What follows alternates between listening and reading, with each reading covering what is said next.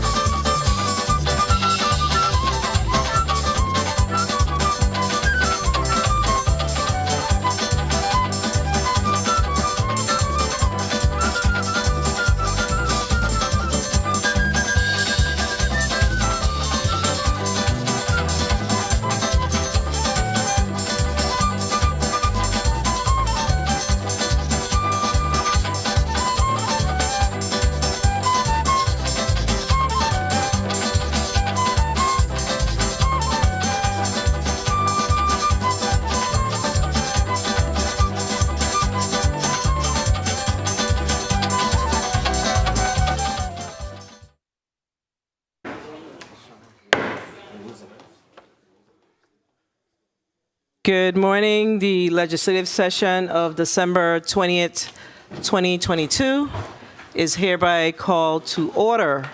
Please stand for the invocation by Pastor Jermaine Mully of the St. Luke AME Church, St. Croix, Grove Place.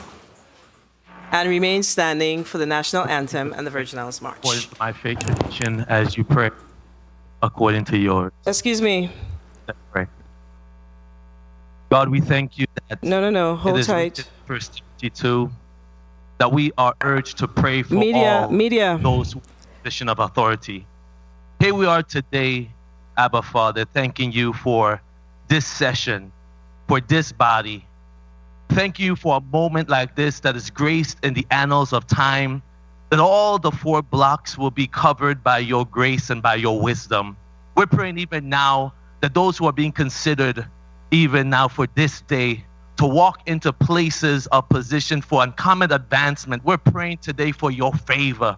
We're praying that you will continually bless us with your manifold wisdom and that you'll continue to flow so effortlessly to to help your people, and as we engage and embark in new heights and new channels, that you will be glorified. I pray even now that you'll fill even now that space and that place with your peace, that every decision and everything that's being passed, every bill that's presented, that you will move syncopated and synchronized by your Spirit. Here we are today as we are finishing the final businesses before we engage in festivities. We're praying even now for your movement and for your hand of favor. Continue to bless these, your Virgin Islands of the United States. Continue to bless this 34th legislature. Continue to bless your people and your president and all that's abide within, that you will get the glory because of what they're doing in your name and according to your purpose. It's in Jesus' name I pray. And all of us, according to our tongues, we say amen. Amen. Amen.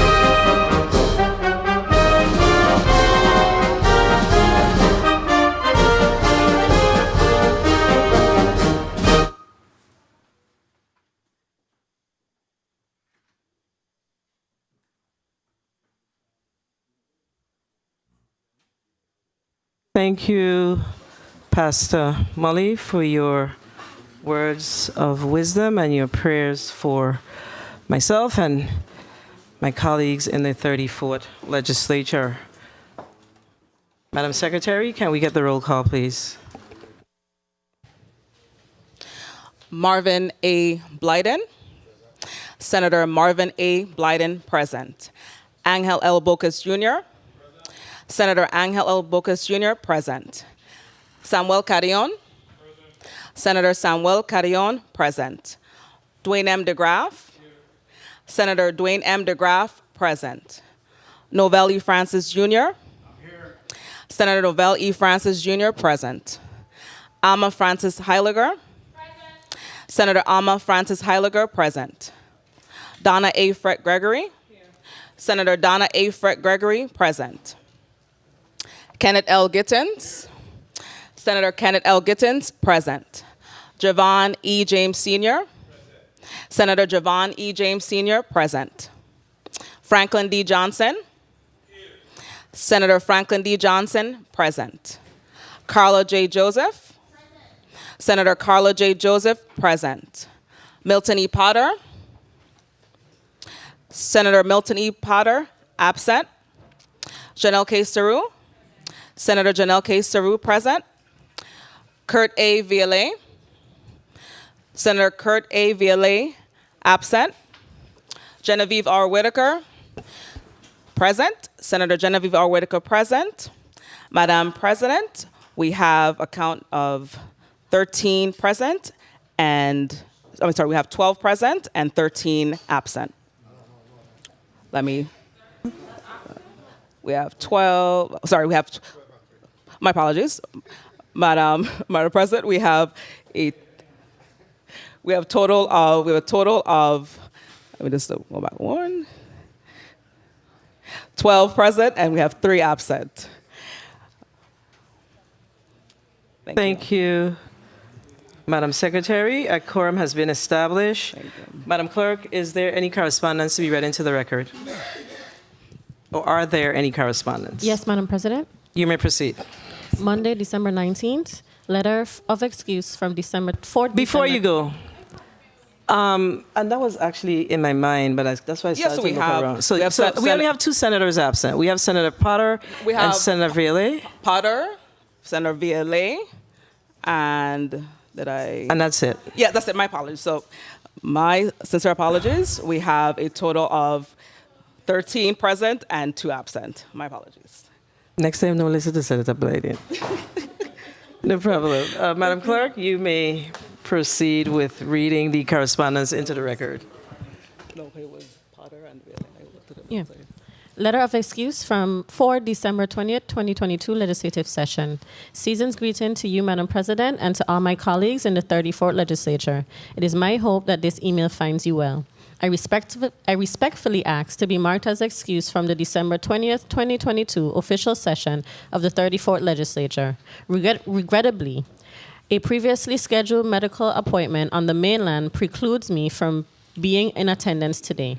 Please note this appointment was scheduled based on my understanding that December 15th was the date being considered for session. I am mindful of the important pieces of legislation and other significant matters that are up for consideration today. As chairman of the Committee on Rules and Judiciary, I presided over the vast majority of the items on the agenda during the lengthy December 13th committee meeting.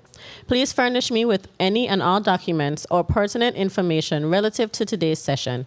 Best wishes to you and all my colleagues for a successful session, and may you have a safe and joyous holiday season. Best regards, Milton E. Potter, Chairman, Committee on Rules and Judiciary, 34th Legislature of the Virgin Islands. This concludes the reading of correspondence, Madam President. Thank you. Before we go to the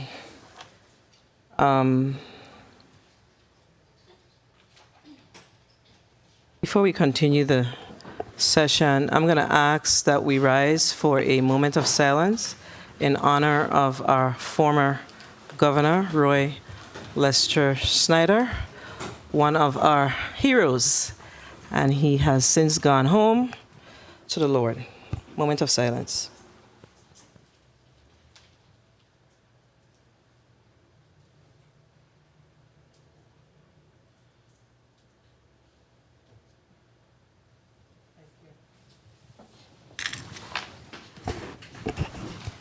Thank you. Do I hear a? Also, please record Senator Potter as excused. We're going to, the next item up on the agenda is the correspondence. So do I hear a motion? Not correspondence, reports from the standing committees. Do I hear a motion? Motion. You recognize your motion, Senator Novelli-Francis. Thank you very much, Madam President, and colleagues. I rise to offer a deferment of the chairperson's report on the standing committees and to delay it for a later discussion in today's agenda. I so move. Second. The motion to delay the standing committee reports have been properly moved by Senator Novelli-Francis Jr., seconded by Senator Marvin A. Blyden. Objected to, Senator Kenneth L. Gittins, objected to by Senator Dwayne DeGraff. Roll call, please. Senator Marvin A. Blyden. Senator Blyden, yay. Senator Angel L. Bolquez Jr. Senator Bolquez Jr., yay. Senator Samuel Carrion.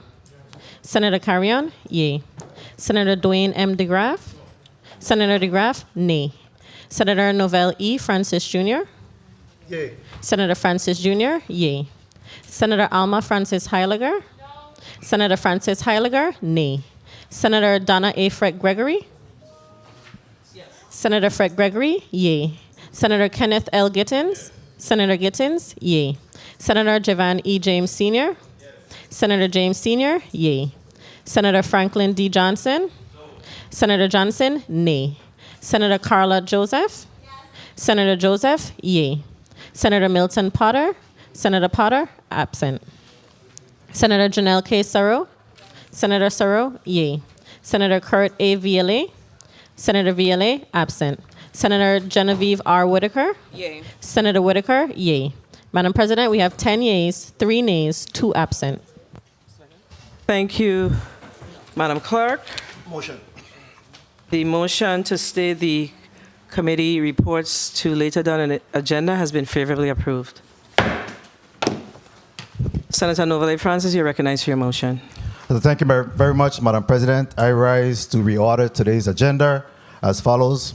The special order and overrides will be taken up later on in today's agenda, as well as to move Block 1 at this time for the nominees' consideration and to allot a 2 minutes debate time for those nominees. And of course, block number 1 includes Dr. Janice Valmont for the Virgin Islands Housing Authority Board of Commissioners, Dr. Rick Warheim, Virgin Islands Board of Pharmacy, Stephanie Hodge, Virgin Islands Real Estate Commission, Christopher McDonald, Virgin Islands Real Estate Commission, Dr. Deanne Wells Hendrington, Commissioner of the Virgin Islands Department of Education, Ms. Delia Thomas, Inspector General, Office of the Virgin Islands Inspector General's Office, Ms. Leona Smith, Virgin Islands Port Authority Board of Governors renomination. I so move.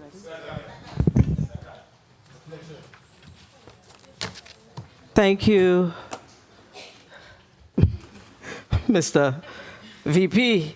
The motion to special order today's agenda and to hear the nominees in block number 1 has been properly moved by Novelli-Francis Jr., seconded by Marvin A. Blyden, Senator Giovanni James Sr., and objected to by Senator Dwayne M. DeGraff. Roll call, please.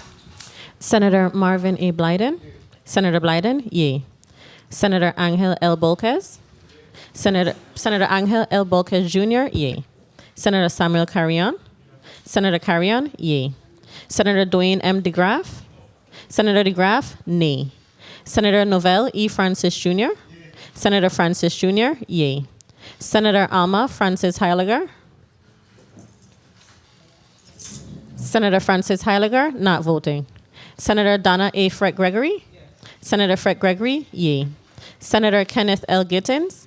Senator Gittins, yay. Senator Javan E. James Sr. Senator James Sr., yay. Senator Franklin D. Johnson. Senator Johnson, nay. Senator Carla Joseph. Senator Joseph, yea.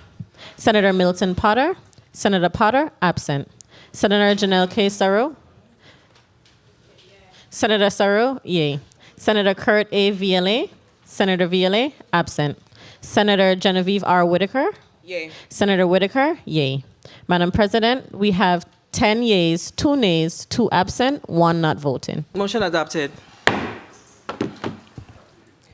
Madam Clerk, I'm going to ask you to read. Can you hear me? I'm going to ask you to read today's agenda into the record, please. Thank you. Block 1, nominees and resolutions. Dr. Janice Valmond, MS, MPH, DRPH, CHES, Virgin Islands Housing Authority Board of Commissioners. Dr. Rick Wareheim, Virgin Islands Board of Pharmacy. Stephanie Hodge, Virgin Islands Real Estate Commission. Christopher McDonald, Virgin Islands Real Estate Commission. Dr. Dion Wells Hendrington, Commissioner, Virgin Islands Department of Education. Ms. Delia Thomas, Inspector General, Office of the Virgin Islands Inspector General. Ms. Leona Smith, Virgin Islands Port Authority Board of Governors, renomination. Bill number 34-0057, a resolution honoring and commending Jose Julio Martinez, better known as Papi Love, for his outstanding contributions as a radio talk show host, educating and entertaining the people of the Virgin Islands. Bill number 34-0288, a resolution to honor and commend Command Sergeant Major Charles David, retired, for his service to the Virgin Islands National Guard. Bill number 34-0292, an act posthumously honor and commend Rafael Garcia, MD, for his outstanding years of service to the Virgin Islands community as a medical doctor and a public servant. Bill number 34-0293, a resolution honoring and commending the Reverend Dr. George E. Phillips for his invaluable contribution to the gospel ministry and people of the Virgin Islands. Bill number 34-0295, a resolution petitioning the President of the United States of America to issue the posthumous pardon of Rothschild Francis for his unjust conviction for the federal crimes of criminal libel, contempt, and embezzlement. Bill number 34-0297, a resolution to posthumously honor and commend Rosalind Maud McFarlane for her contributions to the Virgin Islands community, and specifically as an advocate of independent living for people with disabilities. Bill number 34-0376, an act posthumously honoring and commending Valmy Thomas for his contribution to the Virgin Islands community and for renaming Subotica Lane and West Lane in his memory, making a $15,000 appropriation and for other related purposes. Bill number 34-0380, a resolution honoring and commending Michelle McKay Leon Smith for her outstanding performance in track and field and her contributions to the Virgin Islands community as a sports ambassador. Block 2, zoning map amendments. Bill number 34-0331, an act granting a zoning use variance for parcel number 18-A, Remainder Estate, Smith Bay, numbers 1, 2, and 3, East End Quarter, St. Thomas, Virgin Islands, to allow for the installation of 29 storage containers for use as a warehouse and storage services, general, and for no other purpose. Bill number 34-0359, an act amending official zoning map number STZ-7 to change the zoning designation of parcel number 3-103, Remainder Estate Vavoni, numbers 1 and 2, Frenchman's Bay Quarter, St. Thomas, from R3, residential medium density, to B3, business scattered. Bill number 34-0360, an act amending official zoning map number STZ-11 to change the zoning designation of leased area 47D-1, Comprinsen Quarter, St. Thomas, Virgin Islands, from P Public to B3 business scattered. Bill number 34-0361, an act amending official zoning map number STZ-9 to change the zoning designation of parcel number 173-A-66, Estate Anna's Retreat, number 1, New Quarter, St. Thomas, from R2 residential low density 1 and 2 family to B2 business secondary neighborhood. Bill number 34-0372, an act amending official zoning map number SCZ-10 for the island of St. Croix to change the zoning designation of plot number 34-A, Estate Two Brothers and Smithfield, West End Quarter, St. Croix, from R3 residential medium density to C commercial. Bill number 34-0375, an act rezoning parcel numbers L-1, 1-1, 1 remainder, C-1, C-remainder, D-remainder, GHMNPS, ROW, parcel numbers 1-A, C-A, D-A, Q, and R, Estate Rappoon number 5B, New Quarter, St. Thomas, and parcels numbers 1-1-1, 1-11, 1-1 remainder, 1-5-B-1, 1-5-B-2, 1-5-B-3, 1-15-1, ROW, parcel numbers 1-3, revised 1, and 1-3 revised, remainder, Estate Dunu, number 2A, New Quarter, St. Thomas, as more fully described on drawings number A9-859-T020 and A9-861-T021 from R2 and C, as the case may be, to B2 and rezoning parcel number 1-5-F, Estate Dunu, number 2A, New Quarter, St. Thomas, as more fully described drawing number A9-861-T021 from C to R2. Bill number 34-0377, an act amending official zoning map number STZ-9 for the island of St. Thomas to change the zoning designation of parcel numbers 19F-1, remainder, and 19N remainder, Estate Smith Bay, numbers 1, 2, and 3, East End Quarter, St. Thomas, from A1 agricultural zone to C and R3 residential medium density, respectively. Excuse me. Bill number 34-0379, an act conditionally amending official zoning map number STZ-7 to change the zoning designation of parcel number 2, remainder Estate Bovoni, numbers 1 and 2 Frenchman's Bay Quarter to St. Thomas from R3 residential medium density to C commercial.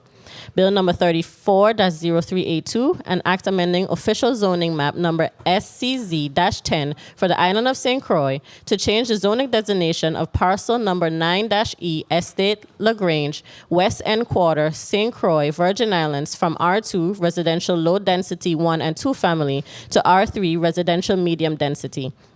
Bill number 34-0387, an act amending official zoning map number SCZ-7 for the island of St. Croix to change the zoning designation of portion of the remainder of Estate Beeston Hill, South Portion, matricular number 6A Company Quarter, St. Croix, from R1 residential low density to B3 business scattered.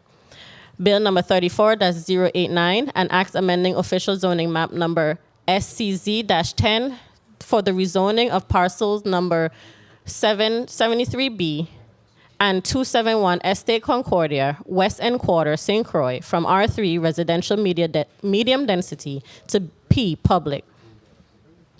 Bill number 34-0392, an act amending official zoning map number SCZ-12 to allow for the rezoning of plot numbers 1-K and 1-L, Estate Diamond, Queen Quarter, St. Croix, Virgin Islands, from R2 residential low density 1 and 2 family to B2 business secondary neighborhood, with a use variance to allow for a water distillation plant and ice manufacture and sales. Block 3, leases. Bill number 34-194, an act approving the lease agreement between the Government of the Virgin Islands, Department of Property and Procurement, and Julian Welding, doing business as Julian's Welding. Bill number 34-0275, an act approving the lease agreement between the Government of the Virgin Islands, Department of Property and Procurement, and Carib Trade Winds Lodge number 17, Inc., District number 8, for the purpose of conducting meetings, community outreach activities, feeding the homeless, mentoring youth, and for other related purposes. Bill number 34-0276, an act approving the lease agreement between the Government of the Virgin Islands, acting through its Commissioner of Department of Property and Procurement, and Liberty Mobile USVI, Inc., for the parcel number 6-4-1, Estate Carolina, number 1, Coral Bay Quarter, St. John, Virgin Islands, to develop, construct, operate, maintain, repair, replace, and upgrade a wireless communication facility, and for other related purposes. Bill number 34-0278, an act approving the lease agreement between the Government of the Virgin Islands, acting through the Commissioner of the Department of Property and Procurement, and on the level doing business as OTL Mechanical for the leasing of parcel number 69, Submarine Base number 4, Southside Quarter, St. Thomas, Virgin Islands.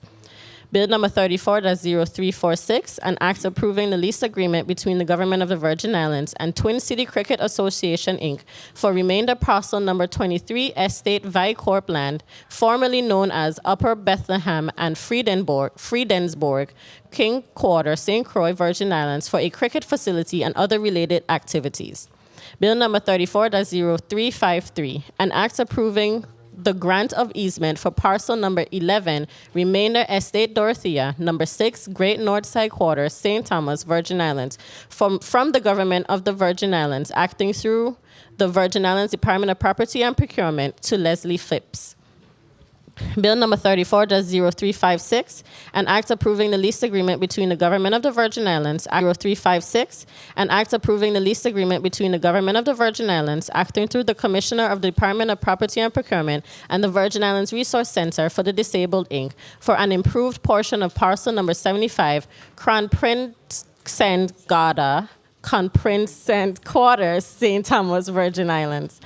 Bill number 34-0362, an act approving the lease agreement between the Government of the Virgin Islands, acting through the Commissioner of the Department of Property and Procurement, and the Village Virgin Island Partners in Recovery, Inc., for parcel numbers 1-H and 13-F, Estate Zion Hill, Queen Quarter, St. Croix, Virgin Islands. Bill number 34-0363, an act approving the lease agreement between the Government of the Virgin Islands, acting through its Commissioner of the Department of Property and Procurement, and Hustler and Sons, Inc., for parcel number 34, Estate Niski, number 6, Southside Quarter, on the island of St. Thomas, for the purpose of operating a garage and repair shop with related activities. Bill number 34-0364, an act approving the lease agreement between the Government of the Virgin Islands, acting through its Commissioner of the Department of Property and Procurement, and Courtesy Car Wash, LLC.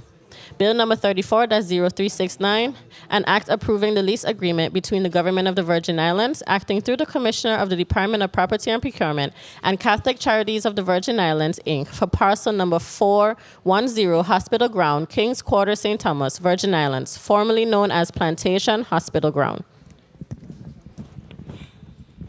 Bill number 34-0373, an act approving the lease agreement between the Government of the Virgin Islands, Department of Property and Procurement, and Sanitary Trash Removal Services, Inc.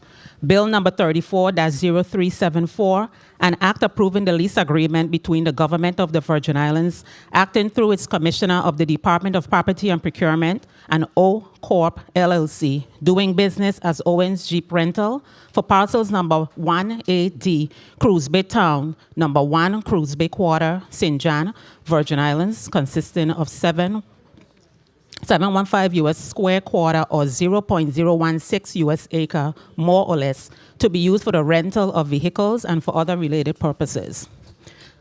Bill number 34-0381, an act approving the lease agreement between the Government of the Virgin Islands, acting through its Commissioner of the Department of Property and Procurement, and Janice Enterprise, LLC, doing business as Love City Barbecue and Grill, for parcels number 307, Cruise Bay Town, Cruise Bay Quarter, St. John, Virgin Islands, which includes a one-story building situated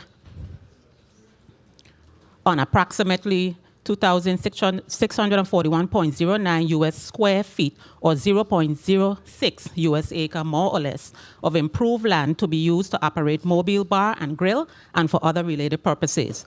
Bill number 34-0384, an act approving the lease agreement between the government of the Virgin Islands, acting through the Commissioner of the Department of Property and Procurement, and Christiansted Harbor Resort Hotel and Marina, LLC, for Protestant Key, specifically improved Plat Number 1 and improved Plat Number 2 with all buildings and improvements located in Christiansted Harbor, St. Croix, Virgin Islands.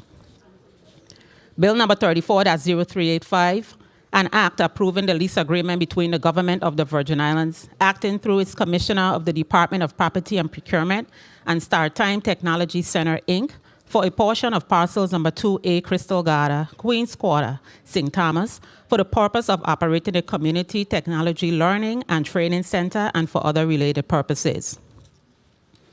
Bill number 34-0345, an act amending Title 19 Virgin Islands Code by adding Chapter 34A to expand the legalization of cannabis from medicinal use to include adult use cannabis. Bill number 34-0153, an act establishing the 6th Constitutional Convention of the Virgin Islands and providing for an appropriation to cover convention-related expenses. Bill number 34-0370, a resolution mandating the President of the 34th Legislature of the Virgin Islands to institute a civil action against the Government Employees Retirement System of the Virgin Islands for its failure to implement the provisions of Title III Virgin Islands Code, Section 717B, 17, 717C, 719B, 766B, 17, 766B, 18, and 766C. Block 4. Bill number 34-0211, an act amending Title 19 Virgin Islands Code, Part 6, Chapter 62, Code relating to noise pollution to augment its enforcement. Bill number 34-0232, an act amending Title 20 of the Virgin Islands Code, Chapter 3, Section 42, relating to the Governor's initial report to the legislature on a long-range program for the construction and improvement of roads and highways throughout the Virgin Islands, to change the time and frequency for the Governor to submit the report to the legislature, and to establish procedures and minimum standards for paving and constructing roads in the Virgin Islands and for other related purposes. Bill number 34-0236, an act amending Title 17 Virgin Islands Code, Chapter 15, Section 190DD, extending the eligibility for the Virgin Islands Higher Education Scholarship Program to part-time students. Bill number 34-0238, an act amending Title 17 Virgin Islands Code, Chapter 5, Section 41C, relating to courses of study in public schools to require that Virgin Islands and Caribbean history to be integrated into the curriculum for kindergarten through grade 12 and for other purposes. Bill number 34-0243, an act amending Title 27 Virgin Islands Code, Chapter 4, Section 193 to change the composition of the Board of Naturopathic Physicians. Bill number 34-0253, an act amending Title 33, Subtitle 2, Chapter 81, Section 2304 of the Virgin Islands Code to extend the exemption from the payment of real property taxes to certain real property. Bill number 34-0265, an act amending Title 23 Virgin Islands Code, Chapter 10, by adding Subchapter 1A to establish the Office of Disability Integration within the Virgin Islands Territorial Emergency Management Agency. Bill number 34-0271, an act amending Title 10 Virgin Islands Code, Chapter 5, Section 64 of the Civil Rights Act to include discrimination based on sexual orientation and gender identity as an unlawful discriminatory practice. And Bill number 34-0272, an act amending Title 3 Virgin Islands Code, Chapter 16, Section 274, to empower the Executive Director of the Taxi Cab Commission to hire the necessary staff to operate and manage the Taxi Cab Commission office.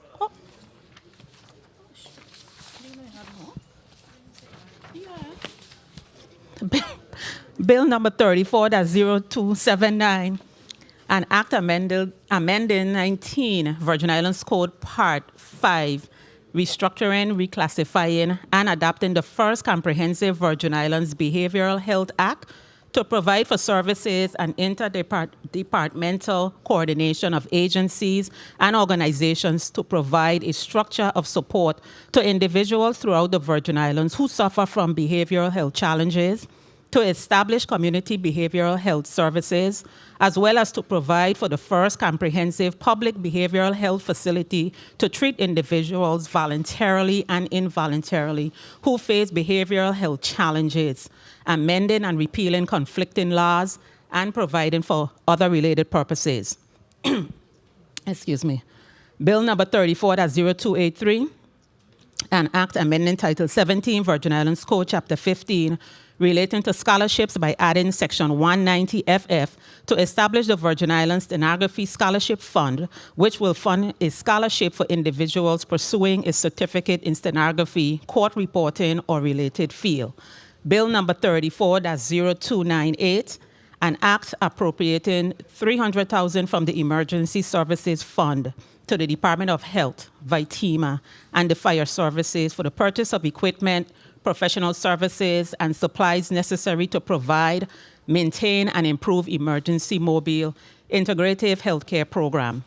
Bill number 34-0345, an act amending Title 19 Virgin Islands Code by adding Chapter 34A to expand the legalization of cannabis from medicinal use to include adult use cannabis.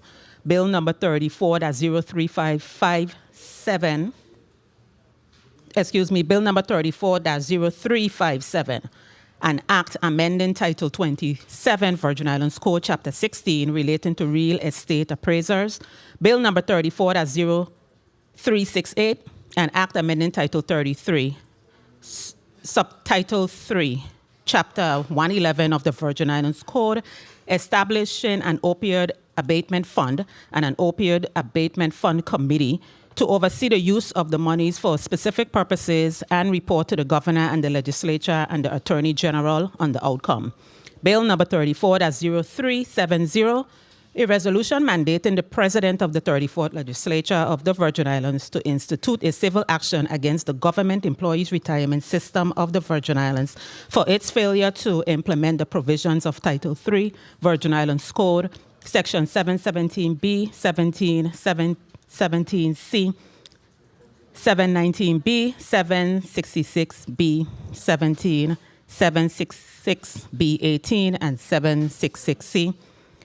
And Bill number 34-0383, an act appropriating $250,000 to the Department of Sports, Parks, and Recreation for the second phase of the Cruise Bay Playground Revitalization Project on Track 01-132, 1300 Cruise Bay Creek, St. John, Virgin Islands. That completes the reading of today's agenda, Madam President. Thank you, Madam Clerk. So you see, we have a packed agenda, so we need to be very diligent and focused as we move forward with today's discussion. Before we move forward, I want to recognize the pages. We have two students from Ivana Udorakan High School today. I'm going to ask you to come in front. Mr. Donnell Birmingham and Miss Anaya Kiana Rodriguez. These are our pages today. We want to thank you for saying yes, and you get a great opportunity today to see how things work in the legislature of the Virgin Islands. So Mr. Donnell Birmingham attends, of course, Ivana Udorakan High School, and he's involved in the Honor Society, Junior ROTC, the concert marching band. He's a class officer, and he's in the chess club. His favorite subject is math. His hobbies include playing basketball, cooking, and exercising. And outside of school, he remains busy with his church band, and he is in the gospel band of the God Kingdom Worshipers. He attended a Berklee College of Music 5-week summer program. So we have a budding musician here. And he also sings and has recited the national anthem and Virgin Islands March at events hosted by the Department of Education. He didn't give all. He attend other events other than Department of Education where he performs. He aspires for a career as a successful touring musician, hoping to be considered one of the best musicians of all time. So I want to ask you all to give Mr. Birmingham a round of applause. Yes.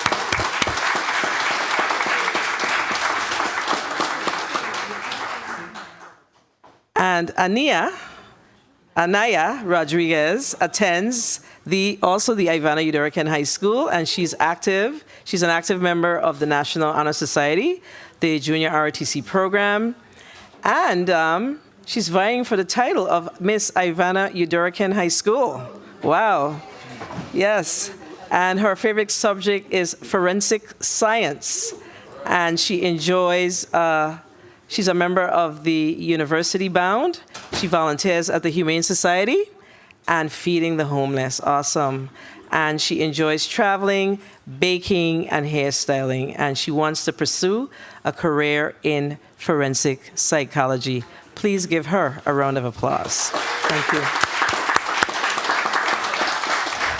So we have two of our very awesome public school students here today. And we want to, again, thank you for being here. And don't get bored with us. When the things start to level down, and just try to figure out how to raise it back up, okay? So thank you again for being here with us today. Thank you. All right. Okay. Yeah, of course they're getting paid. They're getting paid. They will get a little stipend. We'll give them lunch. We're going to give them some of our... They can't get out of the coquito. We don't have no coquito. We have eggnog and some of the sweet bread that we have. So definitely they'll participate in whatever we're participating in today. We're going to move to the agenda. We have a crowd in our chambers again this morning. It seems like our commissioner nominee has been nominee of the Department of Education. She knows how to fill up the legislative chambers. So she's filled it up again. And we're going to move to the first block, which each senator will be granted 2 minutes. The first senator to speak this morning is Senator Alma Francis Halliger. Senator Francis Halliger, you're recognized. Senator Vele? Please mark Senator Vele as present. He is here. And we're going to start with Senator Francis Halliger. You may proceed with your 2 minutes. Thank you. Good morning to my colleagues, to the people of the territory. Good morning to this Mike. There we go. Good morning to my colleagues, to the people of the territory. Good morning to central staff, those in the audience today. I would like to extend a very, very happy holidays to everyone. I hope everyone stay blessed and enjoy the holiday season. I want to jump right into these nominations. I support each and every one of them. I've had the opportunity to attend various hearings and was able to question many of these individuals as to why they chose to serve and why they would like to be that individual in the position to represent and be whether a commissioner or serve on the board. Dr. Janice Valmond, as it relates to the Virgin Islands Housing Authority Board, Dr. Rick Wichammer, the Virgin Islands Board of Pharmacy, Stephanie Hodge, Virgin Islands Real Estate Commissioner, Christopher McDonald's, Virgin Islands Real Estate Commissioner, Dr. Dion Wells-Hedrington, Commissioner, Virgin Islands Department of Education, Ms. Dahlia Thomas, Inspector General Office of the Virgin Islands, and Ms. Leona Smith, Virgin Islands Port Authority Board of Governors. I want to hone in on at least two of these individuals.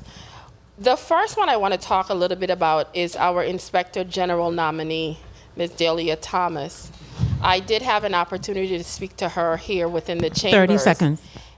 And I think this position is a very important one, that whenever we have issues within our government, we do have someone there that is more than capable of inspecting and going into these various agencies to report back out so we can make the very needed changes that we need.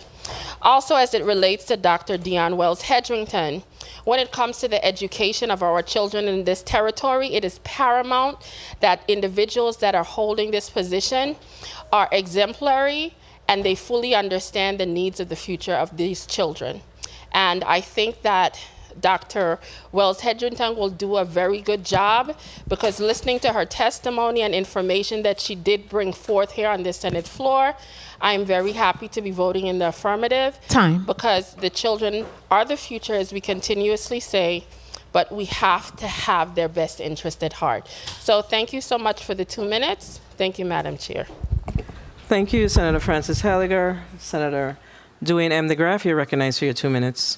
Thank you, Madam President. Good morning, colleagues. Good morning, testifiers, all viewing, listening, and present. That's the norm. I stand in full support of all these. Dr. Wells Hedrington, I got the memo, the red and black. Congratulations. Ms. Delia Thomas, she been there. She done the time. She deserved the position. I would just like to pass on thank you on behalf of my family, Dr. Roy Snyder, my first cousin, governor of these Virgin Islands, and his passing. Thank you for the well-wishers and all the support the people have poured in regards to his passing. And this is basically the last session of the year of the 34th legislature, and I'd like to say that I'm proud of the 34th legislature and the work that they have done. And, we had our back and forth, our rugadoo, but that's what it is about. So again, thank you to all the committee chairs. Thank you to Madam President, Vice President, Secretary, and everyone, to my colleagues. Thank you for the time, Madam President. Thank you, Senator DeGraff. Senator Frank Sidney Johnson, you're recognized for your 2 minutes. Good morning, Madam Chair. Good morning to my colleagues. Good morning to the listening and viewing audience. Season greetings. Merry Christmas. All the best to all. I ask for the people of the territory to be safe during this time. It's a festive time. It's a blessing time. But the most important, to be safe through this time. I stand in support of all of these nominees except one, and I will speak about the one for now. Ms. Leona Smith, I really didn't accept her not being able to answer a lot of my questions or a lot of the rest members of this body questions that was asked. So at the appropriate time, I will be definitely voting in a yes for all the nominees for position. And Commissioner Wells, as I said to you when we spoke, if you could accomplish half of what you put down on that paper, we're going to be in a very, very beautiful spot. I wish you all the best. We had a very good dialogue before you being nominated. I hope that we continue to have that 1 minute. dialogue. I would like to use my 1 minute for a moment of silence and ask if one to rise on behalf of the passing of Mr. Everett Hansen, the Assistant Commission Director for the Bureau of Correction. I will ask for that minute. I work with Mr. Hansen, and I ask for all of us to rise, and I'll use my 1 minute in a moment of silence for Mr. Everett Hansen.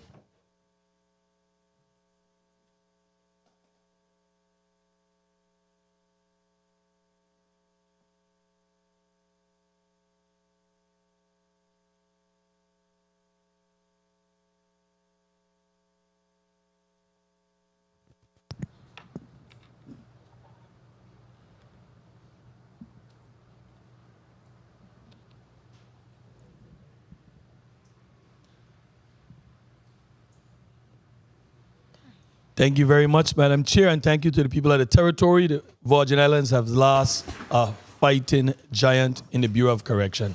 Thank you very much. Thank you,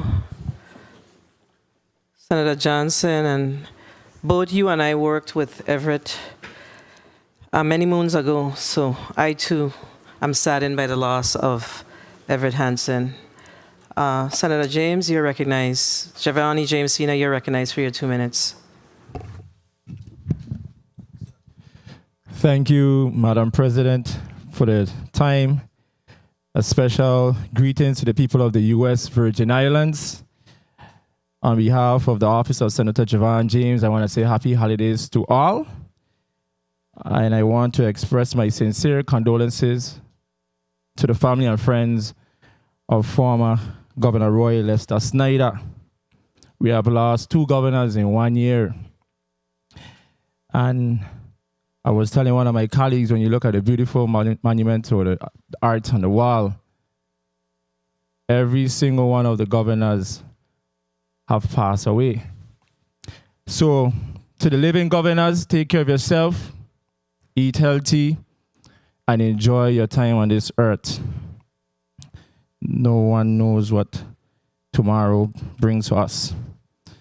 As far as the hardworking staff of the legislature, I want to say thank you for doing what you do on a normal daily basis, for not just central staff, but for the senatorial staff. Thank you for your hard work. Thank you for those late nights being in the chambers and doing all the hard work that comes with this institution. 1 minute. To my staff, I want to say thank you as well. And to all the nominees, don't worry, I'm going to vote in affirmative. But the most important one is the Commissioner for Education. You have a huge task before you. But I'm not just going to put all the pressure on you. I'm going to put the pressure on your staff. We need her staff to support her in order for her to be successful. So I'm asking every single one of you who are sitting here in this chamber, and for those who are sitting behind the desk, to please support our commissioner.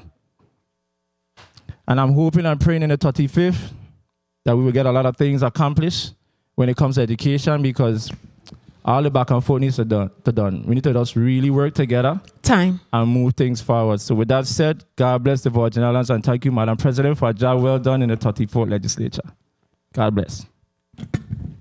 Thank you, Senator Giovanni James. You're talking like you ain't going to get to do with us and end the next week and another week. All right, Senator Carla J. Joseph, you're recognized for your 2 minutes. A pleasant good morning and season's greetings to you, Madam President, colleagues, as well as our listening and viewing audience. I want to first start off with wishing everyone a wonderful, safe, and joyous holiday season. It is a wonderful time because we're no longer wearing masks. Last year, around this time, we had on masks.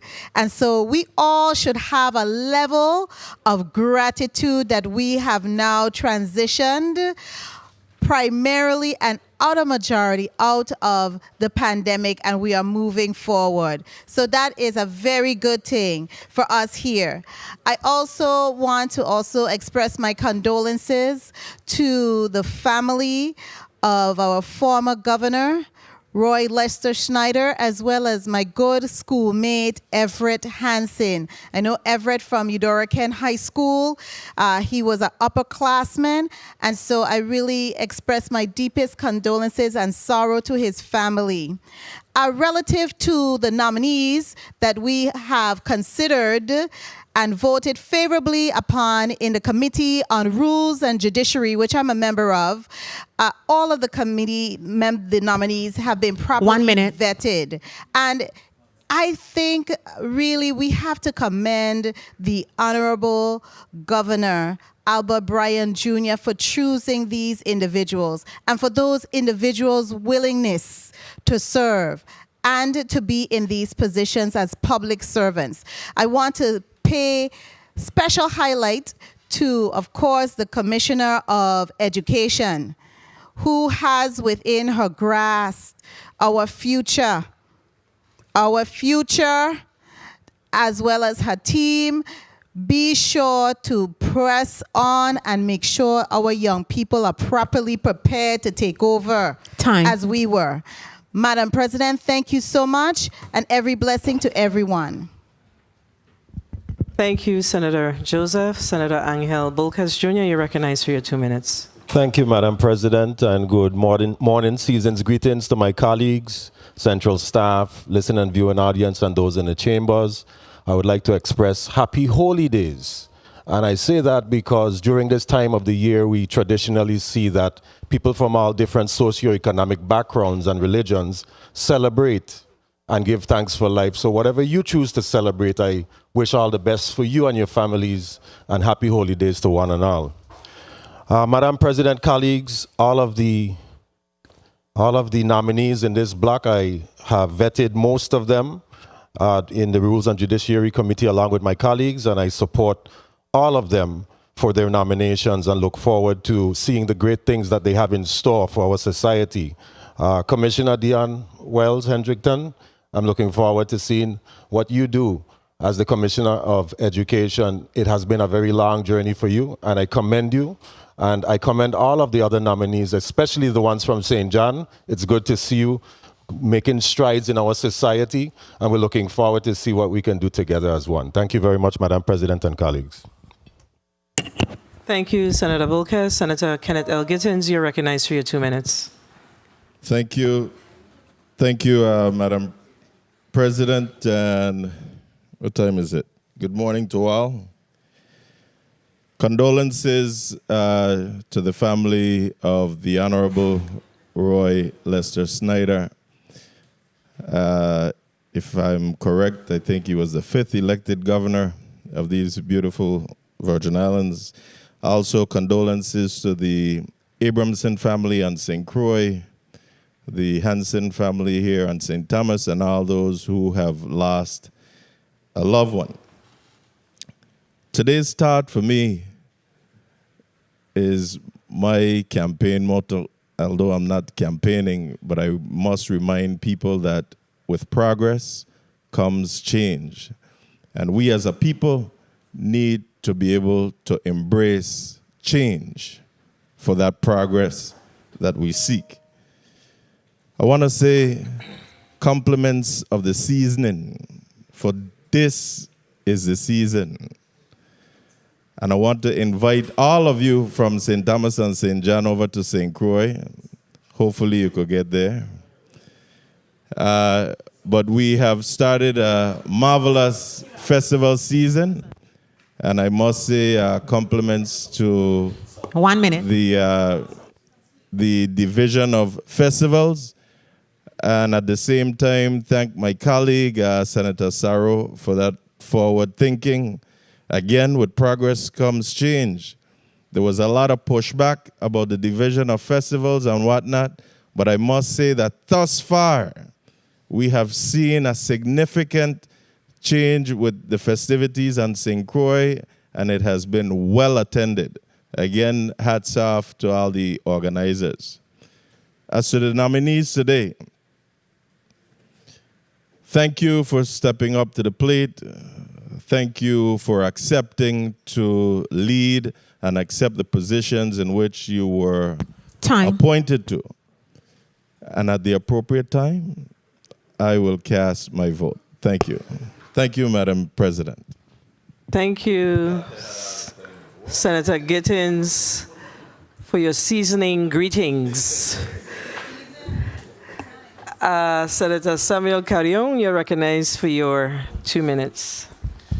Thank you, Madam President. And good morning. Good morning to my colleagues. Good morning to the central staff. And good morning to everyone that is here present and the people of Virgin Islands. I also want to express, this is the season, not the seasoning, right? I leave well, this is a season to be able to express love and gratitude. And I want to send season's greetings to all, remembering that the main purpose of this season really is the expression of love. And God expressed his love through his gift, which was his son, Jesus Christ, to us. And we must remember that's the reason for the season. Mm-hmm. I also want to express my condolences to the Snyder family and to all the people of Virgin Islands that were mourning his loss and his passing. 1 minute. I also want to express condolences to the Hansen family and everyone that in this time is enduring mourning or grieving the loss of a loved one. For some of us, it is a season of joy, And for others, we must not forget is a sad time because they're missing their loved ones. So please stay in touch with the seniors, those around you, and show them some love. I will be voting accordingly at the appropriate time for the nominees. I just want to thank you all for making yourself available to serve our territory and wish you all the best and give it your best. Make the Virgin Islands proud in the capacity that you've been nominated to and once selected. So thank you very much, Madam President, for the time, and God bless the Virgin Islands.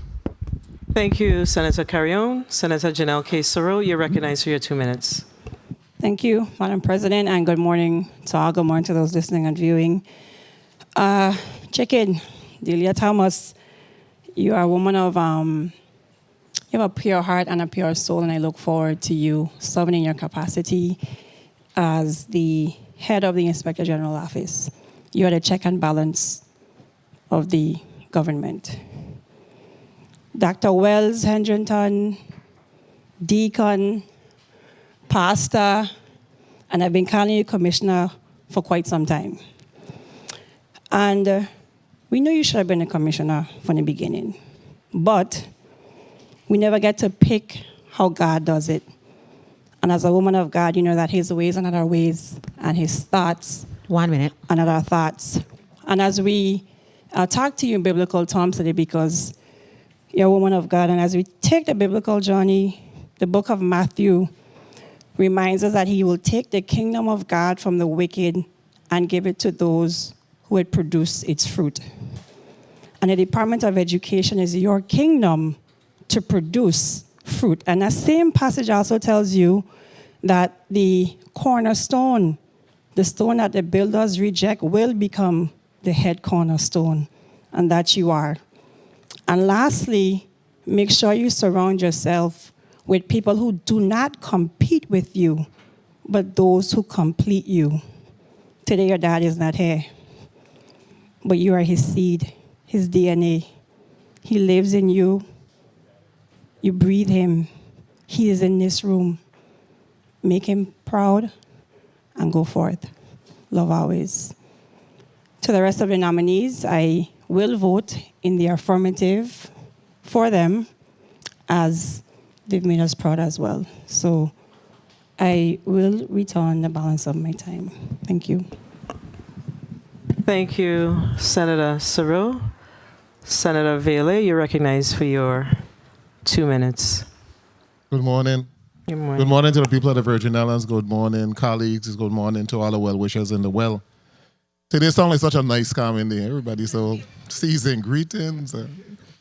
Such a sweet time we're having at the beginning of this session. We will see how it will proceed as we go on with the rest of the day. I checked the Senate President's sleeve when I came in and asked her if she had any tricks up that sleeve, or would today be a day in which the agenda would be followed. I doubt it. I also want to say condolences to the family of the good governor, Roy Lester Snyder, a real no-nonsense individual who assembled a dynamic leadership team, commissioners, and I guess sometime when you push too hard, the people of the Virgin Islands don't want you back. So he was unfortunately voted out for trying to hold people accountable, etc., etc. I personally want to extend condolences to our former fire director, Clifford Joseph, and his wife, Marilyn, and the passing of their 30-year-old son. That one hit me hard. A 30-year-old physics teacher passed away after a sudden illness. So I extend condolences to the family. I want to say season greetings to the people of the Virgin Islands and happy festival to the island of St. Croix, and I hope that you guys are able to get to St. Croix with limited air flights from the mainland and $300 tickets from St. Thomas. I hope that you'll be able to get there somehow. I want to single out Commissioner Wells and congratulate a career educator for rising to this particular position. 1 minute. However, you have such a battle on your hand because the department is in shambles and has fell to the lowest level I've ever seen. And I hope that you have the flexibility to pick your team because the present composition has not worked and it won't work. We have a deputy superintendent that was just hired in St. Croix that has no experience. The politics plays in that particular position. And these are the individuals that they're giving you to work with. So I hope they give you the flexibility to really fix the department, because the department needs to be fixed. And not all of these positions that were created that don't know nothing about education. So it is time for us to take back education. It's time for us to lead this territory in the right direction, because if our education system fail, 10 years from now, the entire Virgin Islands fail. So there might be those who don't like my comments, but that's all right. Miss Inspector General, you deserve the position. Time. It took too long to name you to the position, but you deserve it. I'm going to vote for you. Thank you, Madam President. Thank you, Senator Vealy, and you need to stay out of my head. Senator Marvin A. Blyden, you're recognized for your 2 minutes. Thank you, Madam President. Good morning to my colleagues, the listening and viewing audiences, staff, central staff, my family, my staff, and I wish everyone blessed season greetings. And as my colleague stated, never forget the reason for the season. That's very important. I too will be rising in support of all of the nominees. I attended a rules hearing. I questioned some of the nominees, and I want to thank you guys for coming forward and accepting the challenge in terms of your public service to this community. I must say, in respect to Commissioner Ms. Thomas, my colleague is correct. You work your way through the ranks, and you deserve that position. Likewise, Dr. Wells Hendrickson, you have been an educator for some 30 plus years, and those are the type of individual that can really make a difference, because you understand education. You have been there, you have done that, you have been in different positions. 1 minute. And as my colleague stated, I pray that your colleagues and your staff work with you on behalf of the students and the people of this Virgin Islands. This place we call home is one of the most beautiful, safe, in my opinion, and best place to live in this world. And we must protect it. And we must do our job and do our part. And each of us must play our role, communicate and work with each other on behalf of our people. That's why we're all working in the public servant area. But nonetheless, I will be supporting all of the nominees in this block. I want to thank all of my colleagues for their sacrifice, I must say, on behalf of the people. And I'm going to say my comments for the next hearing. Time. Unlike my colleague, we do have a session on the 29th, so I'll be speaking at that hearing in terms of my goodbyes, etc., etc. Thank you, Madam President, for the time. Be careful with the words goodbye. It's see you later. Senator Genevieve Whitaker, you're recognized for your 2 minutes. Good morning. Thank you, Madam President. Good morning to everyone. Good morning to people of the Virgin Islands. Good morning to those in the well. And especially good morning to my colleagues and central staff.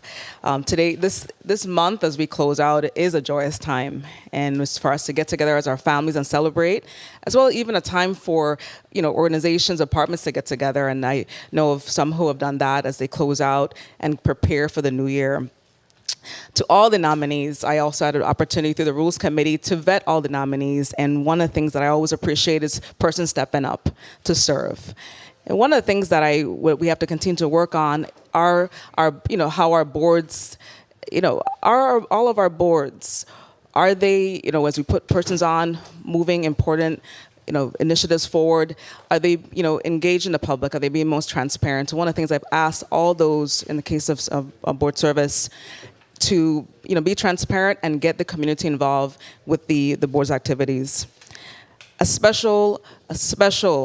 want to say to you, Commissioner nominee Wells Hendrickson, you are an exceptional leader.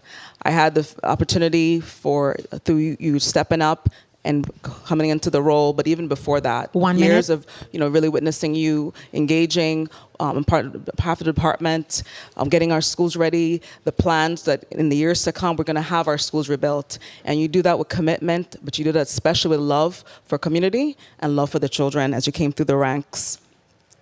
To Delia Thomas, really another exceptional nominee as we look at the Inspector General's office at really assisting our government with the audit process, but we have to really work a lot more on our government agencies not falling into how we can prevent a lot of the issues we find in our audits and use those audit opportunities to improve our operations.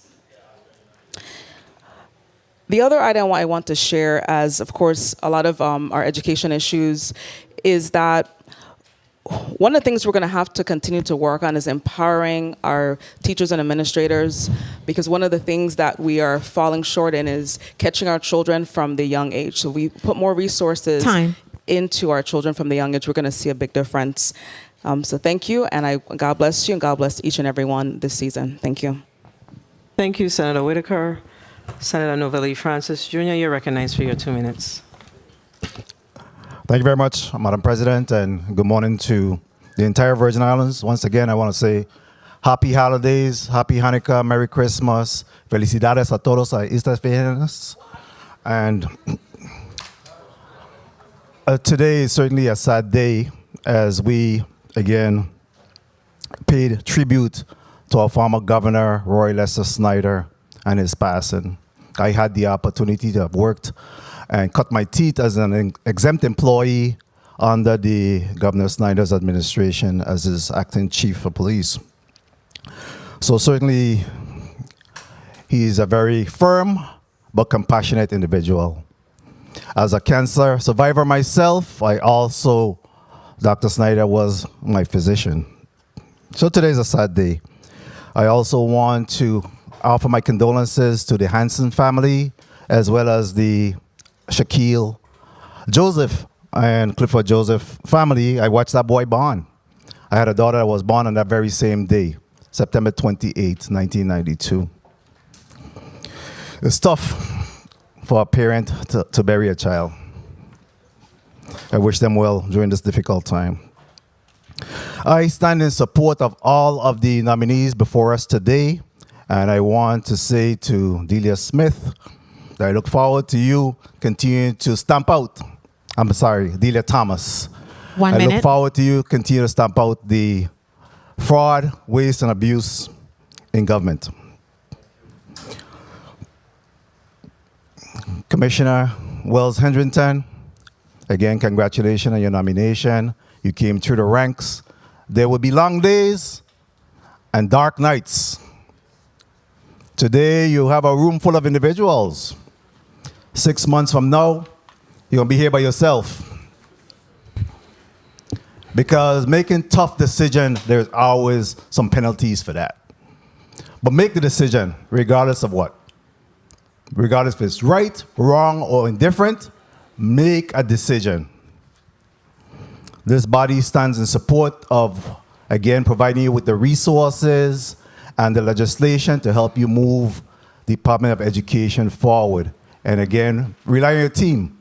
You can't do it all by yourself. Time. Surround yourself with good people and depend on your team to move forward.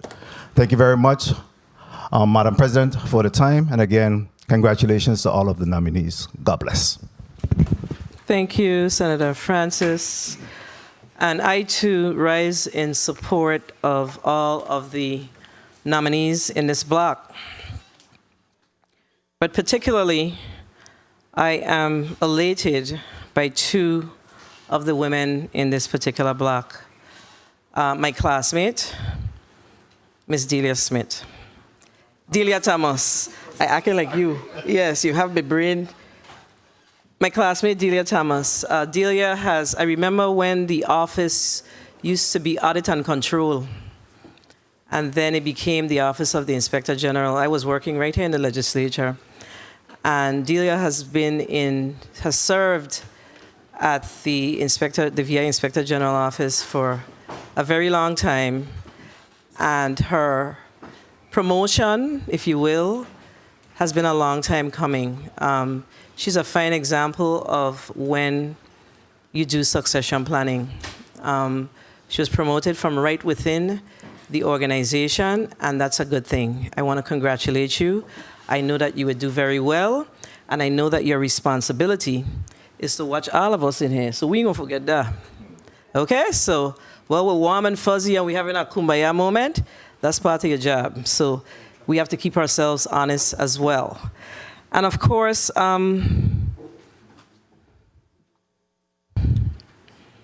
this one will have me a little emotional. Dr. Dion Wells Hedrington. I've said what I said, and I just want to congratulate you. You have done all that you should have done to be where you are today. And you are not the stone that the builders refuse. You are a builder. And it was just not your time. And everything happens within the time that the Lord says that it happens. And it is your time. And I know that you will do well. And we've heard the sentiments from all of our colleagues about the necessary support. And I have to agree with the chair of the Committee on Finance when he said that in order for you to be successful, you have to be able to build your team. And it is my fervent hope that you will be allowed to build a team.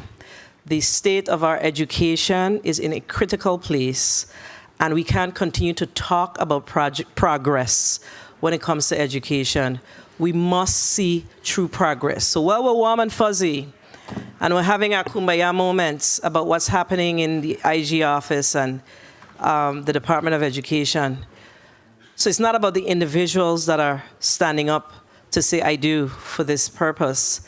It's about putting our heels down, pushing our heels down, and putting on our gloves and digging deep so we could get this stuff done. And we've long talked about removing politics from education, and I really think it's time. I'm not sure how we're going to get that done, but I know that you're a strong leader, Dr. Wells Hedrington, and I know that you will push back when you have to, and you will say when things can't work, and always choose you. So if it's not going to work out, choose you. Choose you, because at the end of the day, you're well qualified to serve in this position, and I'm very happy that you were chosen, and I look forward to seeing great things coming out of the Department of Education. And right here in this institution, our responsibility is to make sure that we support your work and pull you up sometimes, of course, but if we are not supporting your work, then we don't have the right to pull you up. So I want to congratulate you and congratulate your team, because I see that they're here in full force to support you. And of course, I support all of the other nominees. I see that Ms. Stephanie Hodge is also one of the nominees for the Board of Realtors, and I know her very well, and I want to say congratulations to her as we vote today. And Leona Smith, well, today's St. John Day. Leona Smith is also a St. Johnian. And I have to commend the administration of the Brian Roach administration, because I believe this administration has made history. There have never been so many St. Johnians that has been chosen to lead our government. I think he only have one little issue. He only is all woman. So we need to put some men in there. But I want to say that, St. John does have well-educated people, and I'm very happy to see that St. Johnians have emerged, and I know that they're going to do good things for the Virgin Islands. Madam Clerk, can you please call up the first item in block number 1? Dr. Janice Valmont, M.S., M.Ph., Dr. Ph., C.H.E.S. to the Virgin Islands Housing Authority Board of Commissioners. Roll call, please. Senator Marvin A. Blyden. Senator Blyden, yay. Senator Angelo Bocas Jr. Senator Bocas Jr., yay. Senator Samuel Carrion. Senator Carrion, yay. Senator Dwayne N. DeGraff. Yes. Senator DeGraff, yay. Senator Novell E. Francis Jr. Yay. Senator Francis Jr., yay. Senator Alma Francis Heiliger. Yes. Senator Francis Heiliger, yay. Senator Donna A. Fred Gregory. Yes. Senator Fred Gregory, yay. Senator Kenneth L. Gittens. Senator Gittens, yay. Senator Javon E. James Sr. Senator James Sr., yay. Senator Franklin D. Johnson. Senator Johnson, yay. Senator Carla Joseph. Senator Joseph, yay. Senator Milton Potter. Senator Potter, absent. Senator Janelle K. Saru. Senator Saru, yay. Senator Kurt A. Viale. Senator Viale, yay. Senator Genevieve R. Whitaker. Senator Whitaker, yay. Madam President, 14 yeas, 1 absent. Thank you, Madam Clerk. The nomination of Dr. Janice Valmon, MS, MPA, Dr. PhD, CHES, to the serve on the Virgin Islands Housing Authority Board of Commissioners has been approved by this body, and the governor will be duly notified. Madam Clerk, next item, please. Dr. Rick Wareheim to the Virgin Islands Board of Pharmacy.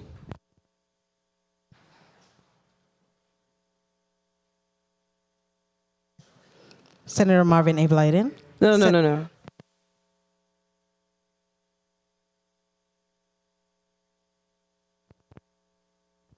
Again for me, please. I apologize.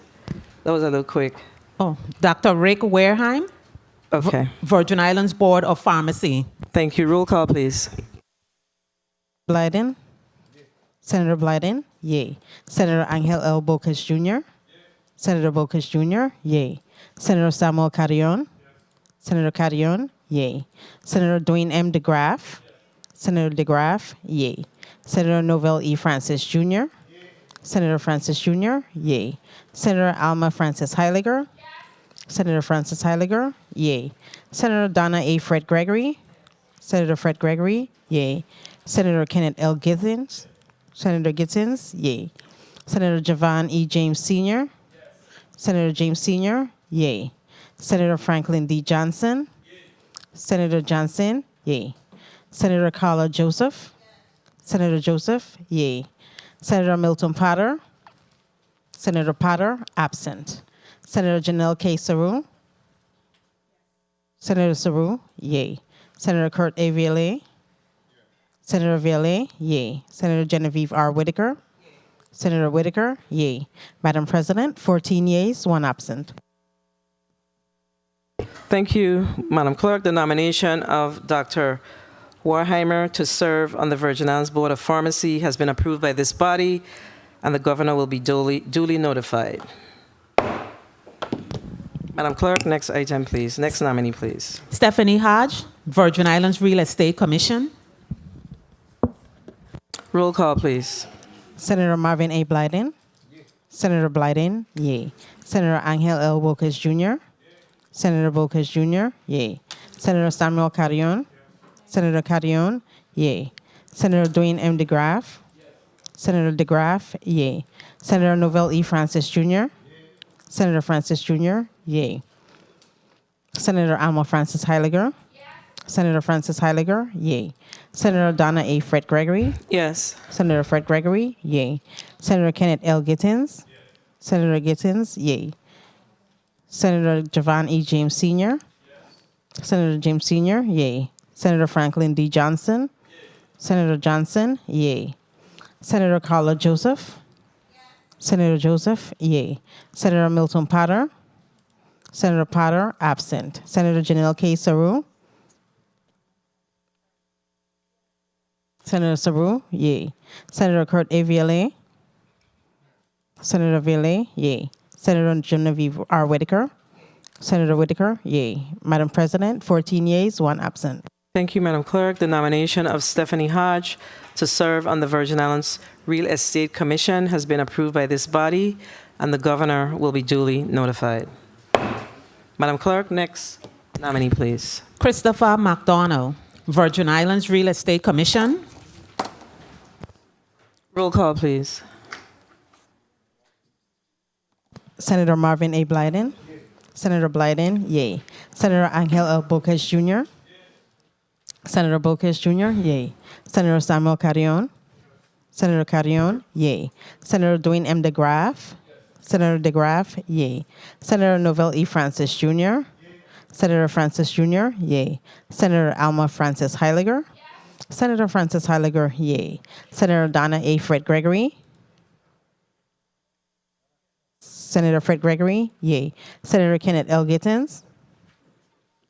Senator Gittins, yay. Senator Javon E. James Sr. Senator James Sr., yay. Senator Franklin D. Johnson. Senator Johnson, yay. Senator Carla Joseph. Senator Joseph, yay. Senator Milton Potter. Senator Potter, absent. Senator Janelle K. Saru. Senator Saru, yay. Senator Kurt A. Vialet. Senator Vialet, yay. Senator Genevieve R. Whitaker. Senator Whitaker, yay. Madam President, 14 yeas, 1 absent. Thank you, Madam Clerk. The nomination of Christopher McDonald to serve on the Virgin Islands Real Estate Commission has been approved by this body, and the governor will be duly notified. Madam Clerk. Dr. Dion Wells Hendrington, Commissioner, Virgin Islands Department of Education. Roll call, please. Senator Marvin A. Blyden. Senator Blyden, yay. Senator Angel L. Bocas Jr. Senator Bocas Jr., yay. Senator Samuel Carrion. Senator Carrion, yay. Senator Dwayne M. DeGraff. Senator DeGraff, yay. Senator Novell E. Francis Jr. Senator Francis Jr., yay. Senator Alma Francis Heiliger. Senator Francis Heiliger, yay. Senator Donna A. Fred Gregory. Yes. Senator Fred Gregory, yay. Senator Kenneth L. Gittins. Senator Gittins, yay. Senator Javon E. James Sr. Senator James Sr., yay. Senator Franklin D. Johnson. Senator Johnson, yay. Senator Carla Joseph. Senator Joseph, yay. Senator Milton Potter. Senator Potter, absent. Senator Janelle K. Saru. Senator Saru, yay. Senator Kurt A. Vialet. Senator Vialet, yay. Senator Genevieve R. Whitaker. Senator Whitaker, yay. Madam President, 14 yeas, 1 absent.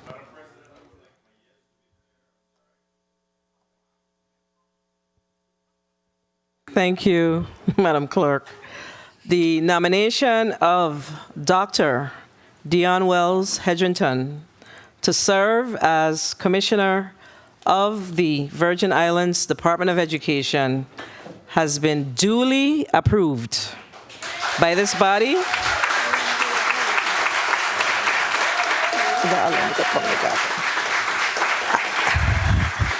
You have to allow me to complete the process.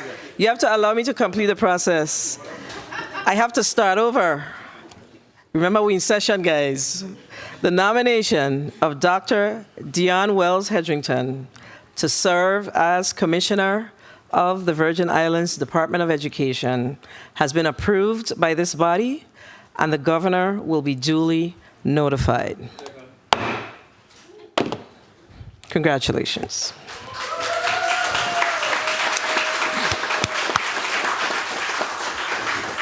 At the appropriate time, we will call up the nominee, but allow me to complete the nomination votes, please.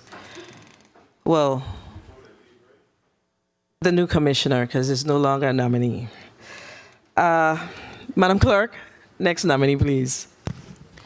Ms. Delia Thomas, Inspector General, Office of the Virgin Islands Inspector General. Roll call, please. Senator Marvin A. Blyden. Senator Blyden, yay. Senator Angel L. Bocas Jr. Senator Bocas Jr., yay. Senator Samuel Carrion. Senator Carrion, yay. Senator Dwayne M. DeGraff. Senator DeGraff, yay. Senator Novell E. Francis Jr. Senator Francis Jr., yay. Senator Alma Francis Heiliger. Senator Francis Heiliger, yay. Senator Donna A. Fred Gregory. Yes. Senator Fred Gregory, yay. Senator Kenneth L. Gittins. Senator Gittins, yay. Senator Javon E. James Sr. Senator James Sr., yay. Senator Franklin D. Johnson. Senator Johnson, yay. Senator Carla Joseph. Senator Joseph, yay. Senator Milton Potter. Senator Potter, absent. Senator Janelle K. Saru. Senator Saru, yay. Senator Kurt A. Vialet. Senator Vialet, yay. Senator Genevieve R. Whitaker. Senator Whitaker, yay. Madam President, 14 yeas, 1 absent. Thank you, Madam Clerk. The nomination of Delia Smith Thomas to serve as Inspector General of the Virgin Islands Inspector General Office has been approved by this body, and the governor will be duly notified. Congratulations.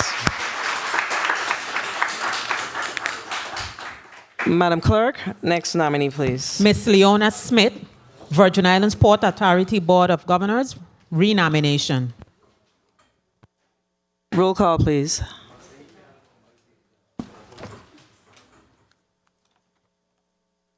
Senator Marvin A. Blyden. Senator Blyden, yay. Senator Angel L. Bolkes Jr. Senator Bolkes Jr., yay.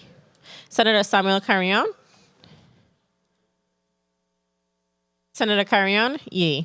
Senator Dwayne M. DeGraff. Senator DeGraff, yay. Senator Novell E. Francis Jr. Senator Francis Jr., yay. Senator Alma Francis Heiliger. Senator Francis Heiliger, yay. Senator Donna A. Fred Gregory. Yes. Senator Fred Gregory, yay. Senator Kenneth L. Gittens. Senator Gittens.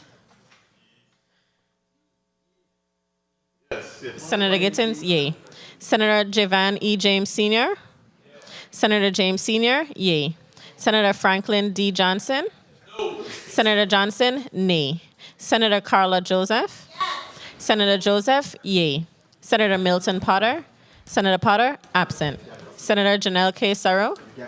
Senator Sorrow, yay. Senator Kurt A. Viale. Senator Viale, yay. Senator Genevieve R. Whitaker. Senator Whitaker, yay.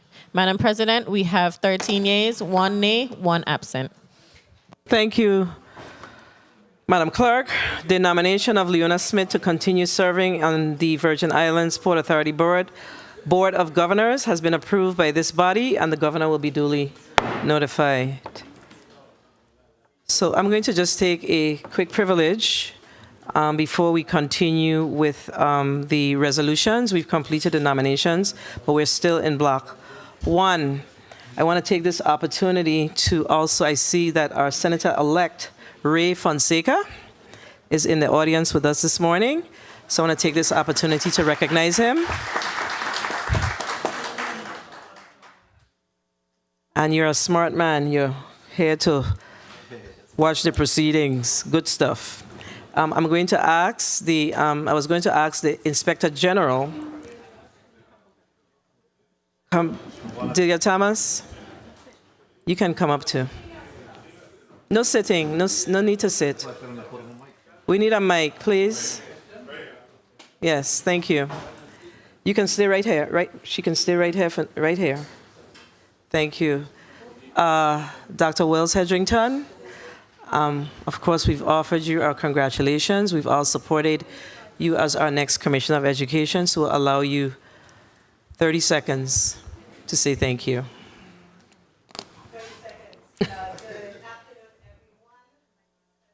The 34th Your mic isn't on. legislature, Okay. the people of the Virgin Islands, it is with humility that I accept this position to serve as the Commissioner of Education. I am looking forward to really building back the trust in public education, and I ask for your continued support, senators, in this process and the people of this community. I'm as good as the hardworking men and women of the Department of Education. So as a team, in unity, we will make a difference in the public education system.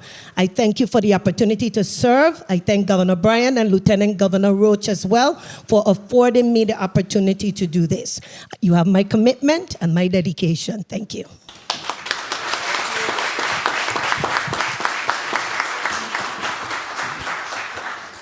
Thank you. We will now hear from Miss Delia Thomas.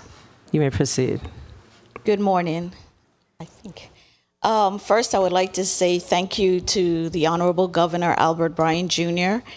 and to each member of this body for your confidence, your vote of confidence in my ability to lead the office of the Inspector General. I know that the I understand the legacy, the well-respected legacy that's left behind by our former Inspector General, Stephen Van Beverhout, and I do intend to continue building on that legacy. And I would like to thank those people that gave me congratulations, especially those former auditees that maybe in some meetings were a little contentious. And when they met me, they said, well deserved. And I really appreciated that because it meant that they felt that I treated them fairly. So I also recognize the weight of this signature. Stephen Van Beverhout would always tell me, when you're signing the report, you write what you want. He's going to sign the report based on what he's comfortable with. So today, I feel the weight of this signature, and I respect it. And I want to tell each one of you, thank you very much.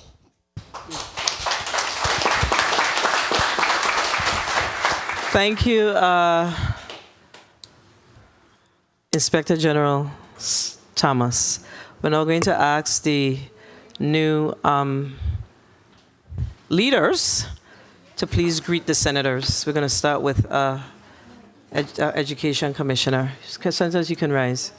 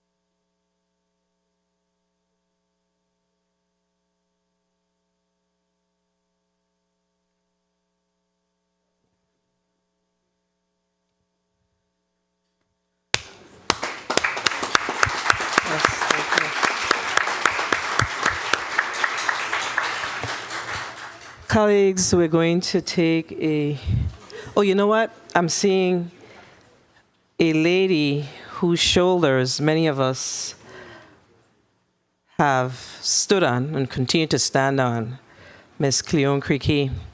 She served as a senator many moons ago, and it is important that we recognize her. Thank you for being here. Yes.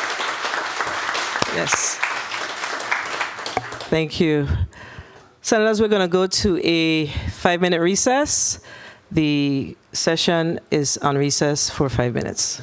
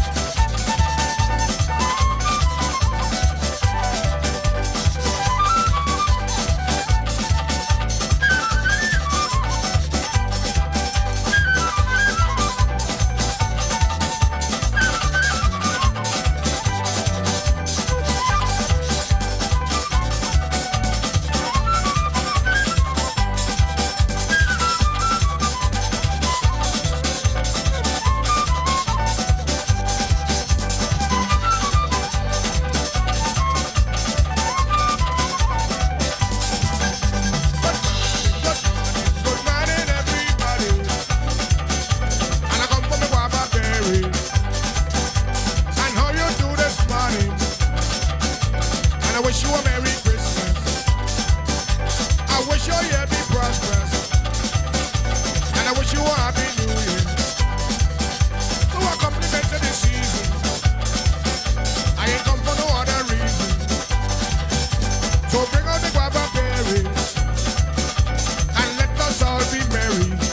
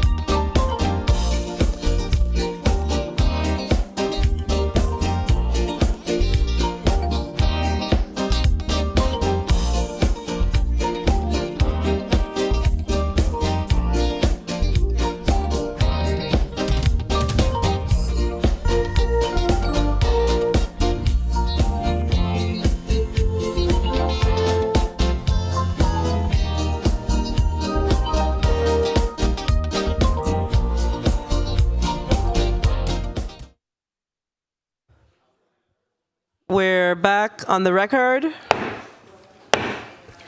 Madam Clerk, I'm going to ask you to call up the first resolution, please.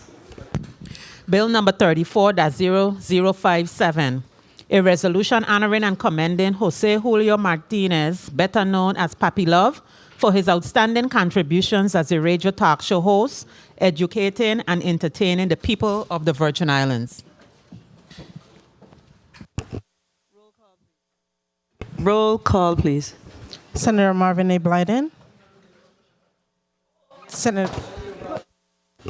Hold 1 second. I think there's a little confusion around. The motion that was made was just for the nominees? I specifically asked the question.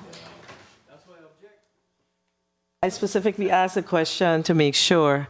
So the block number 1 is completed. So we're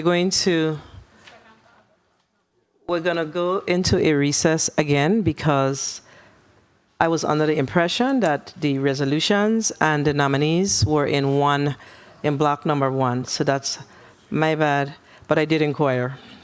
I did do a fact check, but that's okay. Sometimes these things happen.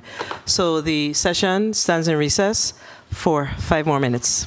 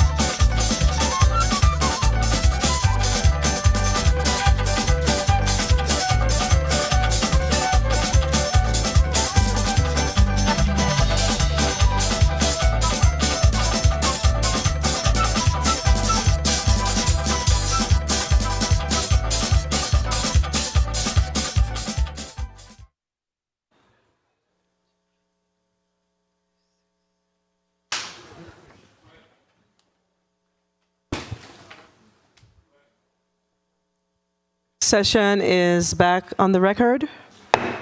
Do I hear a motion? Motion. Senator Francis Jr., you're recognized for your motion. Thank you very much, Madam President. I rise to offer a motion to set the time on the remainder of the Block 1 as well as Block 2 and 3. In Block 1, the continuation of that is there's 8 resolutions before us.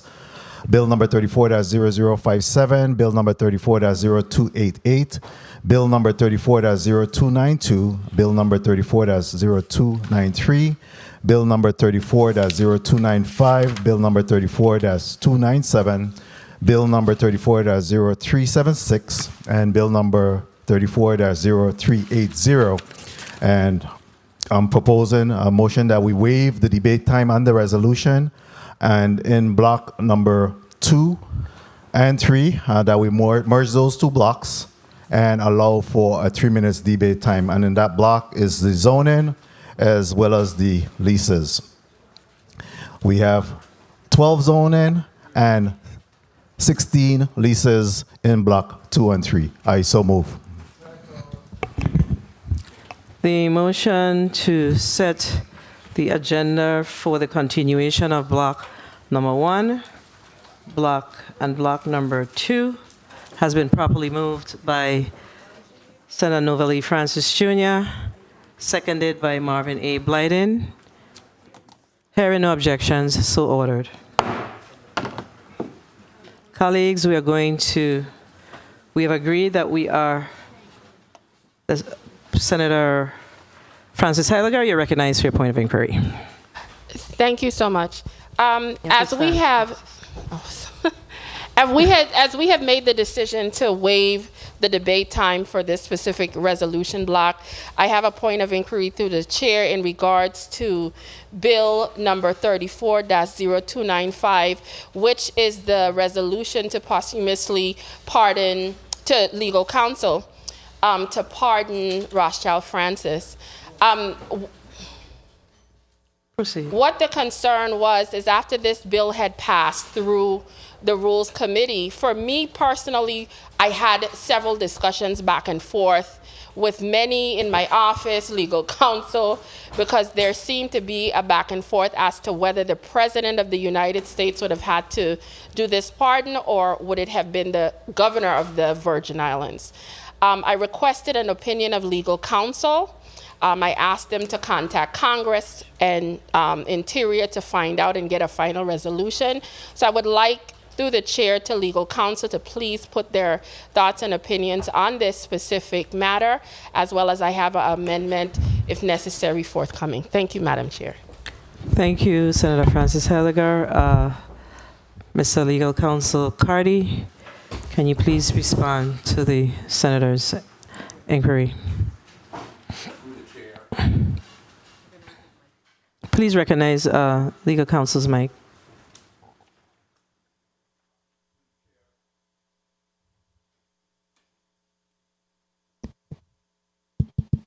It's on now.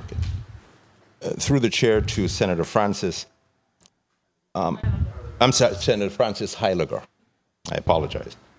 The question with respect to who would issue a pardon, a posthumous pardon in this instance, it is appropriately the governor of the Virgin Islands. And the reason being is because Article 2, Section 2, Clause 1 of the United States Constitution provides that the president has the power to grant reprieves and pardons of offenses against the United States.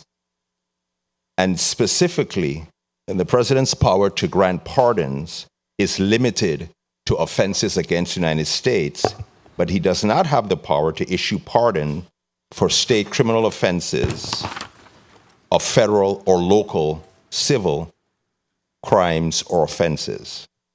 Now, Mr. Francis was tried in a federal court in the Virgin Islands by a federal judge.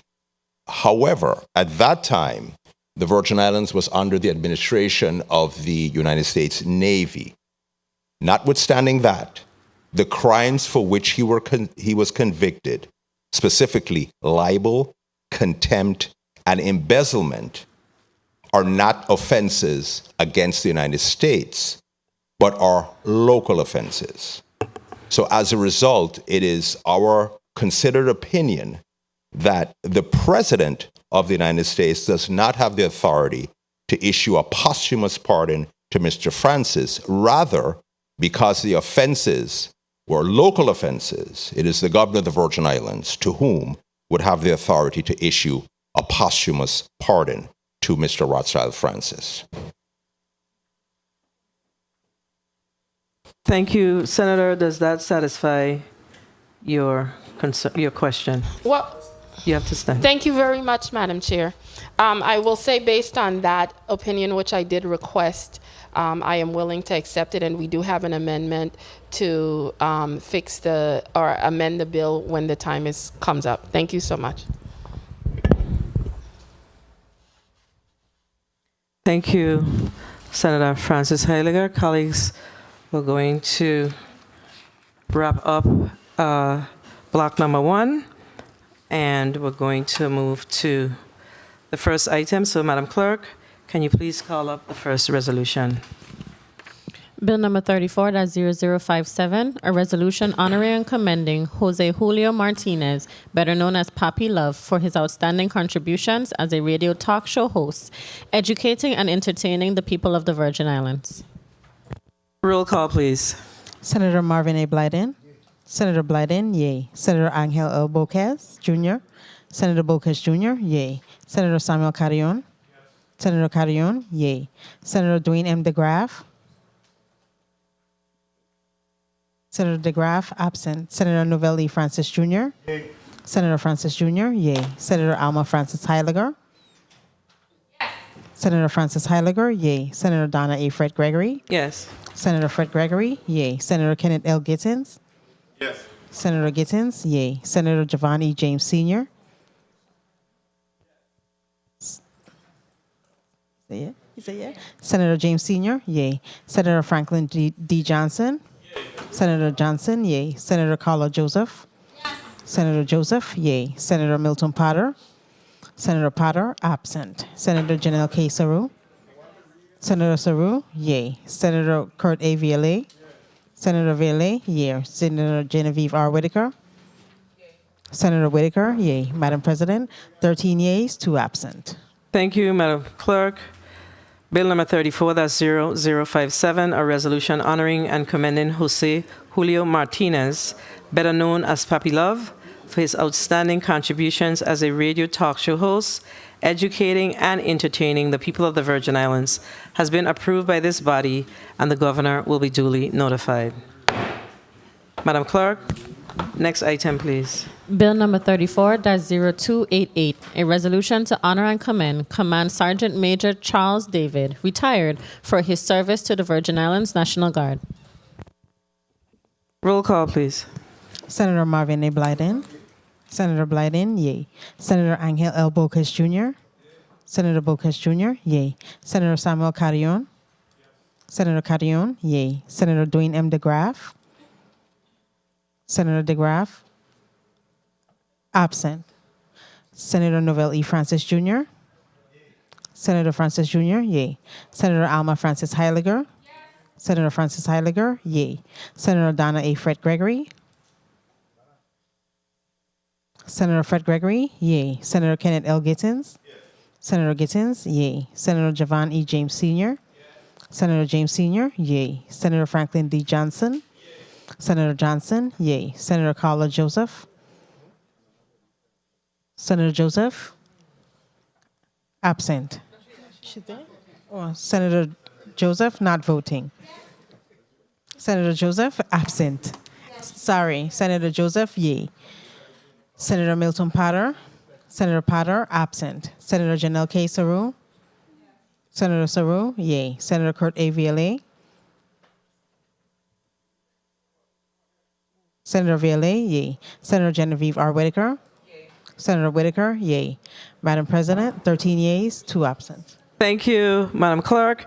Bill number 34-0288, a resolution to honor and commend Command Sergeant Major Charles David, retired, for his service to the Virgin Islands National Guard has been approved by this body, and the governor will be duly notified. Next item, please. Bill number 34-0292, an act posthumously honor and commend Rafael Garcia, MD, for his outstanding years of service to the Virgin Islands community as a medical doctor and public servant. Roll call, please. Senator Marvin A. Blyden. Senator Blyden, yay. Senator Angel L. Bocas Jr. Senator Bocas Jr. Not. Senator Bocas Jr., yay. Senator Samuel Carrion. Senator Carrion, yay. Senator Dwayne M. DeGraff. Senator DeGraff, absent. Senator Novell E. Francis Jr. Senator Francis Jr., yay. Senator Alma Francis Heiliger. Senator Francis Heiliger, yay. Senator Donna A. Fred Gregory. Yes. Senator Fred Gregory, yay. Senator Kenneth L. Gittins. Senator Gittins, yay. Senator Javon E. James Sr. Senator James Sr., yay. Senator Franklin D. Johnson. Senator Johnson, yay. Senator Carlo Joseph. Senator Joseph, yay. Senator Milton Potter. Senator Potter, absent. Senator Janelle K. Saru. Senator Saru, yay. Senator Kurt A. Viale. Senator Viale. Senator Viale, yay. Senator Genevieve R. Whitaker. Senator Whitaker, yay. Madam President, 13 yeas, 2 absent. Thank you, Madam Clerk. Bill number 34-0292, an act posthumously honor and commend Rafael Garcia, MD, for his outstanding years of service to the Virgin Islands community as a medical doctor and a public servant has been approved by this body, and the governor will be duly notified. Next item, please. Bill number 34-0293, a resolution honoring and commending the Reverend Dr. George E. Phillips for his invaluable contribution to the gospel, ministry, and people of the Virgin Islands. Senator Francis Heiliger, you're recognized for your amendment.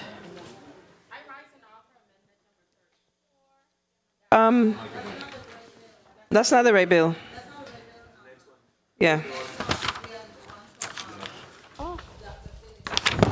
Withdraw your amendment. Withdraw your request. I withdraw my amendment. Request.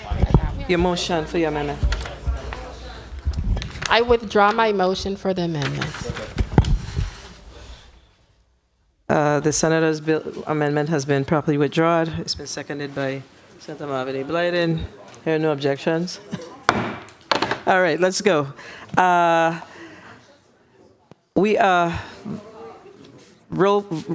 me be clear so folks can know what we're voting on. We're voting on Bill number 34-0293, and that's a resolution honoring Reverend Dr. George E. Phillips. That's correct? Yes. Roll call, please. Senator Marvin A. Blyden. Senator Blyden, yay. Senator Angel L. Bocas Jr. Senator Bocas Jr., yay. Senator Samuel Carrion. Senator Carrion, yay. Senator Dwayne M. DeGraff. Senator DeGraff, yay. Senator Novell E. Francis Jr. Senator Francis Jr., yay. Senator Alma Francis Heiliger. Senator Francis Heiliger, yay. Senator Donna A. Fred Gregory. Yes. Senator Fred Gregory, yay. Senator Kenneth L. Gittins. Yes. Senator Gittins, yay. Senator Javon E. James Sr. Senator James Sr., yay. Senator Franklin D. Johnson.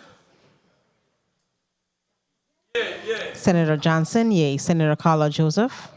Senator Joseph, yay. Senator Milton Potter. Senator Potter, absent. Senator Janelle K. Saru. Senator Saru, yay. Senator Kurt A. Viale. Senator Viale, yay. Senator Genevieve R. Whitaker. Senator Whitaker, yay. Madam President, 14 yeas, 1 absent. Thank you, Madam Clerk. Bill number 34-0293, a resolution honoring and commending the Reverend Dr. George E. Phillips for his invaluable contributions to the gospel ministry and the people of the Virgin Islands has been approved by this body, and the governor will be duly notified. Next item, please.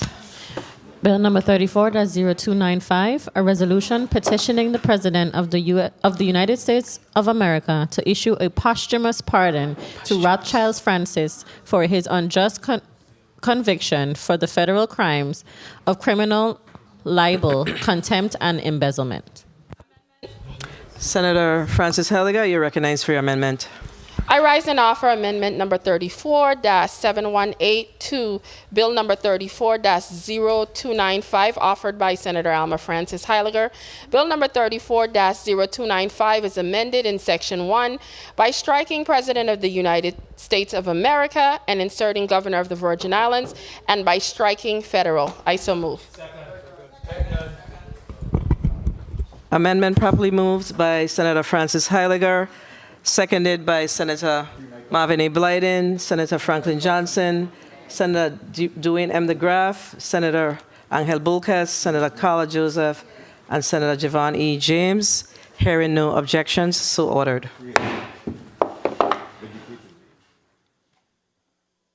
Roll call on Bill number 34-0294 as amended. Senator 0295 as amended. Senator Marvin A. Blyden. Senator Blyden, yay. Senator Angel L. Bocas Jr. Senator Bocas Jr., yay. Senator Samuel Carrion. Senator Carrion, yay. Senator Dwayne M. DeGraff. Senator DeGraff, yay. Senator Novell E. Francis Jr. Senator Francis Jr., yay.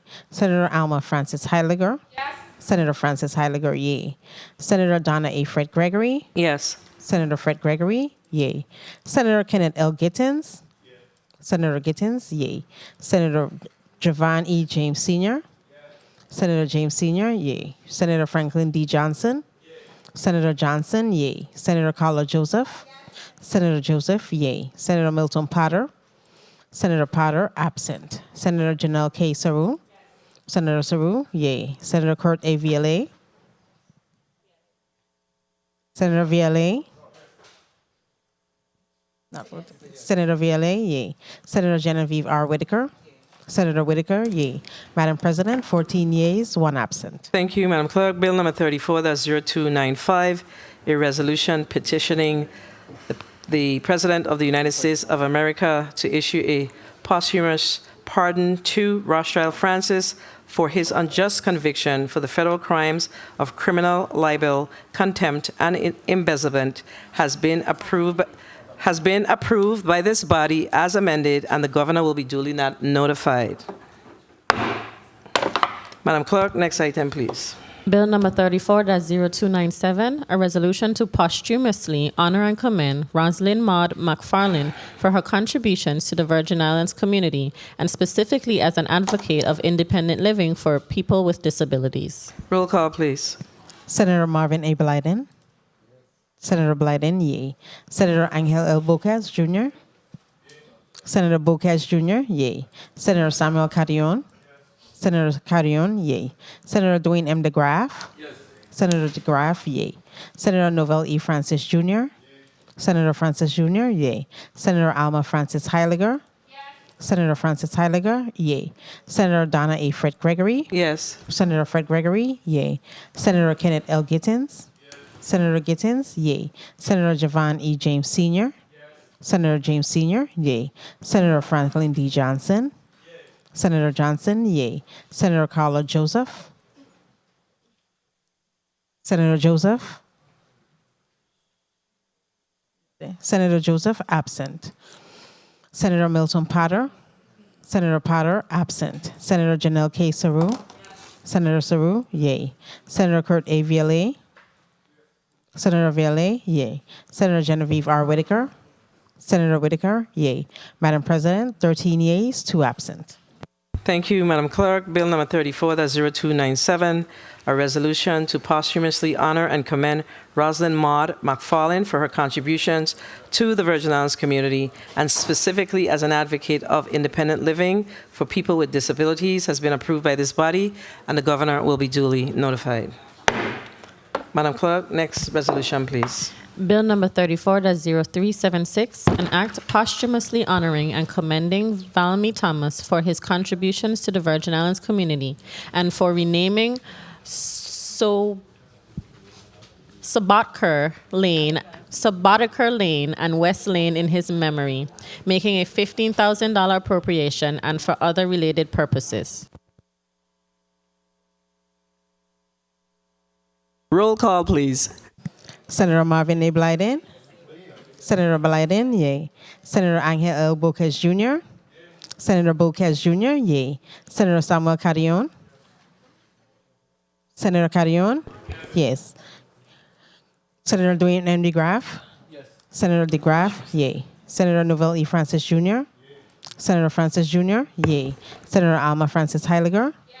Senator Francis Heiliger, yay. Senator Donna A. Fred Gregory. Senator Fred Gregory, yay. Senator Kenneth L. Gittins. Senator Gittins. Yes. Senator Gittins, yay. Senator Javon E. James Sr. Senator James Sr., yay. Senator Franklin D. Johnson. Senator Johnson, yay. Senator Carla Joseph. Senator Joseph, yay. Senator Milton Potter. Senator Potter, absent. Senator Janelle K. Saru. Senator Saru, yay. Senator Kurt A. Vialet. Senator Vialet, yay. Senator Genevieve R. Whitaker. Senator Whitaker, yay. Madam President, 14 yeas, 1 absent. Thank you, Madam Clerk. Bill number 34-0376, an act posthumously honoring and commending Valmy Thomas for his contributions to the Virgin Islands community and for renaming Sobotka Lane and West Lane in his memory, making an $15,000 appropriation and for other related purposes, has been approved by this body and will be forwarded to the governor the governor will be duly notified. Next item, please. Bill number 34-0380, a resolution honoring and commending Michelle Micah Leon Smith for her outstanding performance in track and field and her contributions to the Virgin Islands community as a sports ambassador. Roll call, please. Senator Marvin A. Blyden. Senator Blyden, yay. Senator Angel L. Bocas Jr. Senator Bocas Jr., yay. Senator Samuel Carrion. Senator Carrion, yay. Senator Dwayne M. DeGraff. Senator DeGraff. Senator DeGraff, absent. Senator Novell E. Francis Jr. Senator Francis Jr., yay. Senator Alma Francis Heiliger. Senator Francis Heiliger, yay. Senator Donna A. Fred Gregory. Yes. Senator Fred Gregory, yay. Senator Kenneth L. Gittins. Senator Gittins, yay. Senator Javon E. James Sr. Senator James Sr., yay. Senator Franklin D. Johnson. Senator Johnson, yay. Senator Carla Joseph. Senator Joseph, yay. Senator Milton Potter. Senator Potter, absent. Senator Janelle K. Saru. Senator Saru, yay. Senator Kurt A. Vialet. Senator Vialet, yay. Senator Genevieve R. Whitaker. Senator Whitaker, yay. Madam President, 13 yeas, 2 absent. Thank you, Madam Clerk. Bill number 34-0380, a resolution honoring and commending Michelle Micah Leone Smith for her outstanding performance in track and field and her contributions to the Virgin Islands community as a sports ambassador, has been approved by this body, and the governor will be duly notified. That ends block number 1. Colleagues, we're going to go right into block number 2 and 3. Block number 2 and 3.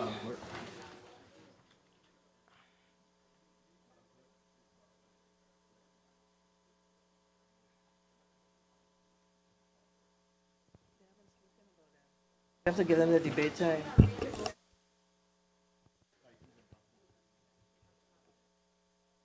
Madam Clerk, can you please call up the items in block number 2 and 3?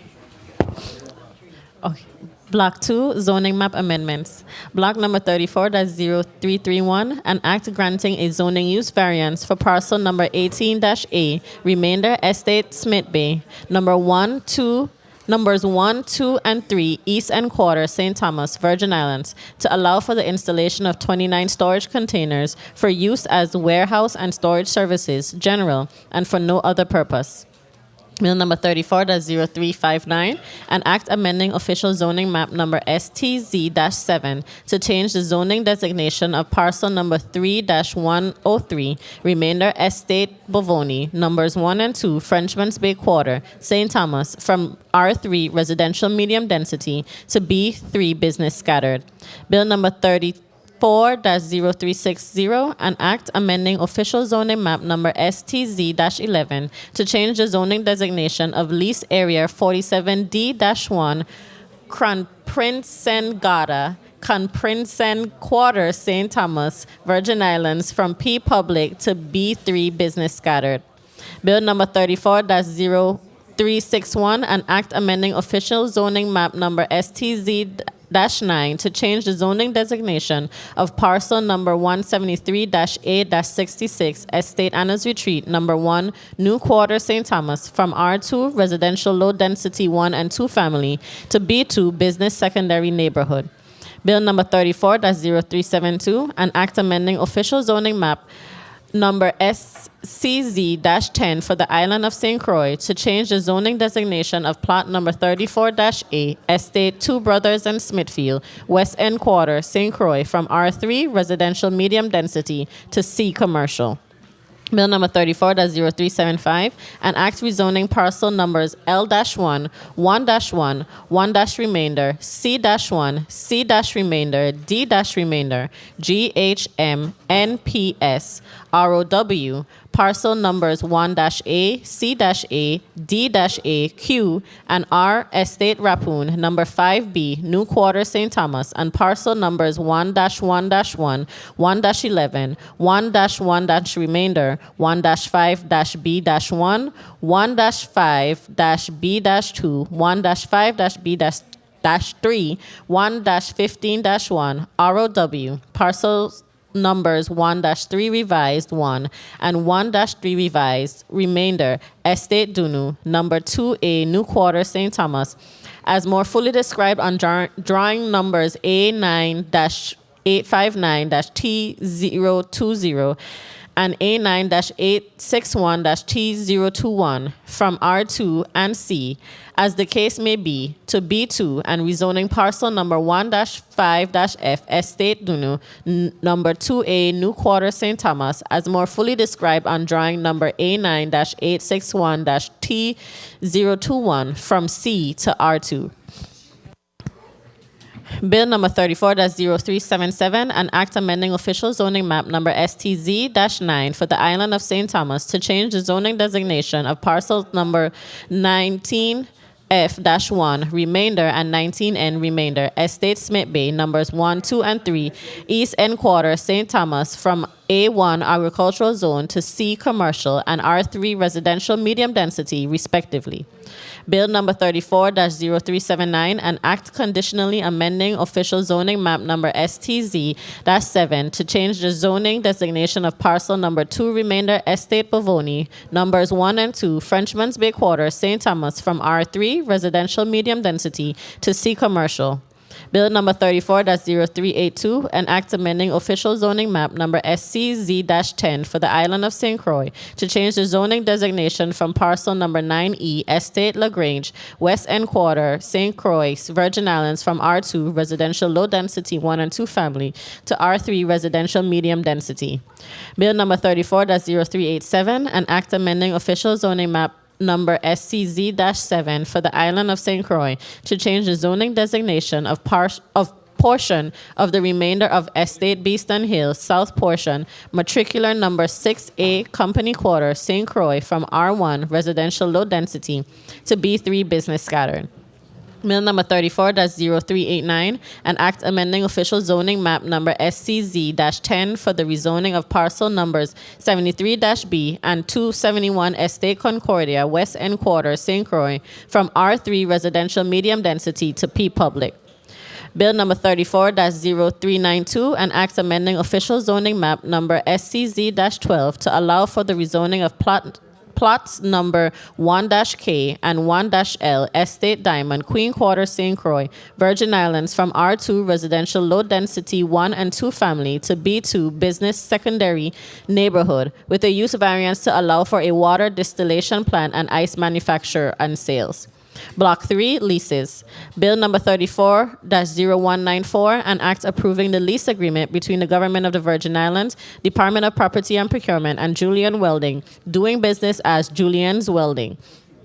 Bill number 34-0275, an act approving the lease agreement between the Government of the Virgin Islands, Department of Property and Procurement, and Carib Tradewinds Lodge number 17, Inc. District number 8, for the purpose of conducting meetings, community outreach activities, feeding the homeless, mentoring youth, and for other related purposes. Bill number 34-0276, an act approving the lease agreement between the Government of the Virgin Islands, acting through the Commissioner of the Department of Property and Procurement, and Liberty Mobile USVI, Inc., for parcel number 6-4-1, Estate Carolina, number 1, Coral Bay Quarter, St. John, Virgin Islands, to develop, construct, operate, maintain, repair, replace, and upgrade a wireless communication facility, and for other related purposes.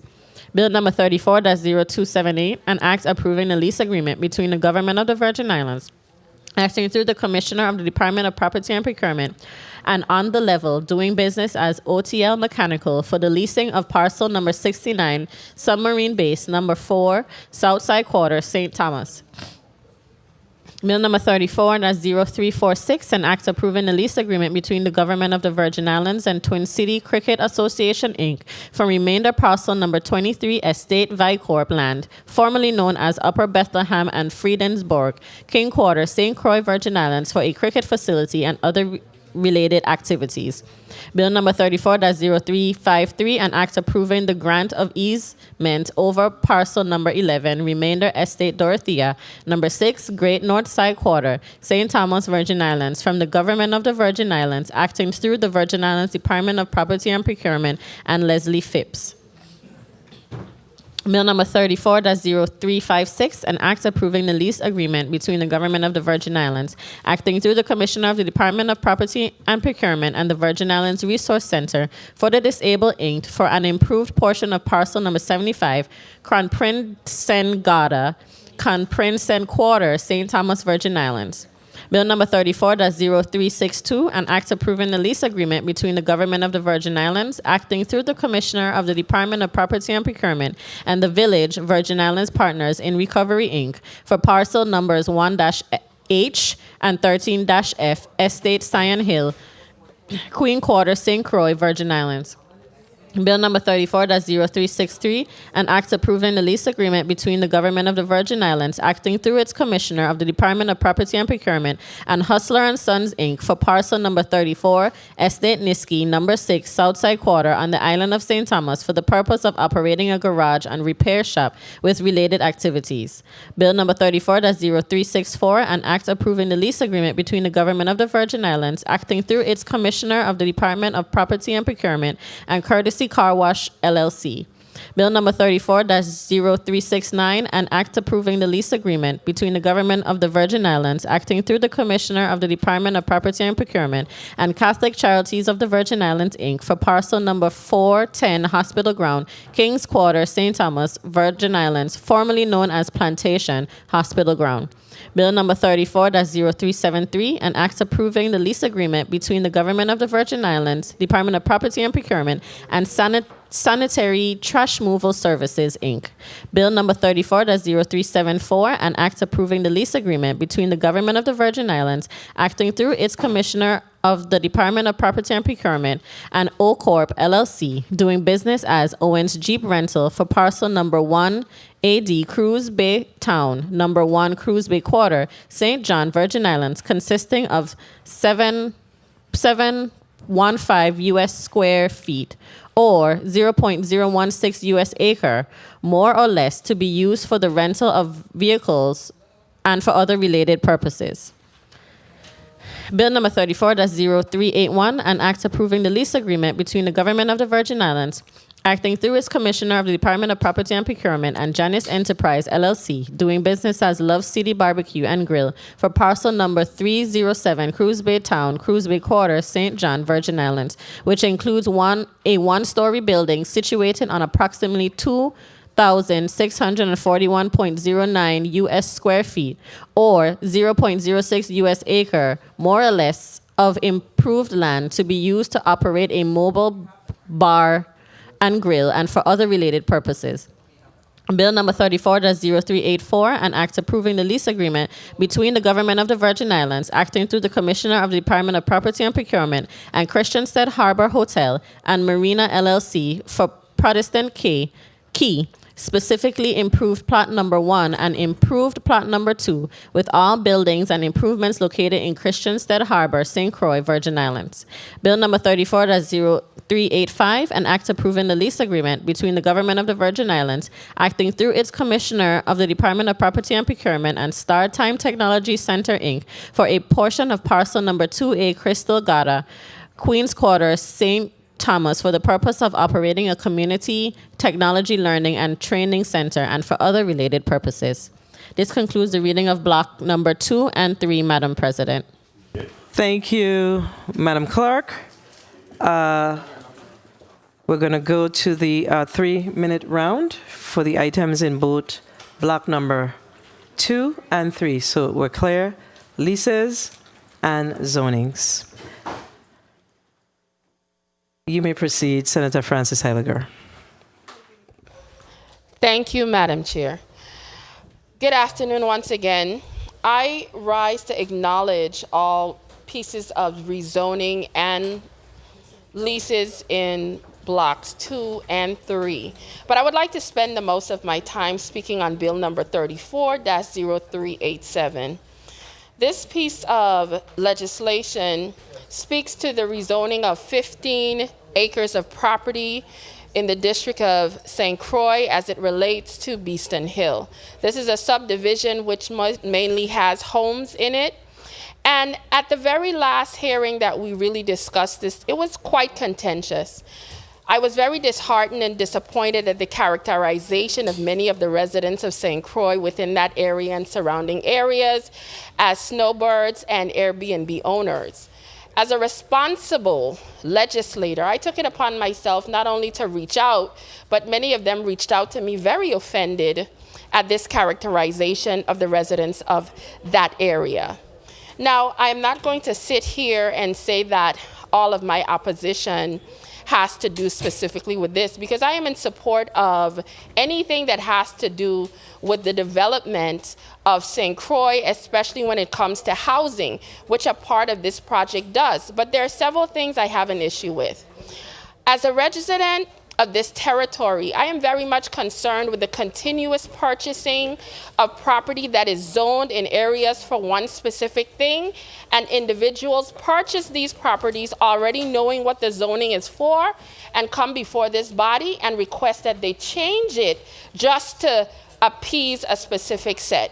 I don't have a problem with spot zoning and certain things, but when you decide to take 15 acres of property and change it from R1 to B3, 1 minute. Not only are you increasing the value of that property, but there's no guarantee that these individuals have any legal obligation to go ahead with this project. Granted, some of the individuals here testifying verbally told us they will continue with it, but I have an amendment coming forward. Whether we decide to push this forward or not, which I don't think we should, it should return back to DPNR for proper vetting, since they verbally told us on the floor they are changing the entire project they submitted. As it relates to the residents in this area, 30 seconds. One of my concerns, I had a letter from one individual. I am a 22-year-old full-time resident. They spoke to voting. We have one here from their Senator Donna Christensen, delegate to Congress. As a lifelong resident of St. Croix, I'm in opposition. We have another one here. Dear Senator Frances Heiliger, I want to share with you my opposition. I have lived here for 40 years. Time. So when you characterize people like that, it is wrong. So apparently my time is up. And I'm hoping that we vote in the affirmative in regards to not pushing this piece of legislation and allow it to go back to DPNR where it belongs. Thank you. Thank you, Senator Francis Heiliger. Senator Kenneth L. Gittins, you're recognized for your motion. Thank you, Madam President. Madam President and colleagues, I move to that Bill number 34, that's 0387, an act amending official zoning map number SCZ-7 for the island of St. Croix to change the zoning designation of portion of the remainder of Estate Beeson Hill, matricular number 68, Company Quarter, St. Croix, from R1 to B3 be moved at the end of the agenda. I so move. Second. Objection. Motion to move Bill number 34-0387 to the last item on the agenda has been properly moved by Senator Kenneth L. Gittins, seconded by Carla J. Joseph, objected to by Senator Dwayne M. DeGraff. Roll call, please. Senator Marvin A. Blyden. Yeah. Senator Blyden, yay. Senator Angel L. Bocas Jr. Senator Bocas Jr., yay. Senator Samuel Carrion. Yes. Senator Carrion, yay. Senator Dwayne M. DeGraff. Senator DeGraff, nay. Senator Novell E. Francis Jr. Senator Francis Jr., yay. Senator Alma Francis Heiliger. Senator Francis Heiliger, yay. Senator Donna A. Fred Gregory. Yes. Senator Fred Gregory, yay. Senator Kenneth L. Gittins. Yes. Senator Gittins, yay. Senator Javon E. James Sr. Senator James Sr., absent. Senator Franklin D. Johnson. Yay. Senator Johnson, yay. Senator Carla Joseph. Senator Joseph, yay. Senator Milton Potter. Senator Potter, absent. Senator Janelle K. Saru. Senator Saru, yay. Senator Kurt A. Viale. Senator Viale, yes. Senator Viale, yay. Senator Genevieve R. Whitaker. Senator Whitaker, yay. Madam President, 12 yeas, 1 nay, 2 absent. Thank you, Madam Clerk. Motion to move Bill number 34-0387 to the last item on the agenda has been adopted. Senator Carla J. Joseph, you're recognized for your motion. Thank you so much, Madam President. Madam President, I move to place Bill number 34-0361, an act amending official zoning map number STZ-9 to change the zoning designation of parcel number 173-A-66, Estate Anna's Retreat number 1, New Quarter, St. Thomas, from R2 residential low density 1 and 2 family to B2 business secondary neighborhood as the last item on the agenda. I so move.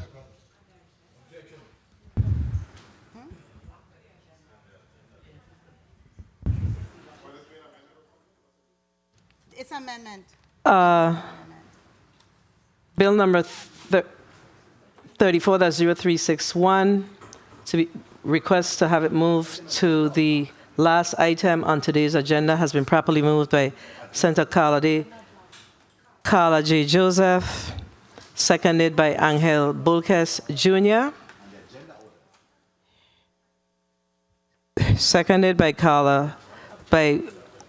Angel Bulkes Jr. Are there any objections?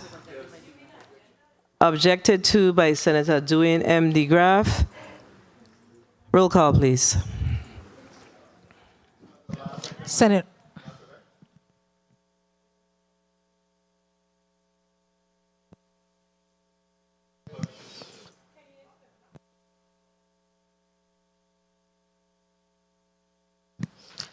Marvin A. Blyden. Senator Blyden, yay. Senator Angel L. Bocas Jr., Senator Bocas Jr., yay. Senator Samuel Carrion, Senator Carrion, absent. Senator Dwayne M. DeGraff, Senator DeGraff,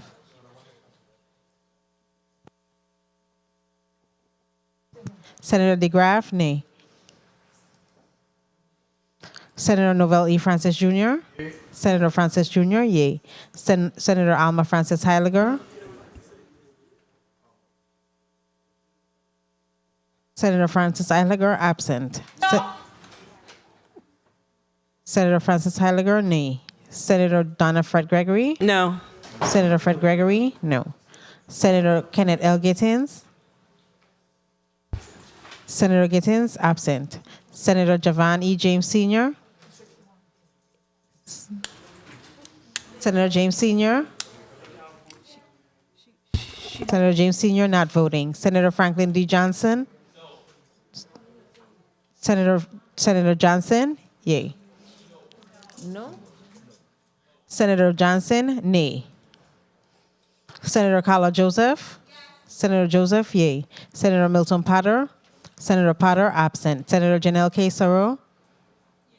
Senator Soro? Yay. Senator Kurt A. Viale? Senator Viale? Yay. Senator Genevieve R. Whitaker? Senator Whitaker? Yay. Madam President, 7 yeas, 4 nays, 3 absent, 1 not voting. Please change Senator Carrion's vote to yes. Please mark Senator Gittins' vote as yes, and please change my vote to yes. Please, Senator Javon James, did you vote already? Please record Senator James's vote as yes. Madam President, 11 yeas, 3 nays, 1 absent. Thank you, Madam Clerk. Motion to move Bill number 34, that's 0361, as the last item on the agenda has been adopted. Senator Dwayne M. DeGraff, you're recognized.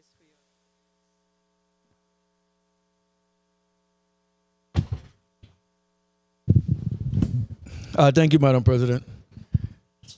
For the complexity of all of these leases and rezonings, I stand in support of most of these leases and zonings and will decide with my vote at the time. Thank you for the time, Madam President. Thank you so much, Senator Dwayne M. DeGraff. Senator Franklin D. Johnson, you're recognized for your 3 minutes. Thank you very much, Madam President. I won't be needing 3 minutes either. I stand to support most of these zoning. There are a few that I will be voting against. So at the appropriate time, I definitely will be voting at that. Thank you. Thank you so much, Senator Franklin D. Johnson. Senator Angel Bocas Jr., you're recognized for your 3 minutes. Thank you, Madam President and colleagues. Good afternoon, I believe. I stand and rise in support of most of these bills in this block, in Block 2 and 3. I don't have much to mention at this moment, and I reserve the rest of my time. Thank you, Madam President. Thank you, Senator Bocas Jr., Senator Carla J. Joseph, you are recognized for your 3 minutes. Thank you so much, Madam President. Colleagues, I rise in support of the majority of the leases as well as zoning amendments that are being heard in this block. I've had the opportunity to be in many of the meetings. In fact, some of these leases, I also was in attendance in there. I do have some concern, and I mentioned it during the hearing for the CZM hearing for Beeston Hill, the rezoning hearing for Beeston Hill. And based on the surmountable amount of persons who have come forward from the St. Croix district on this item, I can't in good faith vote in favor of that rezoning. Rezoning changes the demographic of the area. It changes the destiny of the residents and that area being used. And because I know that it changes that destiny, and being a responsible individual, we have to look closely at these rezoning. Many of the rezoning came with recommendation from the Department of Planning of Natural Resources, who has all of the resources required to do the proper vetting. So I definitely am going to stand behind those individuals and not circumvent their position and support what they have recommended based on their due diligence, their vetting, as well as their communication with the surrounding neighborhood residents. I want to take this opportunity to speak about one issue that is very troubling to me when we look at rezoning.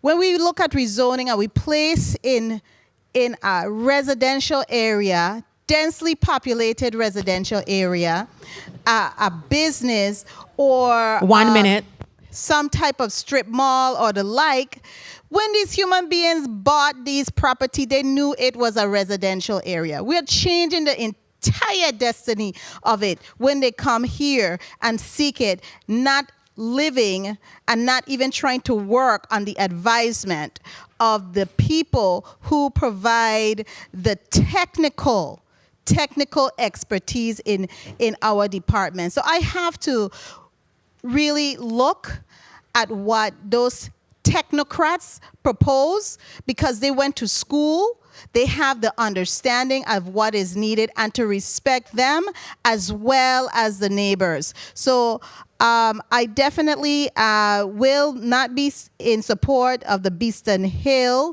rezoning. I understand an amendment may be forthcoming to do a use variance more palatable. And so at the proper time, I await that. Thank you so much, Mr. President, for the time. Thank you very much, Senator Joseph, for your comments there. And next, the chair will recognize Senator Saru for your 3 minutes. You recognize Senator Saru. Thank you, Mr. President. Sometimes when we differ or have a disagreement on a particular zoning matter, it becomes a district war. And I don't want the sentiments today to be as if we don't want St. Croix to progress economically. That is not the position. That's not my position. But I do express some concern with the leasing agreement, specifically for Beeston Hill as is. And I've always said it that the legislature should not be engaged in matters of zoning, because as we see, these things do become highly politicized. And years down the road, we cringe wondering what happened. Look at downtown, look at Polybug and look at Charlotte Amalia High School. We have a school in just outside of our historic district with a gas station on Polybug, one in Babel Plaza. As you go up a little further, one by the post office and one across from the post office. You bank the corner and you have 2 gas stations side by side in a 1 mile radius. Is that the footprint that you want to leave 10, 20 years from now? So I live in a residential neighborhood in Bordeaux, and I would be concerned if acres of land was purchased for I have to put myself in the shoes of those residents that live there. I would be concerned if somebody came in the middle of Bordeaux and proposed such a project, because we rarely have green space in this territory and places for us to run around. In Bordeaux, we could run, ride bike, fall along, get up, and don't have to worry about getting knocked down.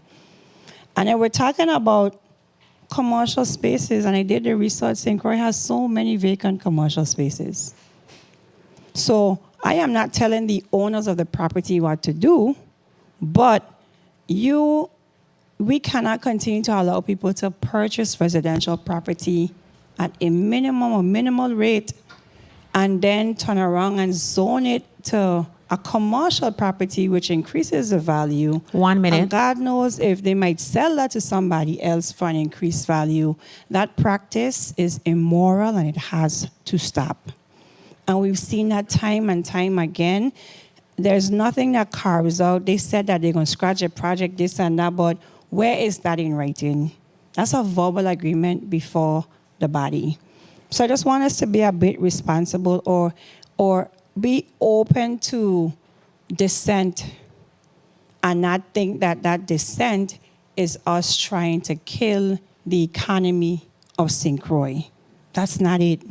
But people cannot continue to just, we have to look at the residents, and those are people that live and contribute to our society. They pay taxes. If it were us, and that is where we lived, would we be okay? The golden rule, do unto others as you would have them do unto you. Thank you. Thank you very much, Senator Saru. Senator Blyden, you're recognized for your 3 minutes. Thank you so much, Mr. President, and I rise in support of most, if not all, the bills in this block. But I'm going to speak specifically to Beeston Hill also. As that bill came forward, as I usually do, I went myself with one of my St. Croix counterparts to take a look at the area because I do not want to be voting blindly. And in doing so, there are approximately about 12 homes in that area, about 12 homes.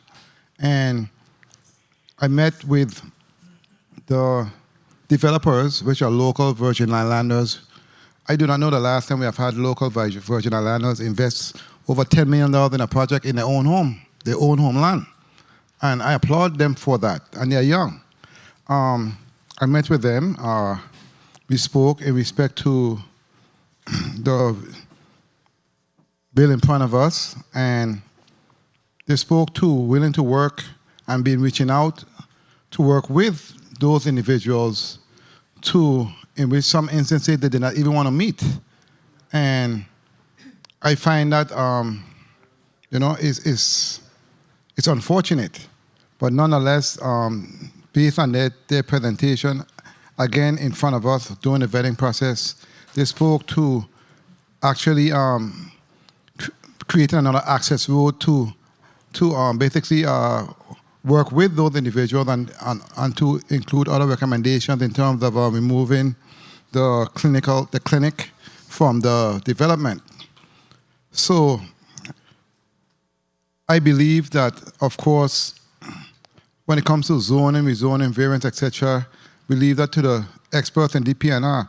But in some instances, I realize as a body, we also use common sense to interject in some areas in terms of just saying no and working with individuals when it comes to their investment in the territory, because when it comes to the island of St. Croix, I don't live there, but many times when it comes to certain zonings, I depend on my counterparts, and I do my own due diligence in terms of looking at the area and seeing basically what's fact from fiction. 1 minute. Now, these are very controversial requests.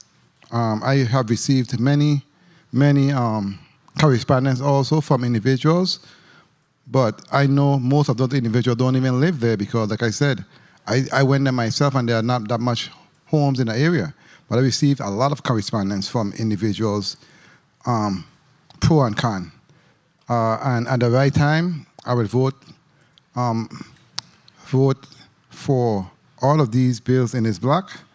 And Mr. President, I want to thank you so much for the time. Thank you very much, Senator Blyden, for your comments there. I want to say that I live a stone throw away from this proposed development.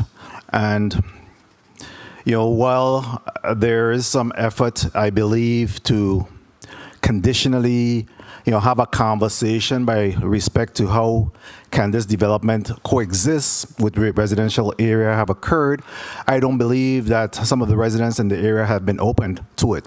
We heard comments about individuals that had proposed to purchase this very same property. For what? To do the very same thing that's being proposed here, and now they're complaining because they didn't have an opportunity to do that.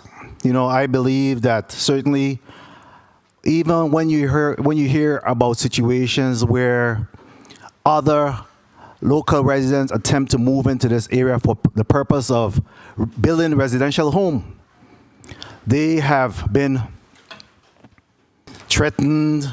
They have certainly received pushback, you know, from some of the residents in this particular area. Is this area for select few? I truly believe it's unfortunate that we don't have an open mind. You know, every time there's a development on the island of St. Croix, there's some level of pushback for these development. No one wants to come to the table to have a discussion about the opportunities that could arise from this area.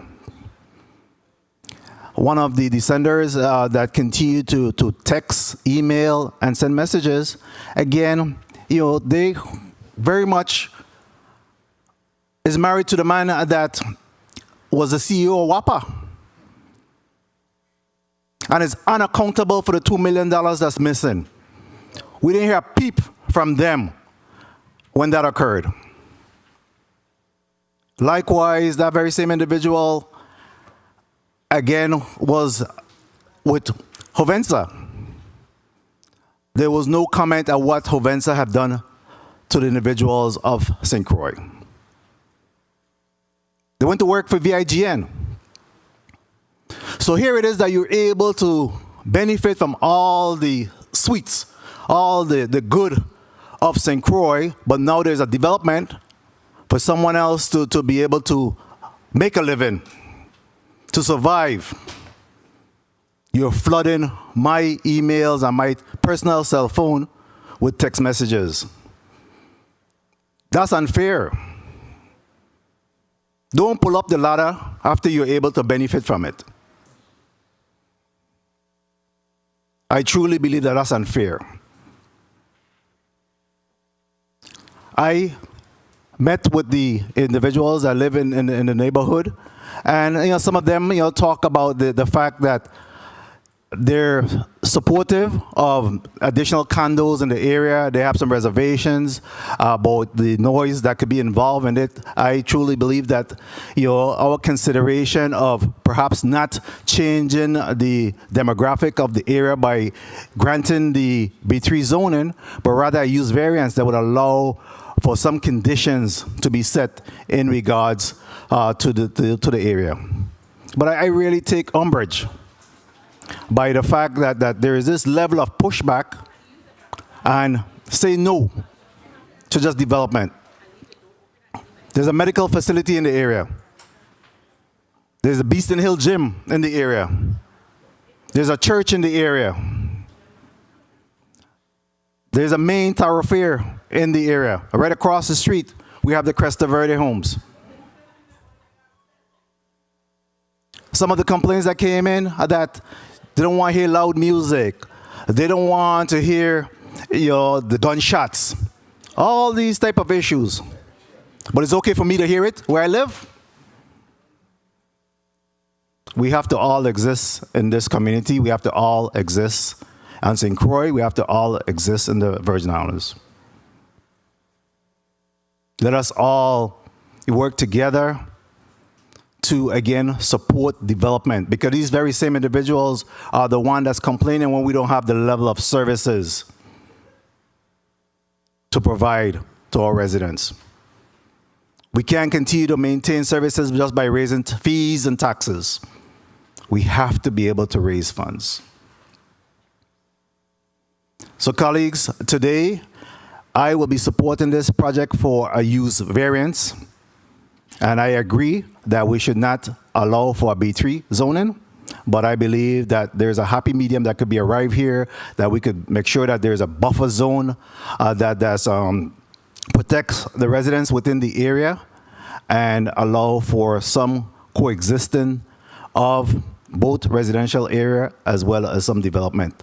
We want to make sure that and ensure that there's some green spaces that's also allowed in the area. And that would be how I will be voting. At this time, we'll take a 2 minutes recess, and then we come back and continue the vetting of these measures before us. The session stands at recess for 2 minutes.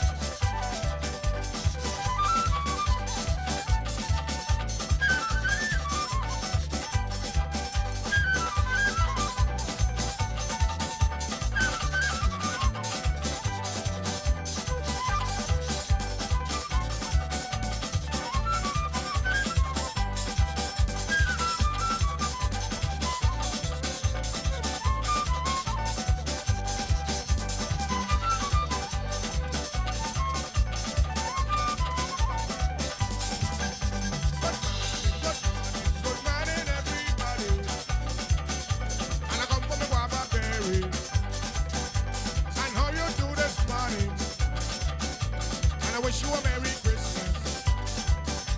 I wish your year be prosperous. And I wish you a Happy New Year. So I compliment to this season. I ain't come for no other reason. So bring out the guava berries and let us all be merry.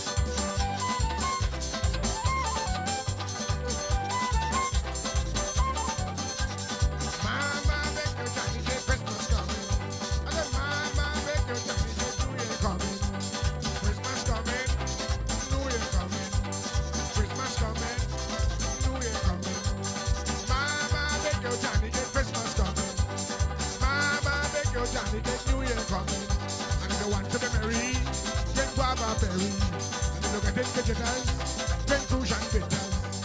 Mama, make your Johnny get Christmas coming. Mama, make your Johnny get Christmas coming. And if you want to be merry, drink guava berry. And when you get the jitters, drink cruise and bitters.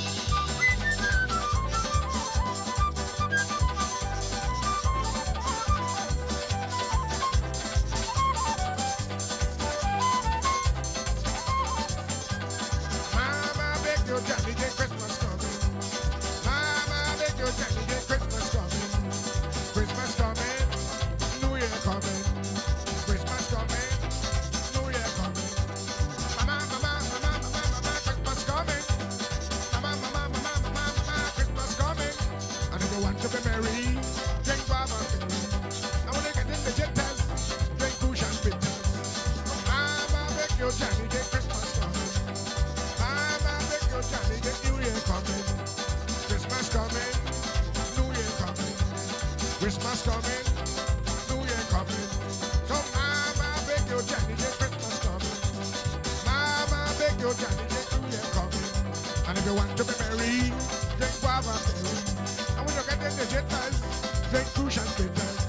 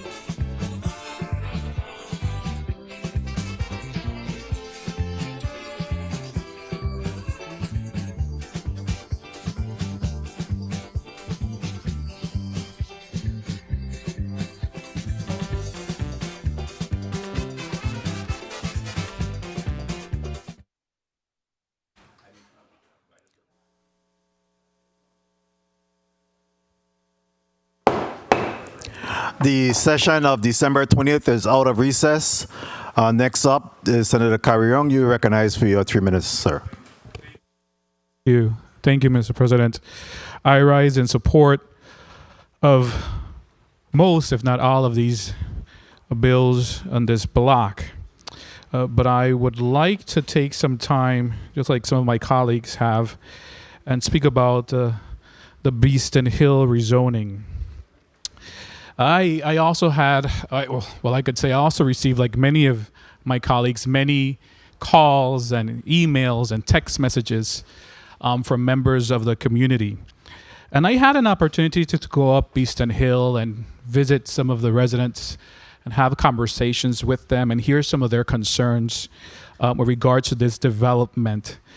And from my point of view, I think really what we're having, and part of the controversy is because of lack of communication.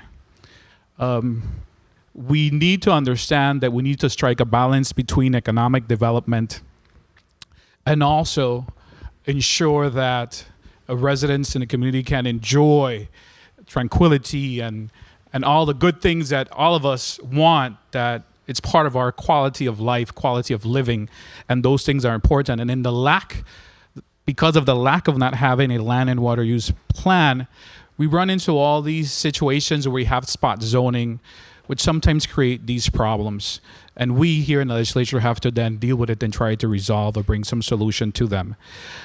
We all know that we clearly have a housing crisis. We have a housing stock shortage on St. Croix.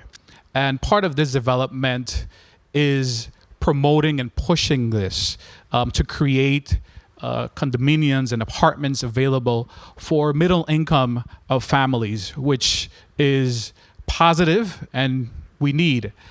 Hearing the developers, they mentioned their willingness to compromise, and some of the things that initially had in mind to develop, they have now refrained and removed from the plan. So that's good. So we need to strike a balance and find a medium ground in all of this, because we need to be able to boost our economy. We need more housing stock within St. Croix in particular. So I'm open if there is a variance and some conditions clearly stipulating what we don't want in that area, and clearly line item what we are open to, and hear some of their concerns. What would have been perfect would have been to have a town hall meeting where the developers would be able to then answer the questions and respond to some of the doubts. And I think there's a lot of miscommunications and that is circulating. And some of the compromises that they were willing to make were not really addressed with DPNR. So those came after the fact. And a lot of people in the community are not aware of the changes that the developers are open to make or have agreed to make. But in order for us as legislators to ensure that they're protected, the residents are protected, we need to ensure that we have variance instead of changing it to B3, and ensure that there's some conditions that clearly stipulate and protect the residents in the community. Thank you very much, Mr. President. That's my position with this. Thank you very much, Senator Carrion, for your comments there. Senator Gittins, you are recognized for your 3 minutes at this time.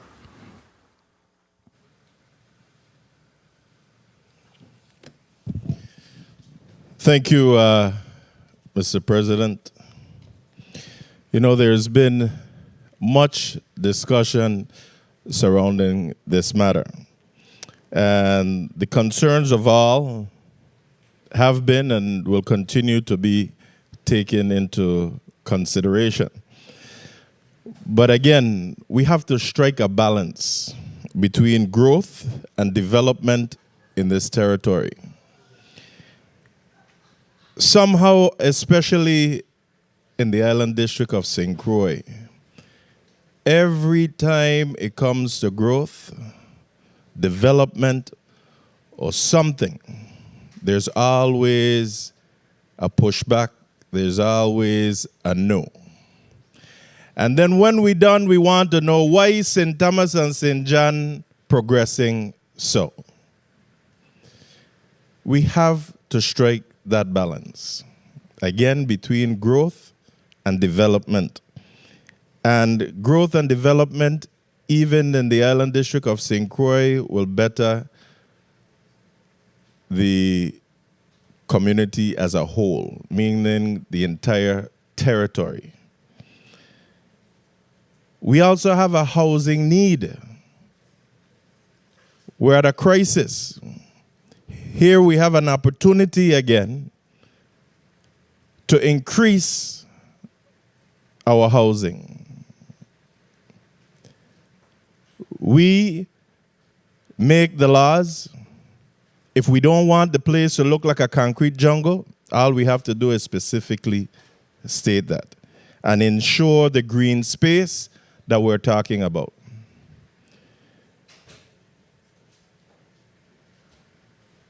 I received a whole lot of calls, text messages, all kind of thing. I don't even know who some of these numbers belong to.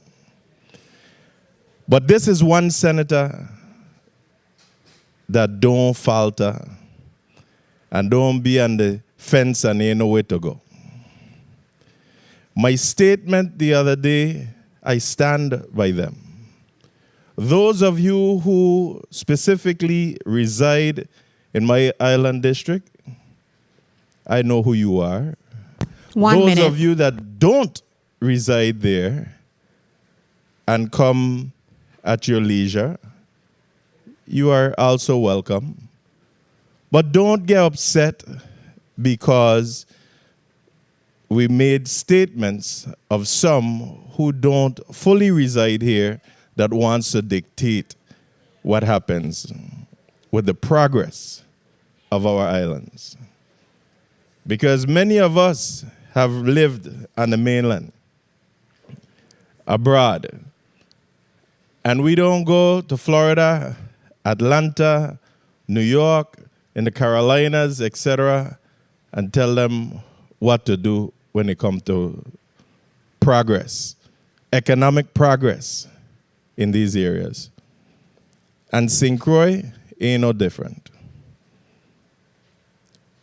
I respect everyone's opinions, but I made a motion earlier to move this particular measure with Beeston Hill to the end of the agenda to give us some time and our able legal counsel to look at this further so we could come to some amicable decision. And hopefully at that point, we're on some even grounds. So I will await guidance from our legal counsel and ask for my colleagues' support in progressing in our island district of St. Croix. Thank you, Mr. President. Thank you very much, Senator Gittins. And next we'll go to Senator Viale. You recognize for your 3 minutes, Senator. Thank you, Mr. Chair.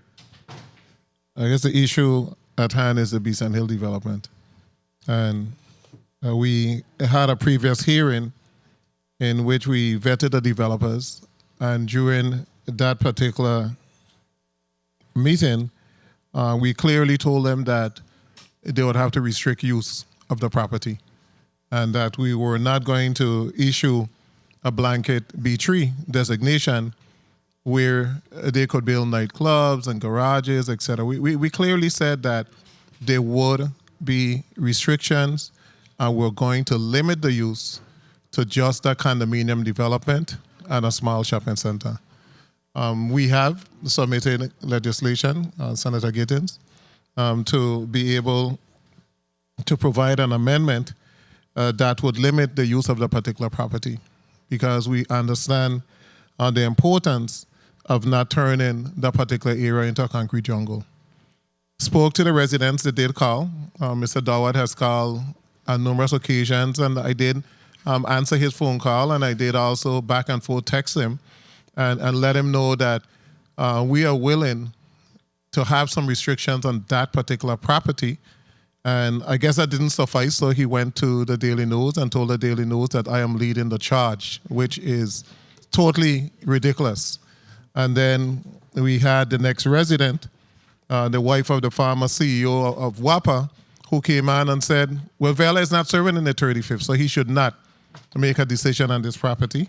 And he ran for office and he lost, so he need to just leave it alone and have no say. But I'm a born Crucian. I ain't just come to the Virgin Islands. This is my home.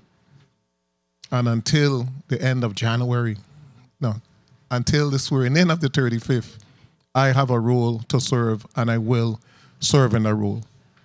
Ms. Coffin, I didn't see her petition 700 individuals when $2 million went missing from WAPA. Under her husband watch. I didn't see that. 1 minute. But you want to come after a Virgin Islands senator because I have a position that I want to see controlled development? How is the island of St. Croix ever going to grow if every single issue we resist? How and when will we have growth on St. Croix if we want nothing, but then we want all the other services? It just cannot work. We have also gone further to ask legal counsel about legislating green space, mandatory green space for this property and a buffer zone for the residential area. So we're going to try our best to make sure that no developer would be able to come and just destroy a particular area. But the same residents of those areas, they need to sometimes learn how to dialogue because they act like they're the only one that live in that particular area. I live in Horman Hill, and my wife owned property in Beeston Hill right next to this development. So they're not the only individuals that own property. But St. Croix has to grow. And St. Croix has to grow responsibly. Time. And it is the job of this body to make sure that happens. And it's also the job of DPNR when they're reviewing plans to make sound and conscious decisions to make sure that there's control development and control growth. But everything can be no. Thank you so much, Mr. Chair. Well, thank you very much, Senator Viale. Senator Whitaker, you're recognized for your 3 minutes.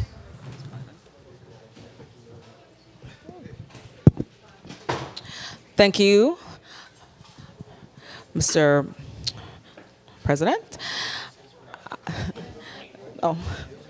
I want to first off express that I am fully in support of development. At the same time, though, because one of the things that we have to work a lot more on is the method that we go about engaging the community when we go through the zoning process. And yes, I respect the fact that we have committee of the whole hearings, which were held. Well, when residents bring concerns, it's really our responsibility as legislators, since at this point it's our responsibility over the zoning matters. But as they raise concerns, what we should do is have them have an opportunity for us to hear all sides. That also even involved, I'd love to have seen us as senators get together and even tour the facility, continue to work with the gentlemen who have a really great plan, I find, in terms of the housing component. We have a real need for housing throughout our islands, especially on the island of St. Croix. So what we have to do, when we hear concerns, we have to approach it. So my suggestion, and I'm hearing about the amendments, that's really good, but what we really need to do more is have opportunities for the residents to share their concerns. Good example, as I was dealing with a matter concerning a zoning situation here on Island of St. Thomas, and residents were concerned with the provider, that's one of the providers for Liberty, and it was just really a matter of hearing from the community and let them vet their issues. So at the end of the day, as we are convening today, we really have to weigh factors as senators. Let us hear, we're hearing from them, they're emailing, they're reaching out. Let us see if we can then set another time by which we can then vet everything and have everything on the table, us as colleagues working, hear about people's amendments, us working together, so it could be a good project moving forward, so we can support development. So I stand ready to support, to support the rights on both sides of this defense. 1 minute. But I want to emphasize that we have to do better. In terms of, I'm going to go now also to the leases. we have to really work with our Department of Property and Procurement, and I do respect the fact that leases are going forward. But we have to also put together a better process by which we, engage in lease. Right now, we have a crisis regarding the movement of our network, particularly for Liberty and who are, building out the network. Those are the kind of leases that we need to work together as senators and to engage the department so they can move them forward. We want progress, but we also have to work on how our government goes about approving matters. And that's all I have to say, so I'll reserve the balance of my time. Thank you, Madam President. I return the balance of my time. Thank you, Senator Whitaker. Senator Novalee Francis Jr., you're recognized for your 3 minutes.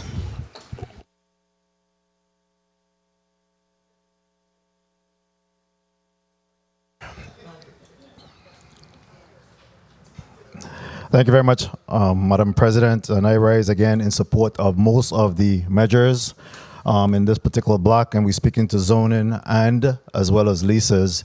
And a tremendous amount of work has been done by DPNR in preparation of these various leases, and it really speaks to economic development in some instances, the expansion of business opportunities, as well as giving people some expansion of their current business footprint. So I certainly stand in support of that. In respect to the Beeston Hill zoning area, again, I believe that there's still some opportunities for us to be able to reach amicable resolution to this matter. One of my colleagues spoke about the fact that we need to continue to allow for communications. I want to say that the decision was not made in a vacuum. In respect to this, certainly I was able to meet with the developers. I visited the site and the area. I live close by, so certainly I know of the topography, of the terrain, and the location. I've also vetted your comments that have been brought to my attention in regards to some of the residents that reside in the particular area and have been up against some of the adversarial type of residents that live in that area.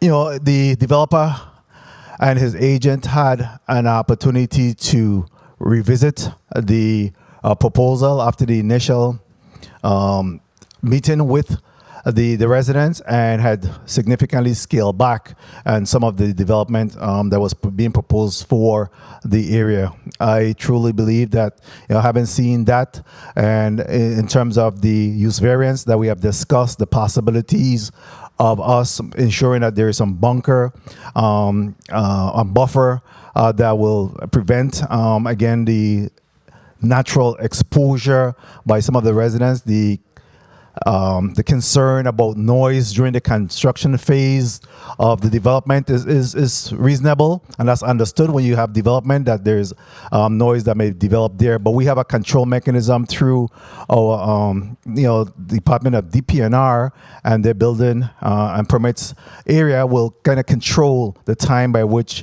construction work will be able to be done.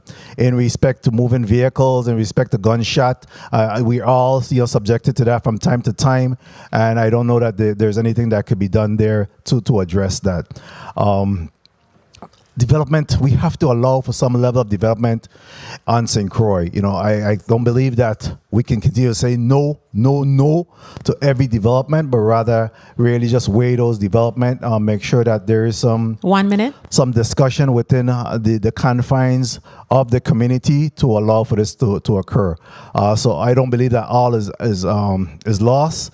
Based on the amendment that's being worked on, the conversations that's being had, I truly believe that we could really allow for both the development and for the residents to coexist.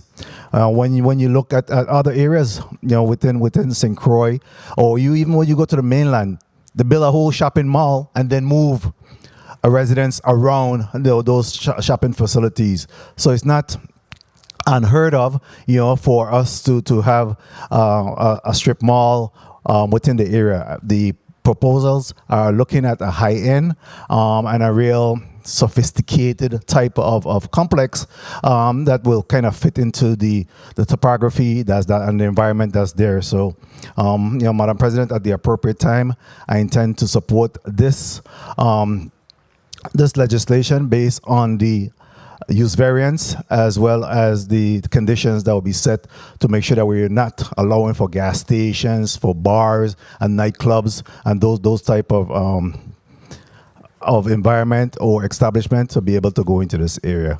Thank you very much for the time, and I again will be supporting all of the other measures in this zoning and lease before us in Block 2 and 3. Thank you, Madam President. Thank you, Senator Francis Jr. I too rise in support of most of the measures in this block 2 and 3 that we're discussing this afternoon. I'd like to start with the leases that passed through the Finance Committee and the Rules Committee were leases that helps to support economic development in the Virgin Islands, and it also supported nonprofit organizations who are in fact giving back to those of us in the territory who require services. We have to be mindful and remember that government cannot provide all of the services that we need. So when we have nonprofits that step up, it is important that we support these types of endeavors. And we all know of our geographical location, and we all know that while our economic development or economy looks great today, there is lots of discussion throughout the country about a pending or impending, if you will, recession. So we need to remain focused on what's important to the Virgin Islands and continue to support those small businesses in particular who really want to do good things in the Virgin Islands as it relates to economic development. So I, in fact, support all of those particular measures. Now, we are having extensive discussion around the zoning in the St. Croix district as it relates to the Beeston Hill rezoning. And of course, it has caused much conversation, significant amount of letters and emails. Folks have even figured out how to find my phone number. I've received texts from folks I don't even know. This is a fine example that when we continue to kick the can down the road as Virgin Islanders and as Virgin Islands leaders, these are the things that happen. We continue to talk about a land and water use plan. And this is my second term, and I'm moving into a third term thanks to the people of the St. Thomas St. John district. But we have to get serious about addressing this land and water use plan. While we're trying to maneuver and do what we feel is right, it places us as elected leaders in a very funny position. And yes, we want development in our respective districts and in the St. Croix district in particular. All of us here, whether we are elected in the St. Thomas St. John district or the St. Croix district, we really need to be sure and ensure that there is economic development occurring in the island district of St. Croix. So we are going to do our best to do what is necessary, and I will look to see what the outcome is. But I just have to stress the importance of a land and water use plan. We continue to discuss it, and we have passed the discussion stage. Providing talk around these issues. This reminds me of kids reading on grade level. We keep talking about it and it ain't happening. We have to hunker down. And in hunkering down, this is what I'm gonna say.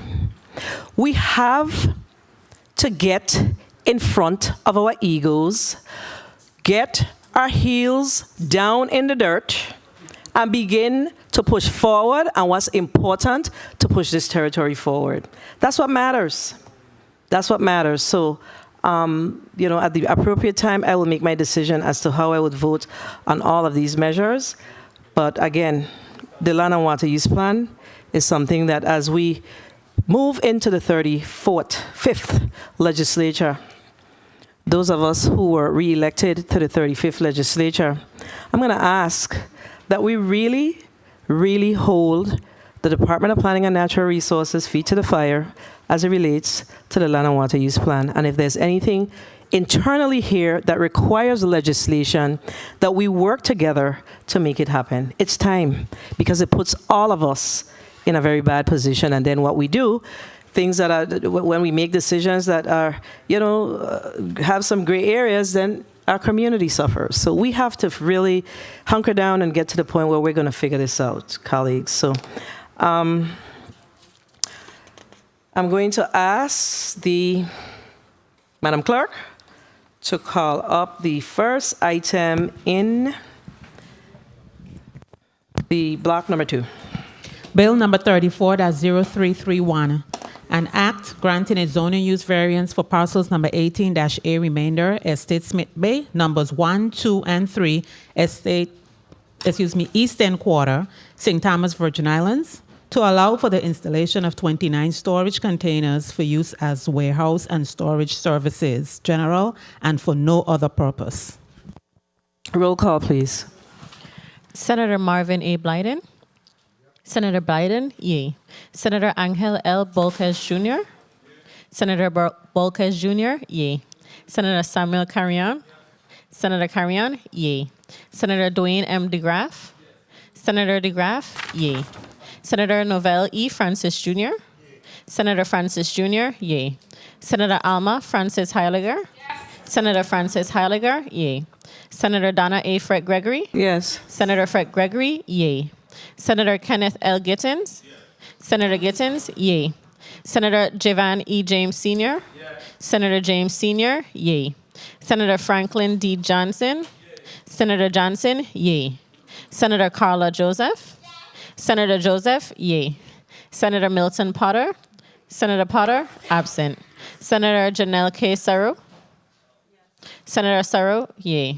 Senator Kurt A. Viale. Senator Viale, yea. Senator Genevieve R. Whitaker. Senator Whitaker, yea. Madam President, we have 14 yeas, 1 absent. Thank you, Madam Clerk. Bill number 34-0331, an act granting a zoning use variance for parcel number 18-A, remainder Estate Smith Bay, numbers 1, 2, and 3, East End Quarter, St. Thomas, Virgin Islands, to allow for the installation of 29 storage containers for use as a warehouse and storage services and for no other purpose, has been approved by this body and the governor will be duly notified.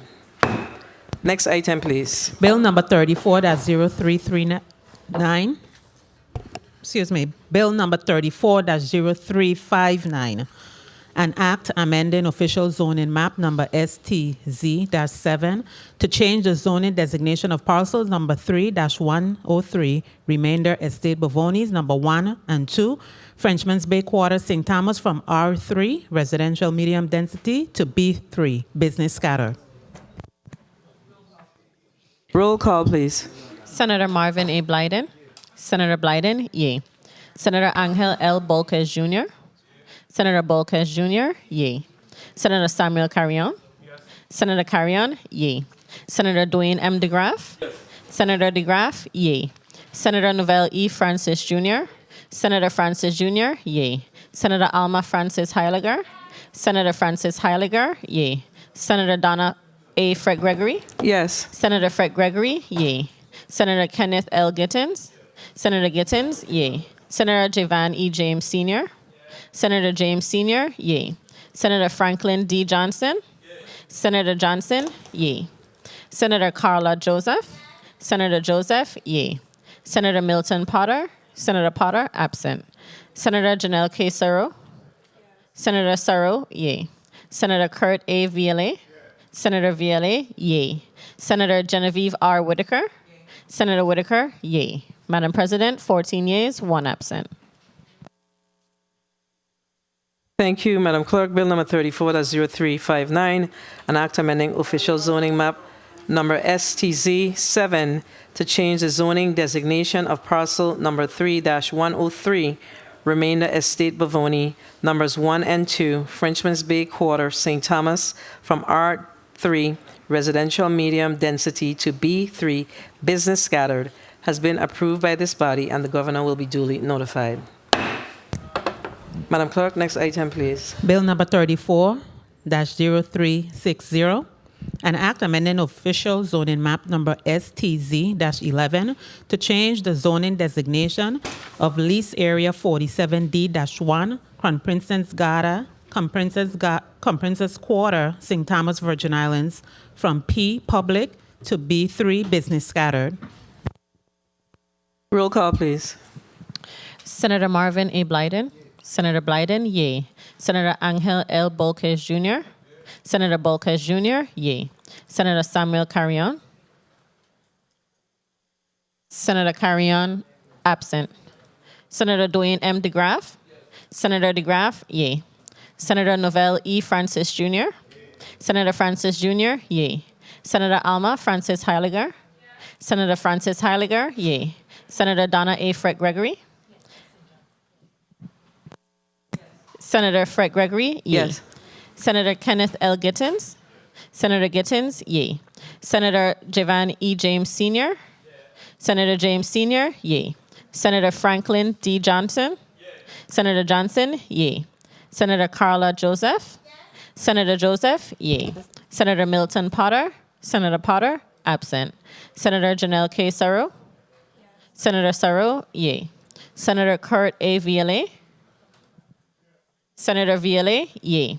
Senator Genevieve R. Whitaker. Senator Whitaker, yay. Madam President, we have 13 yeas, 2 absent. Please record Senator Carrion's vote as yes. Senator Carrion, yay. Madam President, 14 yeas, 1 absent.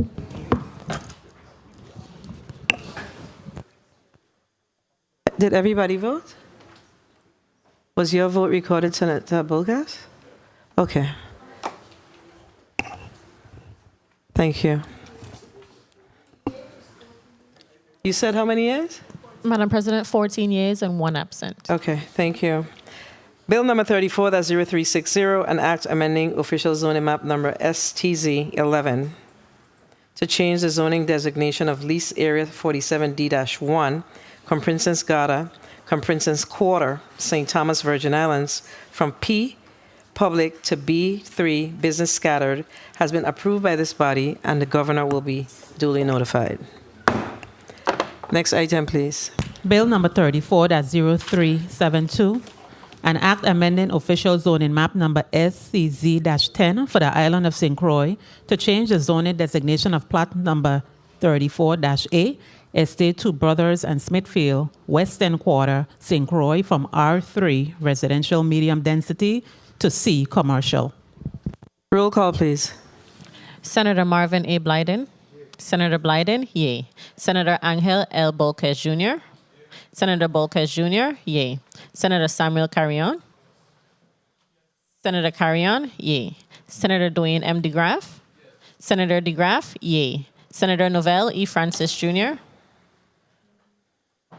Senator Francis Jr., yay. Senator Alma Francis Heiliger.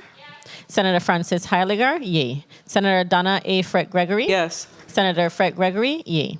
Senator Kenneth L. Gittins. Senator Gittins, yay. Senator Javan E. James Sr. Senator James Sr., yay. Senator Franklin D. Johnson. Senator Johnson, yay. Senator Carla Joseph. Senator Joseph, yay. Senator Milton Potter. Senator Potter, absent. Senator Janelle K. Sarro. Senator Sarro, yay. Senator Kurt A. Viale. Senator Viale, yay. Senator Genevieve R. Whitaker. Senator Whitaker, yay. Madam President, 14 yeas, 1 absent. Thank you, Madam Clerk. Bill number 34-0372, an act amending official zoning map number SCZ 10 for the island of St. Croix to change the zoning designation of plot number 34-A, Estate Two Brothers and Smithfield, West End Quarter, St. Croix, has been approved by this body, and the governor will be duly notified. Next item, please. Bill number 34-0375, an act rezoning parcels number L-1, 1-1, 1-remainder, C-1, C-remainder, D dash remainder G H M N P S R O W parcels number 1-A C-A D-A Q and R Estate Rappoon number 5B New Quarter St. Thomas and parcels number 1-1 1-11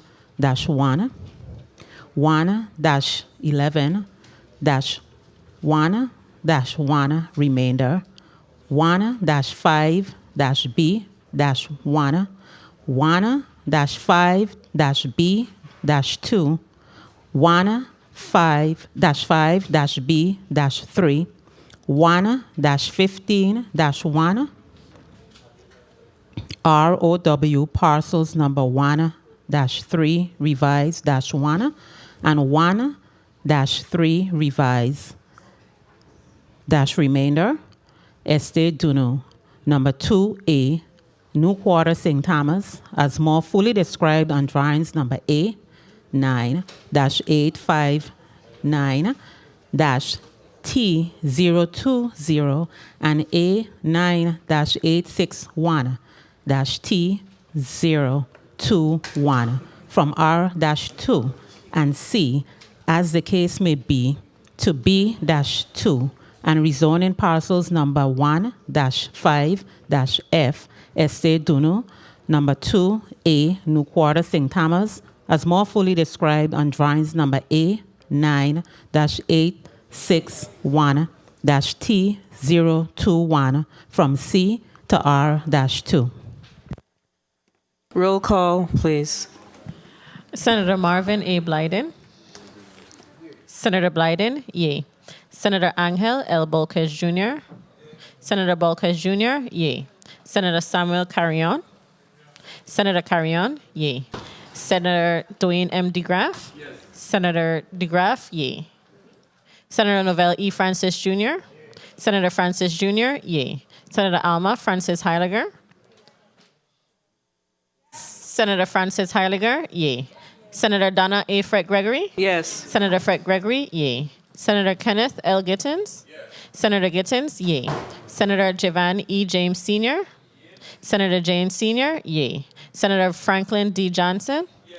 Senator Johnson, yay. Senator Carla Joseph. Senator Joseph, yay. Senator Milton Potter. Senator Potter, absent. Senator Janelle K. Saro. Senator Saro, yay. Senator Kurt A. Viale.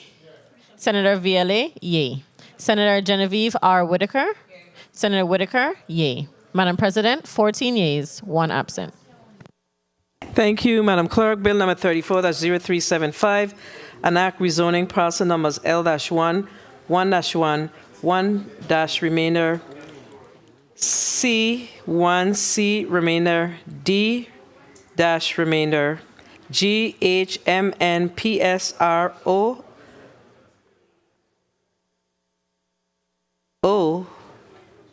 W parcel numbers 1-A C-A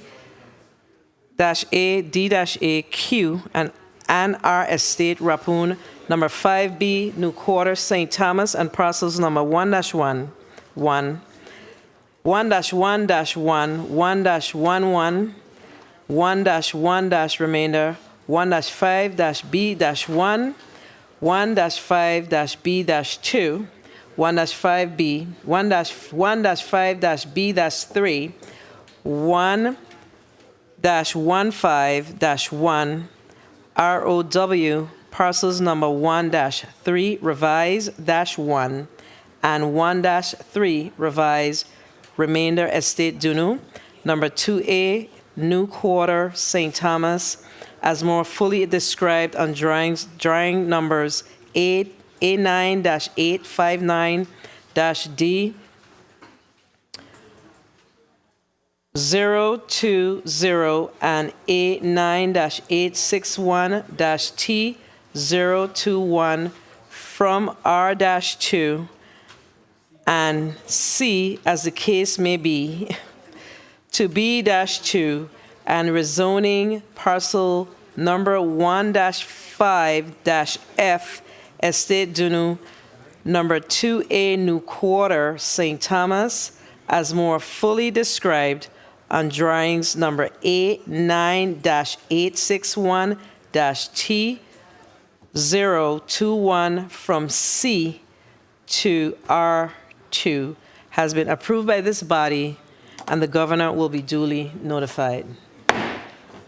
Madam Clerk, next item, please.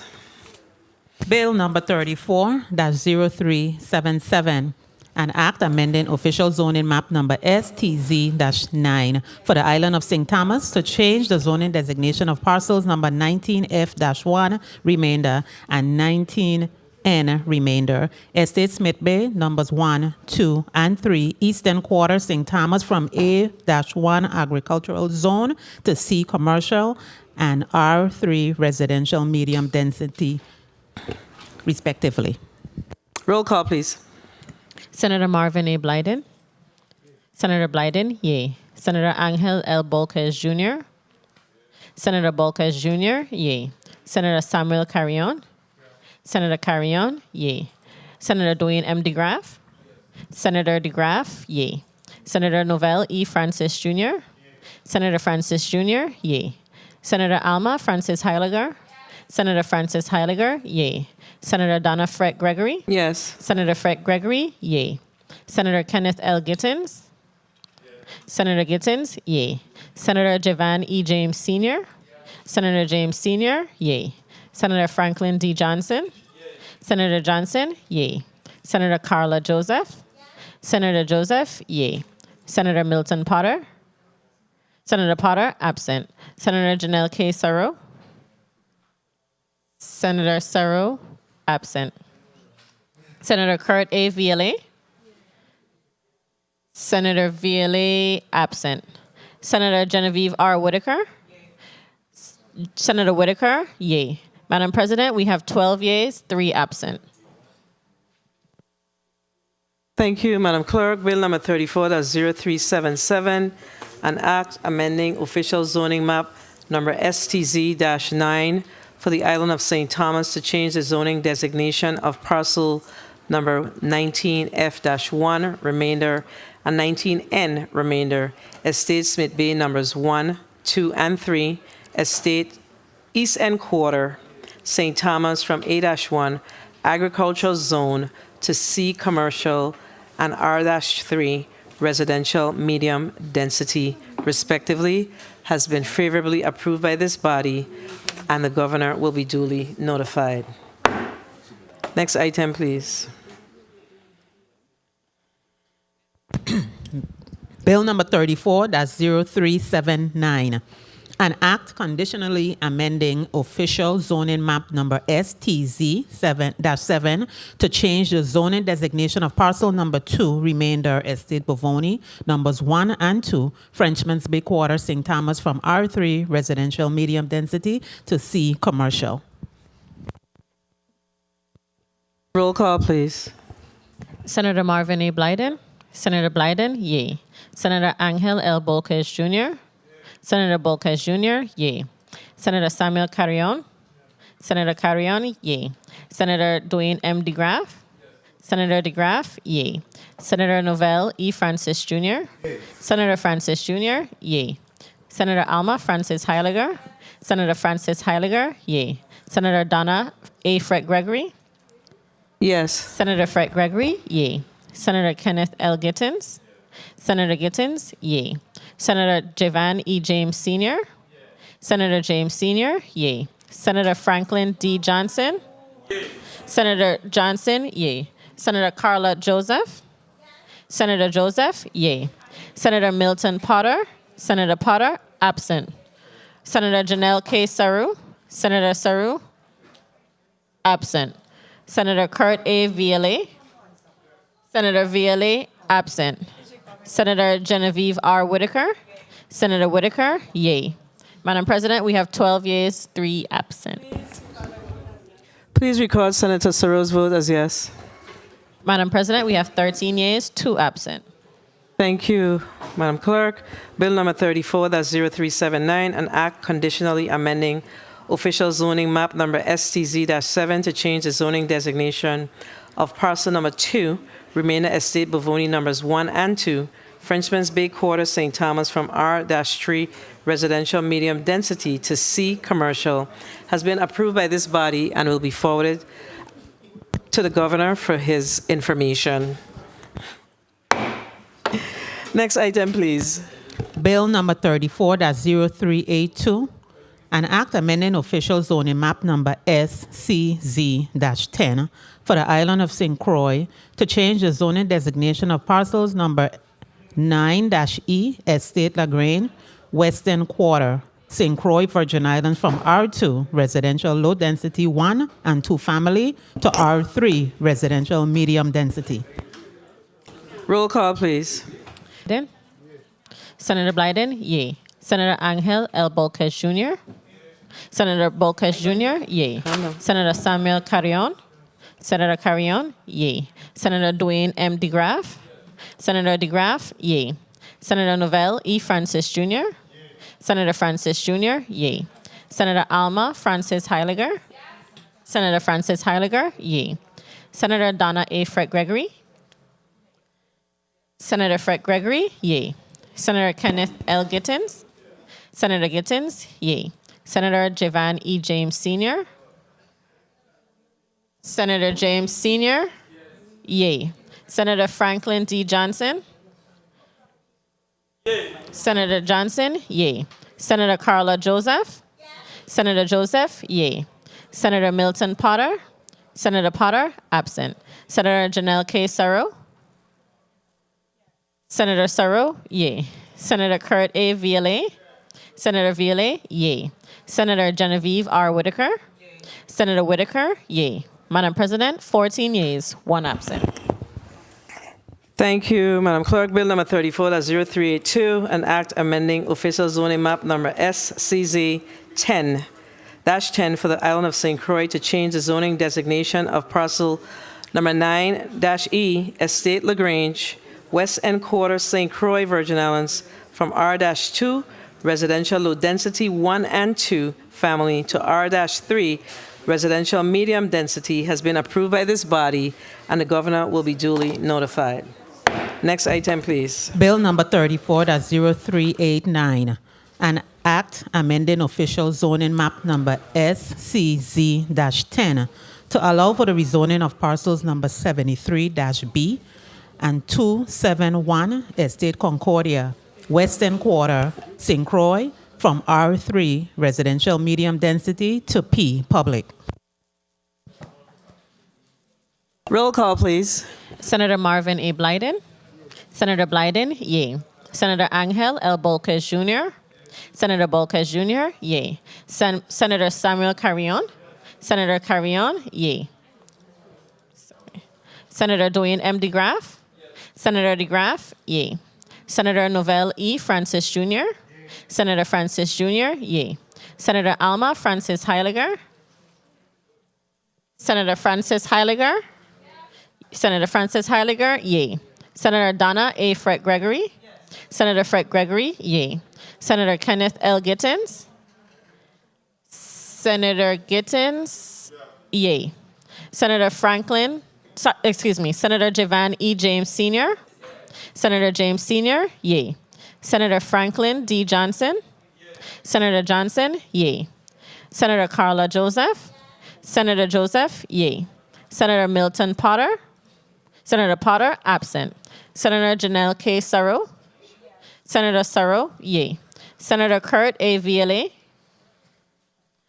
Senator Vialet, yay. Senator Genevieve R. Whitaker. Senator Whitaker, yay. Madam President, we have 14 yeas, 1 absent. Thank you, Madam Clerk. Yes, sir. Bill number 34-0389, an act amending official zoning map SCZ 10. And the right one?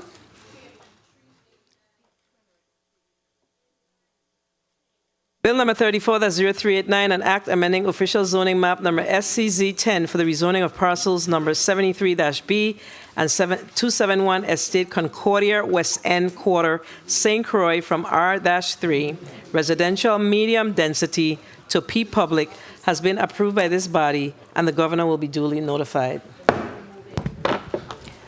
Next item, please.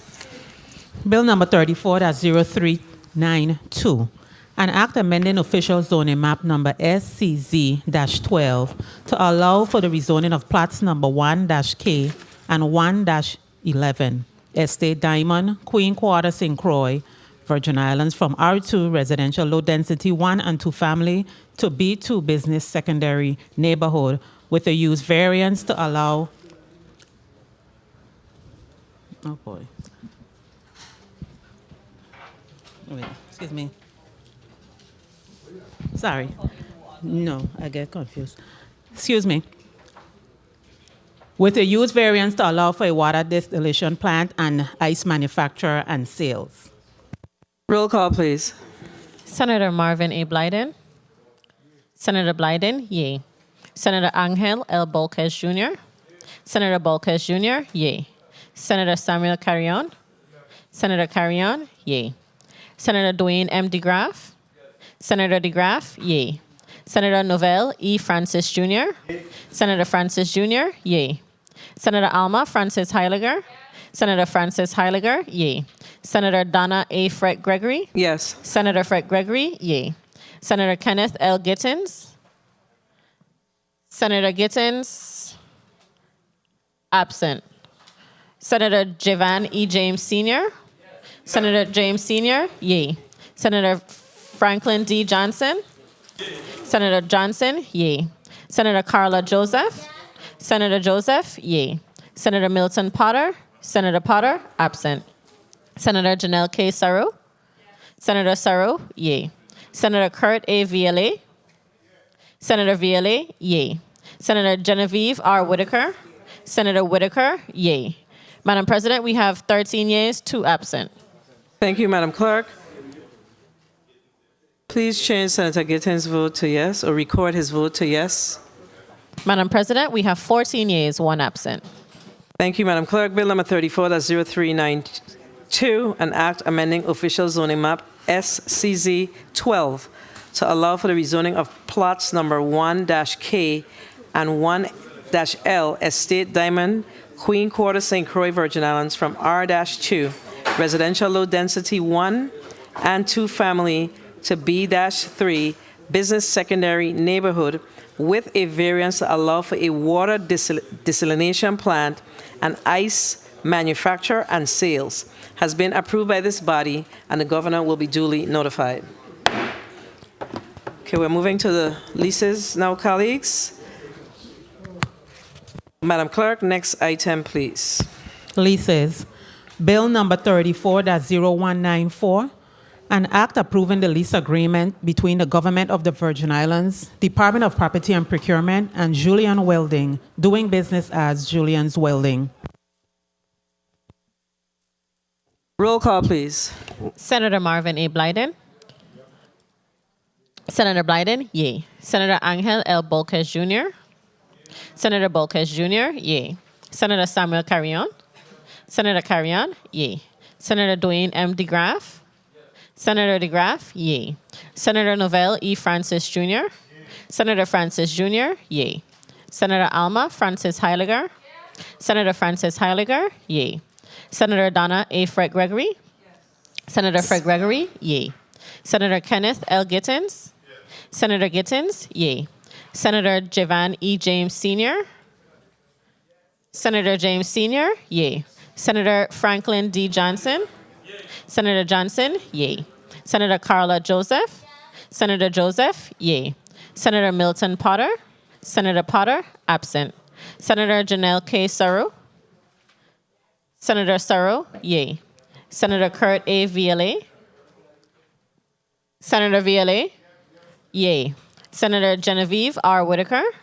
Senator Whitaker, yay. Madam President, we have 14 yeas, 1 absent. Thank you, Madam Clerk. Colleagues, I'm going to ask that we kind of tone it down just a little bit so I could remain focused, please. Bill number 34-0194, an act approving the lease agreement between the Government of the Virgin Islands, Department of Property and Procurement, and Julian Welding, doing business as Julian's Welding has been approved by this body, and the governor will be duly notified. Next item, please. Bill number 34-0275, an act approving the lease agreement between the Government of the Virgin Islands, Department of Property and Procurement, and Carib Trade Winds Lodge Number 17, Inc., District Number 8, for the purpose of conducting meetings, community outreach activities, feeding the homeless, mentoring youth, and for other related purposes. Roll call, please. Senator Marvin A. Blyden. Senator Blyden, yay. Senator Angel L. Bolquez Jr. Senator Bolquez Jr., yay. Senator Samuel Carrion. Senator Carrion, yay. Senator Dwayne M. DeGraff. Senator DeGraff, yay. Senator Novell E. Francis Jr. Senator Francis Jr., yay. Senator Alma Francis Heiliger. Senator Francis Heiliger, yay. Senator Donna A. Fred Gregory. Yes. Senator Fred Gregory, yay. Senator Kenneth L. Gittins. Senator Gittins, yay. Senator Javan E. James Sr. Senator James Sr., yay. Senator Franklin D. Johnson. Senator Johnson, yay. Senator Carla Joseph. Senator Joseph, yay. Senator Milton Potter. Senator Potter, absent. Senator Janelle K. Sarro. Senator Sarro, yay. Senator Kurt A. Viale. Senator Viale, yay. Senator Genevieve R. Whitaker. Senator Whitaker, yay. Madam President, we have 14 yeas, 1 absent. Thank you, Madam Clerk. Bill number 34-0275, an act approving the lease agreement between the Government of the Virgin Islands, Department of Property and Procurement, and Caribbean Trade Winds Lodge number 17, Inc., District number 8, for the purpose of conducting meetings, community activities, feeding the homeless, mentoring youth, and for other related purposes, has been approved by this body, and the governor will be duly notified. Next item, please. Bill number 34-0276, an act approving the lease agreement between the Government of the Virgin Islands, acting through its Commissioner of the Department of Property and Procurement, and Liberty Mobile USVI, Inc., for parcels number 6-4-1, Estate Carolina, number 1, Bayquarter, St. John, Virgin Islands, to develop, construct, operate, maintain, repair, replace, and upgrade a wireless communication facility and for other related purposes. Roll call, please. Senator Marvin A. Blyden. Senator Blyden, yay. Senator Angel L. Bolquez Jr. Senator Bolquez Jr., yay. Senator Samuel Carrion. Senator Carrion, yay. Senator Dwayne M. DeGraff. Senator DeGraff, yay. Senator Novell E. Francis Jr. Senator Francis Jr., yay. Senator Alma Francis Heiliger. Senator Francis Heiliger, yay. Senator Donna A. Fred Gregory. Senator Fred Gregory, yay. Senator Kenneth L. Gittins. Senator Gittins, yay. Senator Javan E. James Sr. Senator James Sr., yay. Senator Franklin D. Johnson. Senator Johnson, yay. Senator Carla Joseph. Senator Joseph, yay. Senator Milton Potter. Senator Potter, absent. Senator Janelle K. Sarro. Senator Sarro, yay. Senator Kurt A. Viale. Senator Viale. Senator Viale, yay. Senator Genevieve R. Whitaker. Senator Whitaker, yay. Madam President, 14 yeas, 1 absent. Thank you, Madam Clerk. Bill number 34-0276, an act approving the lease agreement between the Government of the Virgin Islands, acting through its Commissioner of the Department of Property and Procurement, and Liberty Mobile USVI, Inc., for parcel number 6-4-1, Estate Carolina number 1, Coral Bay, St. John, Virgin Islands, to develop, construct, operate, maintain, repair, replace, and upgrade a wireless communication facility and for other related purposes, has been approved by this body, and the governor will be duly notified. Next item, please. Bill number 34-0278, an act approving the lease agreement between the Government of the Virgin Islands, acting through the Commissioner of the Department of Property and Procurement, and on the level doing business as OTL Mechanical for the leasing of parcels number 69, Submarine Base, number 4, Southside Quarter, St. Thomas, Virgin Islands. Roll call, please. Senator Marvin A. Blyden. Senator Blyden, yay. Senator Angel L. Bolquez Jr. Senator Bolquez Jr., yay. Senator Samuel Carrion. Senator Carrion, yay. Senator Dwayne M. DeGraff. Senator DeGraff, yay. Senator Novell E. Francis Jr. Senator Francis Jr., yay. Senator Alma Francis Heiliger. Senator Francis Heiliger, yay. Senator Donna A. Fred Gregory. Senator Fred Gregory, yay. Senator Kenneth L. Gittins. Senator Gittins, yay.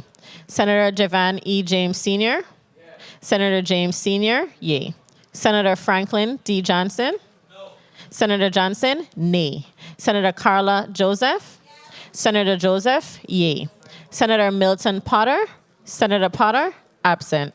Senator Janelle K. Sarro. Senator Sarro, yay. Senator Kurt A. Viale. Senator Viale, yay. Senator Genevieve R. Whitaker. Senator Whitaker, yay. Madam President, we have 13 yeas, 1 nay, 1 absent. Thank you, Madam Clerk. Bill number 34-0278, an act approving the lease agreement between the Government of the Virgin Islands, acting through the Commission of the Department of Property and Procurement, and on the level doing business as OTL Mechanical for the leasing of parcel number 69, Submarine Base, number 4, Southside Quarter, St. Thomas, Virgin Islands, has been approved by this body, and the governor will be duly notified. Next item, please. Bill number 34-0346. An act, Sorry, go ahead. an act approving the lease agreement between the Government of the Virgin Islands and Twin City Cricket Association, Inc. for remainder parcel number 23, Estate Vicor Plan, formerly known as Upper Bethlehem and Friedensburg, King Quarter, St. Croix, Virgin Islands, for a cricket facility and other related activities. Roll call, please. Senator Marvin A. Blyden. Senator Blyden, yay. Senator Angel L. Bolquez Jr. Senator Bolquez Jr., yay. Senator Samuel Carrion. Senator Carrion, yay. Senator Dwayne M. DeGraff. Senator DeGraff, yay. Senator Novell E. Francis Jr. Senator Francis Jr., yay. Senator Alma Francis Heiliger. Senator Francis Heiliger, yay. Senator Donna A. Fred Gregory. Yes. Senator Fred Gregory, yay. Senator Kenneth L. Gittins. Senator Gittins, yay. Senator Javan E. James Sr. Senator James Sr., yay. Senator Franklin D. Johnson. Senator Johnson, yay. Senator Carla Joseph. Senator Joseph, yay. Senator Milton Potter. Senator Potter, absent. Senator Janelle K. Sarro. Senator Sarro, yay. Senator Kurt A. Viale. Senator Viale, yay. Senator Genevieve R. Whitaker. Senator Whitaker. Senator Whitaker, yay. Madam President, 14 yeas, 1 absent. Thank you, Madam Clerk. Bill number 34-0346, an act approving the lease agreement between the Government of the Virgin Islands and Twin City Cricket Association, Incorporated, for remainder parcel number 23, Estate Vicor Land, futurely known as Upper Bethlehem and Friedensburg, King Quarter, St. Croix, it's formerly known as Upper Bethlehem and Friedensburg, King's Quarter, St. Croix, Virgin Islands, for a cricket facility and other related activities, have been approved by this body, and the governor will be duly notified. Next item, please. Bill number 34-0353, an act approving the grant of easement over parcels number 11, remainder, Estate Dorothea, number 6, Great Northside Quarter, St. Thomas, Virgin Islands, from the Government of the Virgin Islands, acting through the Virgin Islands Department of Property and Procurement, to Leslie Phipps. Roll call, please. Senator Marvin A. Blyden. Senator Blyden, yay. Senator Angel L. Bolquez Jr. Senator Bolquez Jr., yay. Senator Samuel Carrion. Senator Carrion, yay. Senator Dwayne M. DeGraff. Senator DeGraff, yay. Senator Novell E. Francis Jr. Senator Francis Jr., yay. Senator Alma Francis Heiliger. Senator Francis Heiliger, yay. Senator Donna A. Fred Gregory. Yes. Senator Fred Gregory, yay. Senator Kenneth L. Gittins. Senator Gittins, yay. Senator Javan E. James Sr. Yes. Senator James Sr., yay. Senator Franklin D. Johnson. Yay. Senator Johnson, yay. Senator Carla Joseph. Yes. Senator Joseph, yay. Senator Milton Potter. Senator Potter, absent. Senator Janelle K. Serro. Senator Serro, yay. Senator Kurt A. Viale. Senator Viale, yay. Senator Genevieve R. Whitaker. Senator Whitaker, yay. Madam President, 14 yeas, 1 absent. Thank you, Madam Clerk. Bill number 34, that's 0356. I gotta give me a little break here, please, please. Bill number 34, that's 0356, an act approving the lease agreement between the Government of the Virgin Islands, acting through the Commissioner of the Department of Property and Procurement, and the Virgin Islands Resource Center for the Disabled, Inc., for an improved portion of parcel number 75, Conprincess Gata, Conprincess Quarter, St. Thomas, Virgin Islands, has been approved by this body, and the governor will be duly notified.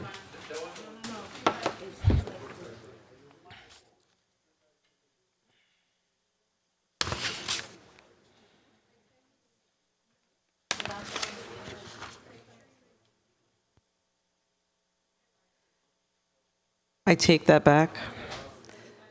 Bill number 34, that's 0353, an act approving the grant of easement, parcel number 11, Remainder Estate Doratier, number 6, Great Northside Quarter, St. Thomas, Virgin Islands, from the government of the Virgin Islands, acting through the Virgin Islands Department of Property and Procurement, to Leslie Phillip, has been approved by this body, and the governor will be duly notified. Next item, please.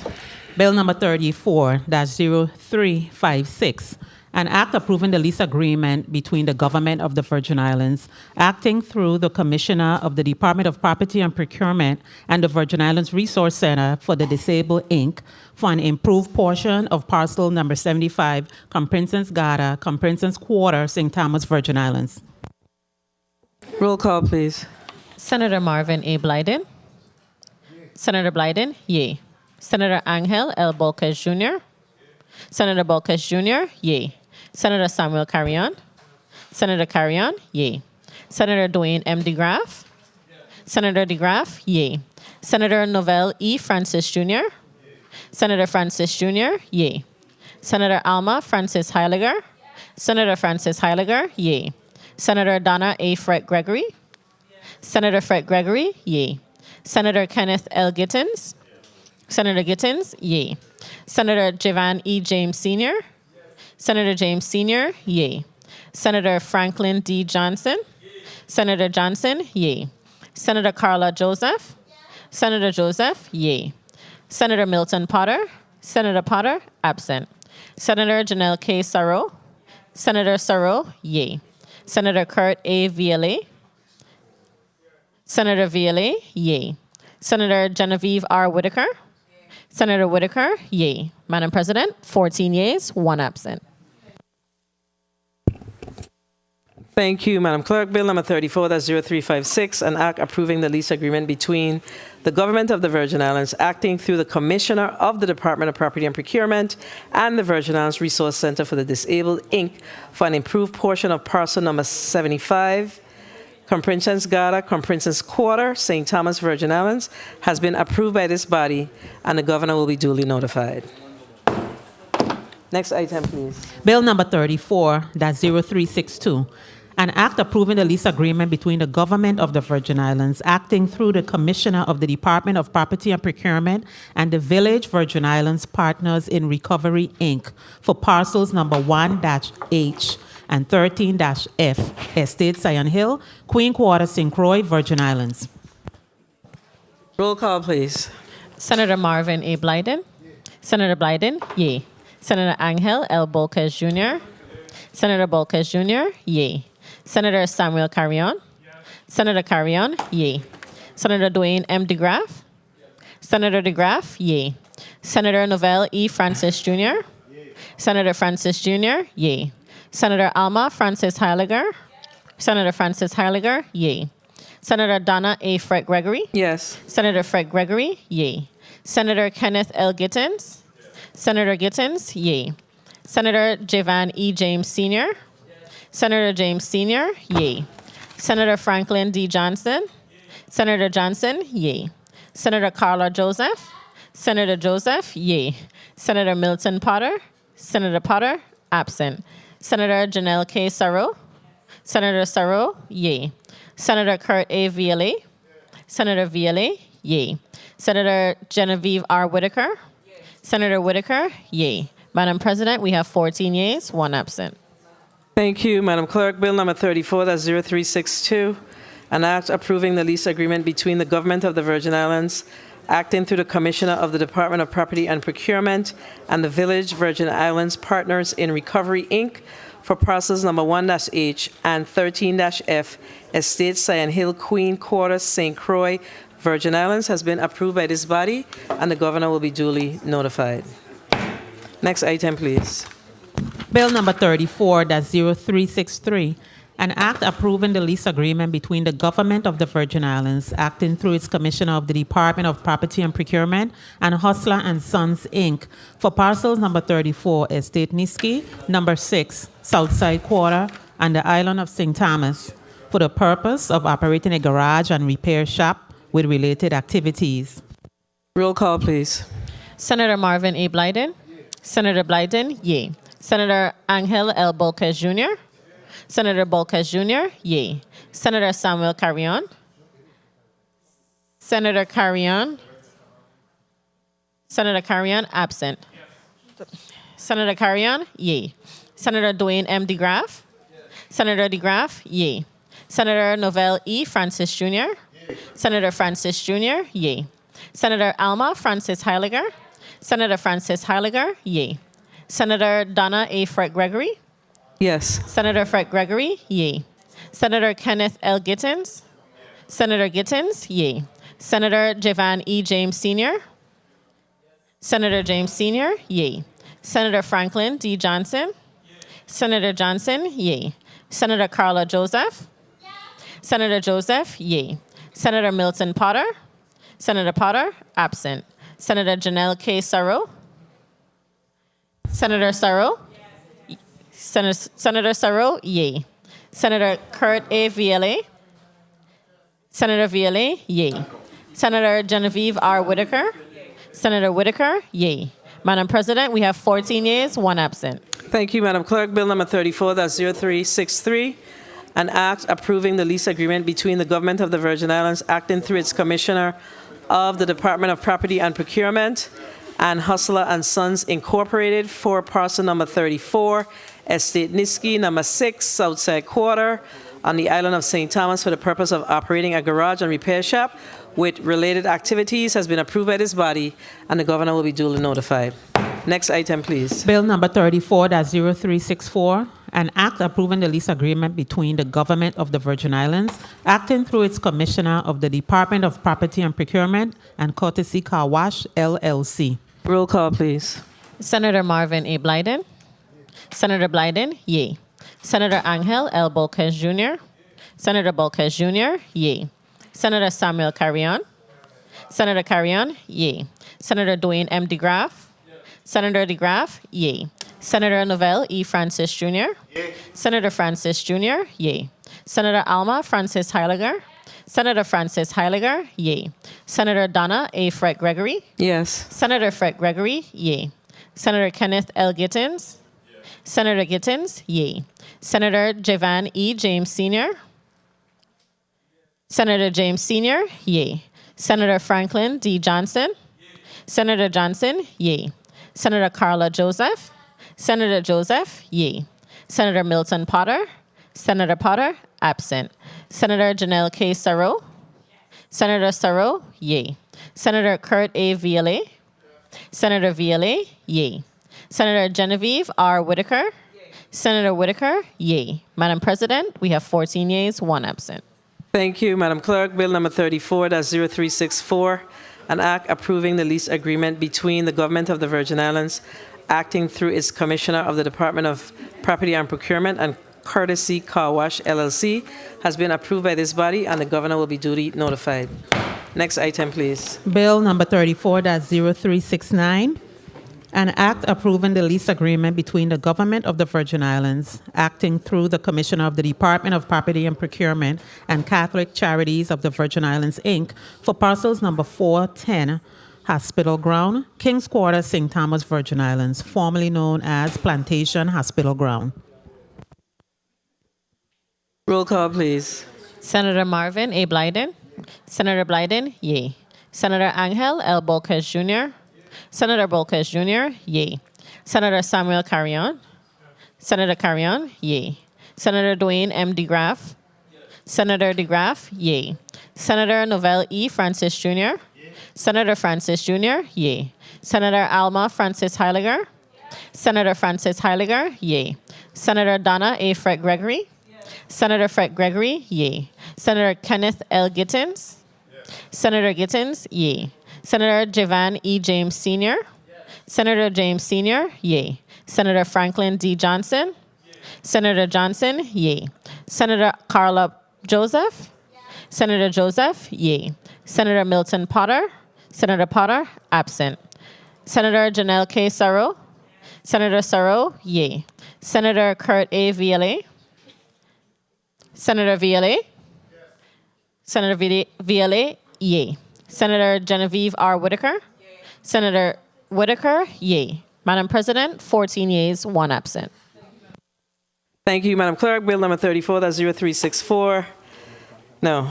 Thank you, Madam Clerk. Bill number 34-0369, an act approving the lease agreement between the Government of the Virgin Islands, acting through the Commission of the Department of Property and Procurement, and Catholic Charities of the Virgin Islands, Incorporated, for parcel number 410, Hospital Ground, Kings Quarter, St. Thomas, Virgin Islands, formerly known as Plantation Hospital Ground, has been approved by this body, and the Governor will be duly notified.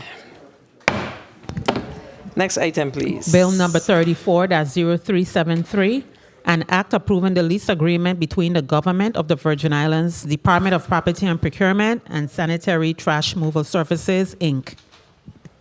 Roll call, please. Senator Marvin A. Blyden. Senator Blyden, yay. Senator Angel L. Bolquez Jr. Senator Bolquez Jr., yay. Senator Samuel Carrion. Senator Carrion, yay. Senator Dwayne M. DeGraff. Senator DeGraff, yay. Senator Novell E. Francis Jr. Senator Francis Jr., yay. Senator Alma Francis Heiliger. Yes. Senator Francis Heiliger, yay. Senator Donna A. Fred Gregory. Yes. Senator Fred Gregory, yay. Senator Kenneth L. Gittins. Senator Gittins, yay. Senator Javan E. James Sr. Senator James Sr., yay. Senator Franklin D. Johnson. Senator Johnson, yay. Senator Carla Joseph. Senator Joseph, yay. Senator Milton Potter. Senator Potter, absent. Senator Janelle K. Sarro. Senator Sarro, yay. Senator Kurt A. Viale. Senator Viale. Senator Viale, yay. Senator Genevieve R. Whitaker. Yay. Senator Whitaker, yay. Madam President, 14 yeas, 1 absent. Thank you, Madam Clerk. Bill number 34-0373, an act approving the lease agreement between the Government of the Virgin Islands, Department of Property and Procurement, and Sanitary Trash Removal Services, Inc. has been approved by this body, and the Governor will be duly notified.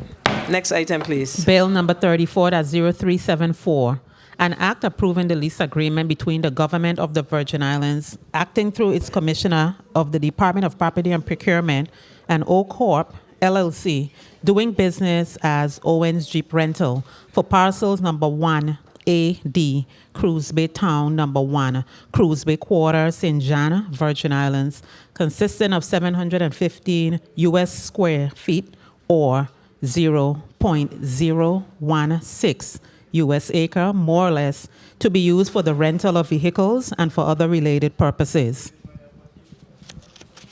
Roll call, please. Senator Marvin A. Blyden. Senator Blyden, yay. Senator Angel L. Bolkes Jr. Senator Bolkes Jr., yay. Senator Samuel Carrion. Senator Carrion, yay. Senator Dwayne M. DeGraff. Senator DeGraff, yay. Senator Novell E. Francis Jr. Senator Francis Jr., yay. Senator Alma Francis Heiliger. Senator Francis Heiliger, yay. Senator Donna A. Fred Gregory. Yes. Senator Fred Gregory, yay. Senator Kenneth L. Gittins. Senator Gittins, yay. Senator Javan E. James Sr. Senator James Sr., yay. Senator Franklin D. Johnson. Senator Johnson, yay. Senator Carla Joseph. Senator Joseph, yay. Senator Milton Potter. Senator Potter, absent. Senator Janelle K. Sarro. Senator Sarro, yay. Senator Kurt A. Viale. Senator Viale, yay. Senator Genevieve R. Whitaker. Senator Whitaker, yay. Madam President, 14 yeas, 1 absent. Bill number 34, that's 0374, an act approving the lease agreement between the government of the Virgin Islands, acting through its commissioner of the Department of Property and Procurement, and O Corporation, LLC, doing business as Owens Jeep Rental for parcel number 1, AD Cruise Bay Town, number 1, Cruise Bay Quarter, St. John, Virgin Islands, consisting of 715 U.S. square feet or 0.016 U.S. acre, more or less, to be used for the rental of vehicles and for other related purposes, has been approved by this body, and the governor will be duly notified. Next item, please. Bill number 34-0381, an act approving the lease agreement between the government of the Virgin Islands, acting through its commissioner of the Department of Property and Procurement, and Janice Enterprise, LLC, doing business as Love City Barbecue and Grill, for parcels number 307, Cruise Bay Town, Cruise Bay Quarter, St. John, Virgin Islands, which includes a 1-story building situated on approximately 2,641.09 U.S. square feet or 0.06 U.S. acre, more or less, of improved land to be used to operate a mobile bar and grill and for other related purposes. Roll call, please. Senator Marvin A. Blyden. Senator Blyden, yay. Senator Angel L. Bolkes Jr. Senator Bolkes Jr., yay. Senator Samuel Carrion. Senator Carrion, yay. Senator Dwayne M. DeGraff. Senator DeGraff, yay. Senator Novell E. Francis Jr. Senator Francis Jr., yay. Senator Alma Francis Heiliger. Senator Francis Heiliger, yay. Senator Donna A. Fred Gregory. Yes. Senator Fred Gregory, yay. Senator Kenneth L. Gittins. Senator Gittins, yay. Senator Javan E. James Sr. Senator James Sr., yay. Senator Franklin D. Johnson. Senator Johnson, yay. Senator Carla Joseph. Senator Joseph, yay. Senator Milton Potter. Senator Potter, absent. Senator Janelle K. Sarro. Senator Sarro, yay. Senator Kurt A. Viale. Senator Viale, yay. Senator Genevieve R. Whitaker. Senator Whitaker, yay. Madam President, we have 14 yeas, 1 absent. Thank you, Madam Clerk. Bill number 34-0381, an act approving the lease agreement between the government of the Virgin Islands, acting through its commissioner of the Department of Property and Procurement, and Janice Enterprise, LLC, doing business as Love City Barbecue and Grill for parcel number 307, Cruise Bay Town, Cruise Bay Quarter, St. John, Virgin Islands, which includes a 1-story building situated on approximately 2,641.09 U.S. square feet or 0.06 U.S. acre, more or less, of improved land to be used to operate a mobile bar and grill and for other related purposes, has been approved by this body and will be forwarded to the the governor will be duly notified. Next item, please. Bill number 34-0384, an act approving the lease agreement between the government of the Virgin Islands, acting through the commissioner of the Department of Property and Procurement, and Christiansted Harbor Resort Hotel and Marina, LLC, for Patterson K, specifically improved plot number 1, and improve Plat Number 2 with all buildings and improvements located in Christiansted Harbor, St. Croix, Virgin Islands. Roll call, please. Senator Marvin A. Blyden. Senator Blyden, yay. Senator Angel L. Bolkes Jr. Senator Bolkes Jr., yay. Senator Senator Samuel Carrion. Senator Carrion, yay. Senator Dwayne M. DeGraff. Senator DeGraff, yay. Senator Novell E. Francis Jr. Senator Francis Jr., yay. Senator Alma Francis Heiliger. Senator Francis Heiliger, yay. Senator Donna A. Fred Gregory. Yes. Senator Fred Gregory, yay. Senator Kenneth L. Gittins. Senator Gittins, yay. Senator Javan E. James Sr. Senator James Sr., yay. Senator Franklin D. Johnson. Senator Johnson, yay. Senator Carla Joseph. Senator Joseph, yay. Senator Milton Potter. Senator Potter, absent. Senator Janelle K. Sarro. Senator Sarro, yay. Senator Kurt A. Viale. Senator Viale, yay. Senator Genevieve R. Whitaker. Senator Whitaker, yay. Madam President, we have 14 yeas, 1 absent. Thank you, Madam Clerk. Bill number 34, that's 0384, an act approving the lease agreement between the Government of the Virgin Islands acting through the Commissioner of the Department of Property and Procurement and Christiansted Harbor Resort Hotel and Marina, LLC for Protestant Key, specifically improved Plot Number 1 and improved Plot Number 2, with all buildings and improvements located in Christiansted Harbor, St. Croix, Virgin Islands, has been approved by this body, and the governor will be duly notified. Next item, please. Bill number 34-0385, an act approving the lease agreement between the Government of the Virgin Islands, acting through its Commissioner of the Department of Property and Procurement and StarTime Technology Center, Inc., for a portion of parcel number 2A, Crystal Gata, Queens Quarter, St. Thomas, for the purpose of operating a community technology learning and training center and for other related purposes. Roll call, please. Senator Marvin A. Blyden. Senator Blyden, yay. Senator Angel L. Bolkes Jr. Senator Bolkes Jr., yay. Senator Samuel Carrion. Senator Carrion, yay. Senator Dwayne M. DeGraff. Senator DeGraff, yay. Senator Novell E. Francis Jr. Senator Francis Jr., yay. Senator Alma Francis Heiliger. Senator Francis Heiliger, yay. Senator Donna A. Fred Gregory. Yes. Senator Fred Gregory, yay. Senator Kenneth L. Gittins. Senator Gittins, yay. Senator Javan E. James Sr. Senator James Sr., yay. Senator Franklin D. Johnson. Senator Johnson, yay. Senator Carla Joseph. Senator Joseph, yay. Senator Milton Potter. Senator Potter, absent. Senator Janelle K. Sarro. Senator Sarro, yay. Senator Kurt A. Viale. Senator Viale, yay. Senator Genevieve R. Whitaker. Senator Whitaker, yay. Madam President, 14 yeas, 1 absent. Thank you, Madam Clerk. Bill number 34-0385, an act approving the lease agreement between the Government of the Virgin Islands acting through its Commissioner of the Department of Property and Procurement and StarTime Technology Center, Incorporated, for a portion of parcel number 2A, Crystal Gata, Queens Quarter, St. Thomas, for the purpose of operating a community technology learning and training center and for other related purposes, has been approved by this body, and the governor will be duly notified. Colleagues, we have dispense of the nominees, resolutions, zoning map amendments, and most of our leases. Senator Sarro, you're recognized for your motion.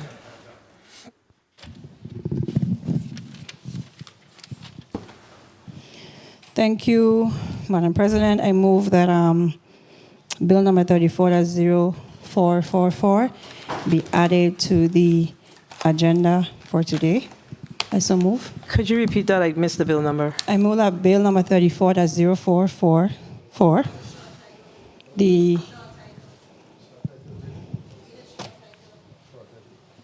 I'll read a short title in my point of information. But I move that Bill number 34-0444 be added to today's agenda. I so move. Objection. Senator Saro, I'm going to ask that you restate your motion because we need to get the clear short title of the bill so we could know what you're asking us to support or not support this afternoon, please. So can you please restate your motion?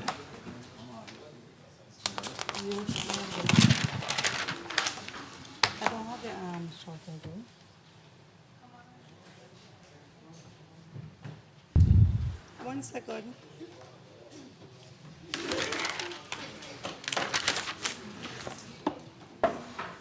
You wait for me? Thank you. Okay, good now. I move that Bill number 34-0344, an act amending Title 5, Chapter 314, Section 3731, at sequence of the Virgin Islands Code to expunge the criminal records of persons convicted for marijuana-related offenses and crimes be added to today's agenda. I so move.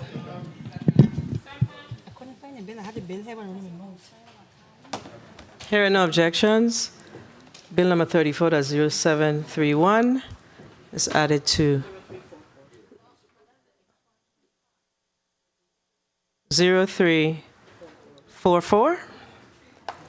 I could have swear I heard 0731. I could have sworn I heard that. I wrote it down. And it says 0371. You did in the second iteration. I said bill number 34-0344, and Okay. Here are no objections. Bill number 34-0344 will be added to the agenda.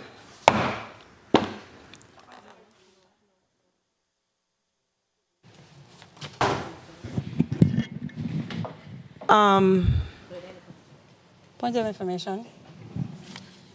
Senator Saro, you may proceed with your point of information.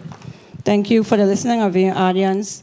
The expungement bill, which is bill number 34-0344, is a companion bill to the cannabis, adult use cannabis legislation. They were drafted together, and they were actually performed together as well. So they come as a pair, and I'm just adding it to the agenda because it was not on today's agenda. So I'm just adding so that we can, when we discuss it, both can be discussed at the same time. So that is the reason behind today's motion. Thank you, Senator Saro. Colleagues, we have dispensed of the nominees, the zoning map amendments, and leases. Session will recess to prepare to dissolve into Committee of the Whole to receive testimony on 3 measures, and the measures are not in front of me. Bill number 34-0345. I want to be clear. Bill number 34-0345.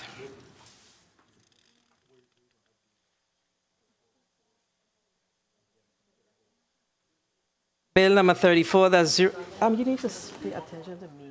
I'm trying to get the bill numbers. 034, that's 0153, and 0370. The session stands in recess for 5 minutes.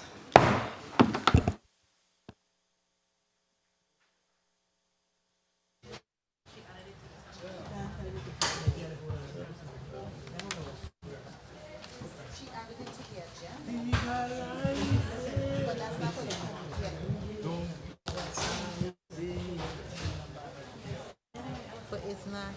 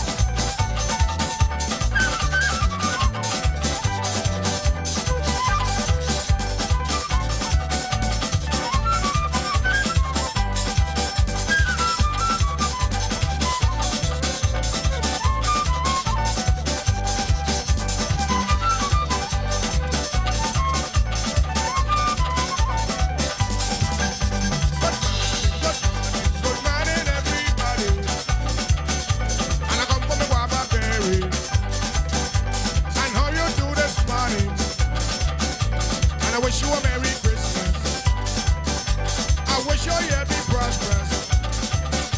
And I wish you a happy new year. So a compliment to the season. I ain't come for no other reason.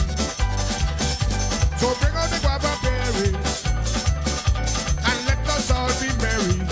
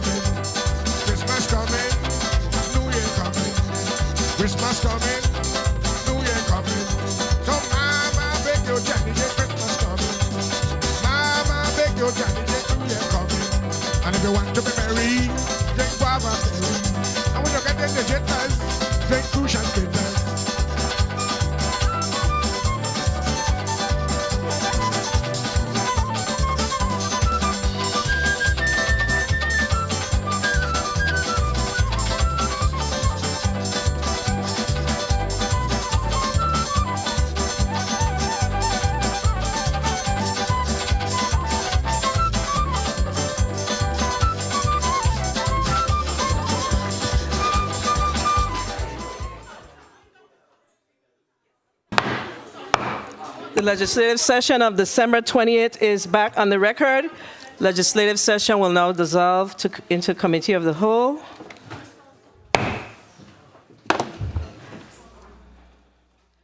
Colleagues, we are now into committee of the whole.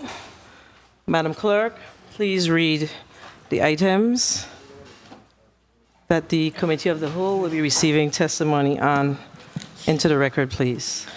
Bill number 34-0345, an act amending Title 19 Virgin Islands Code by adding Chapter 34A to expand the legalization of cannabis from medicinal use to include adult use cannabis.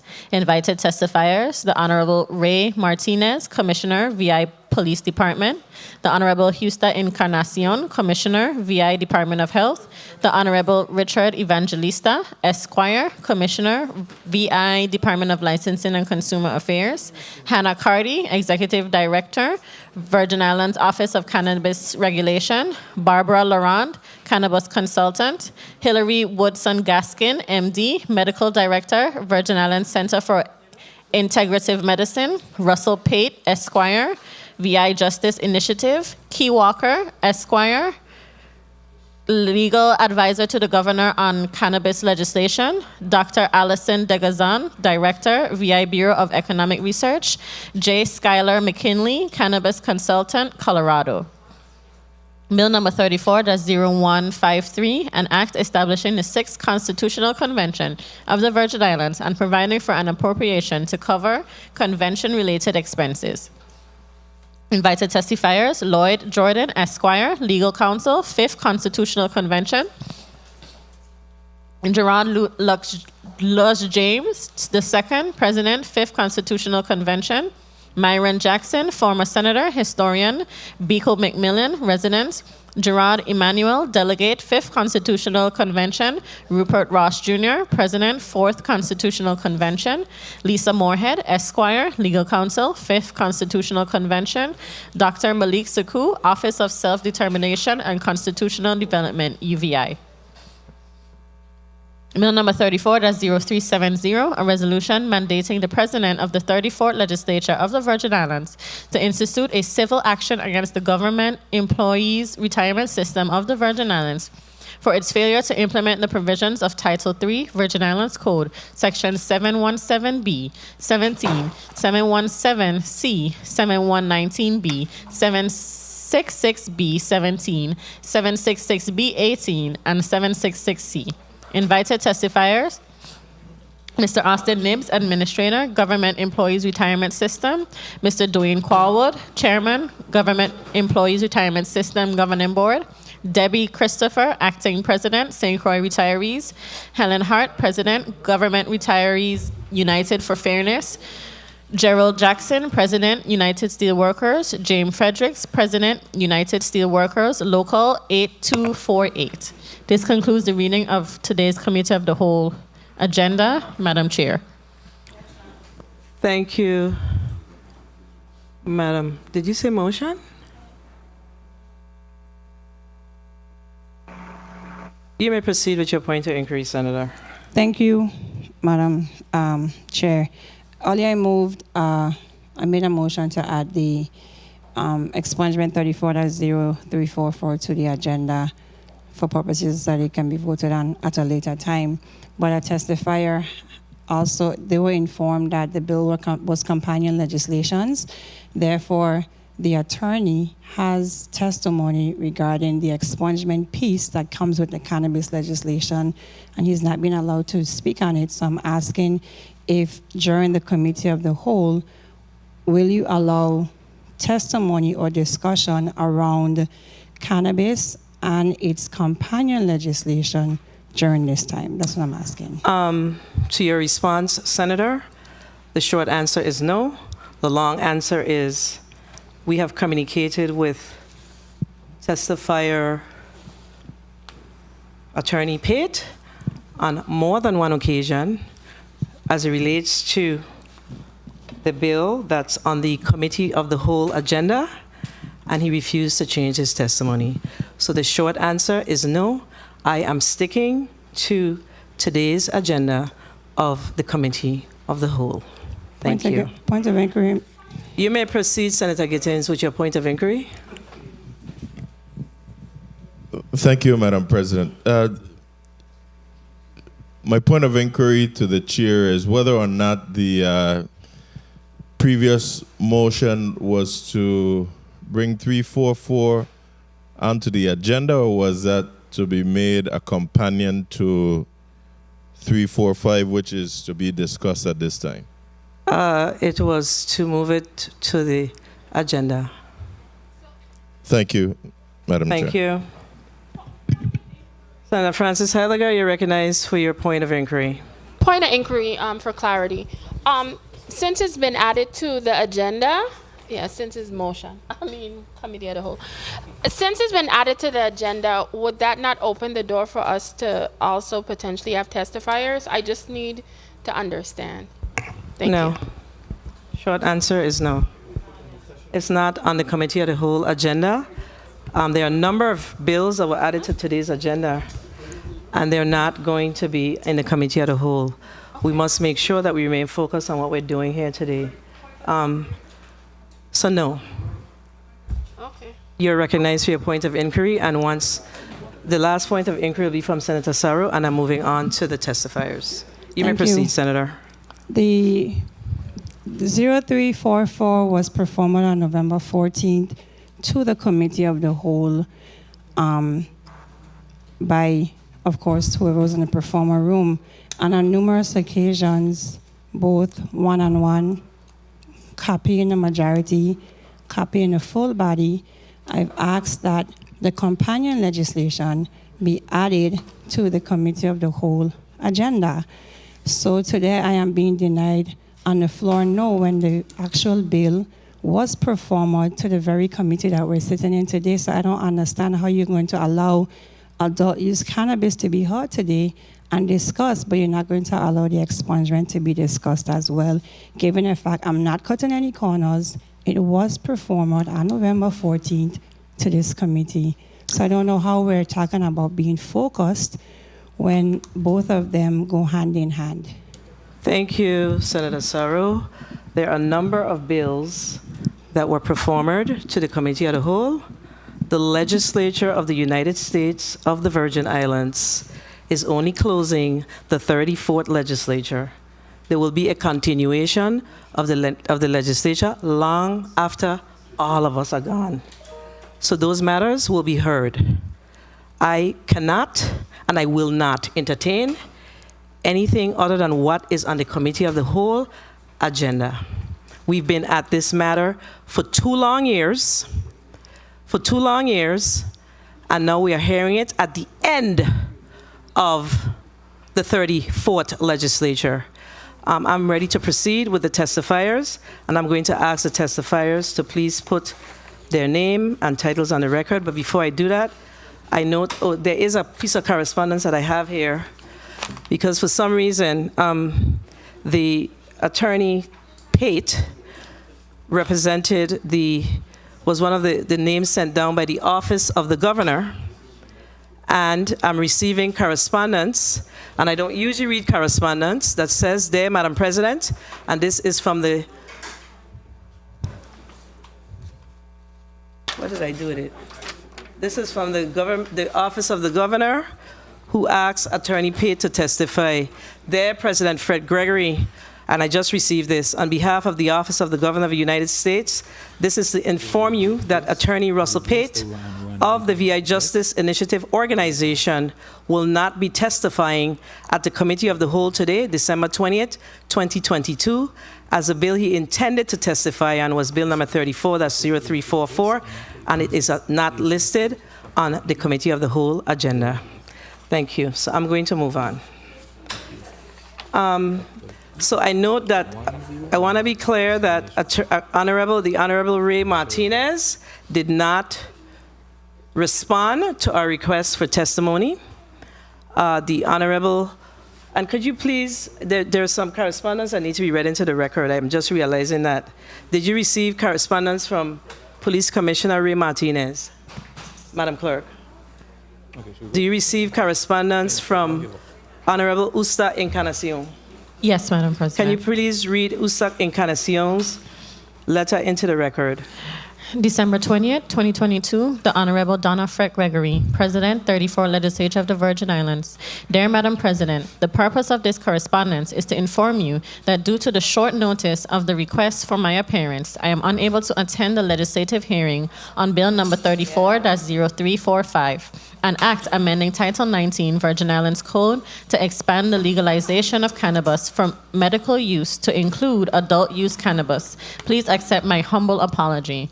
As the Chief Territorial Health Official, I attest to the VI Department of Health's commitment to ensuring the safety and health of our population. Our department stands ready to provide support to the Office of Cannabis Regulation, OCR. Respectfully, Justa E. Encarnacion, RN, BSN, MBA, HCM, Commissioner. That concludes the reading of Commissioner Encarnacion's correspondence. Thank you. I note that when I began the Committee of the Whole, when I dissolved into Committee of the Whole, we did not receive the testimony of Ms. Barbara Larand. Ms. Larand, I just got your internet access and I'm resending again, ma'am. could you please use the mic? I apologize. Good afternoon. As I said, I just got a working internet source and I'm hitting send again now. All right, thank you. So we're going to begin. I think everyone else is here. Let me start with the Honorable Richard Evangelista Esquire, Commissioner of the Department of Licensing and Consumer Affairs. Please put your name and title on the record. Good day, Madam President and Senators of the 34th Legislature. Richard Tomas Evangelista, Commissioner of the Department of Licensing and Consumer Affairs. Thank you. The Executive Director of the Virgin Islands Office of Cannabis Regulation, are you on Teams? That is Ms. Hannah Carty. Madam President, if I may, Ms. Carty is actually traveling. She submitted a letter to you earlier today. There was a death in her family and she had to fly out this morning. Yeah, I did not see a letter from her. She submitted testimony? We have not received a letter from her, just testimony. Dr. Alison Degazan, the Director of the Bureau of Economic Research, are you on Teams with us? Good morning. Good morning. Yes, I am here. Dr. Alison Degazan, Director, Bureau of Economic Research. Dr. Degazan, are you in the Virgin Islands? Because you're saying good morning and it's 4 o'clock.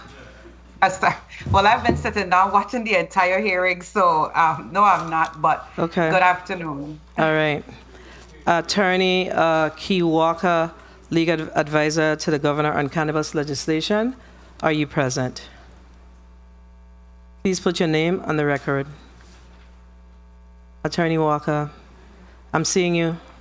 Not hearing you, St. Croix. We are unable to hear those that are in the chambers with us, in the committee room in St. Croix with us. Okay, we're going to move on until we could hear Attorney Kiwaka. J. Schuyler McKinley, Cannabis Consultant, Colorado. Are you on with us, J. Schuyler McKinley? We're unable to hear you. Can you unmute your device? Yeah, we're not hearing you. I don't know if it's your ear. Can you hear me now? Yes, I can.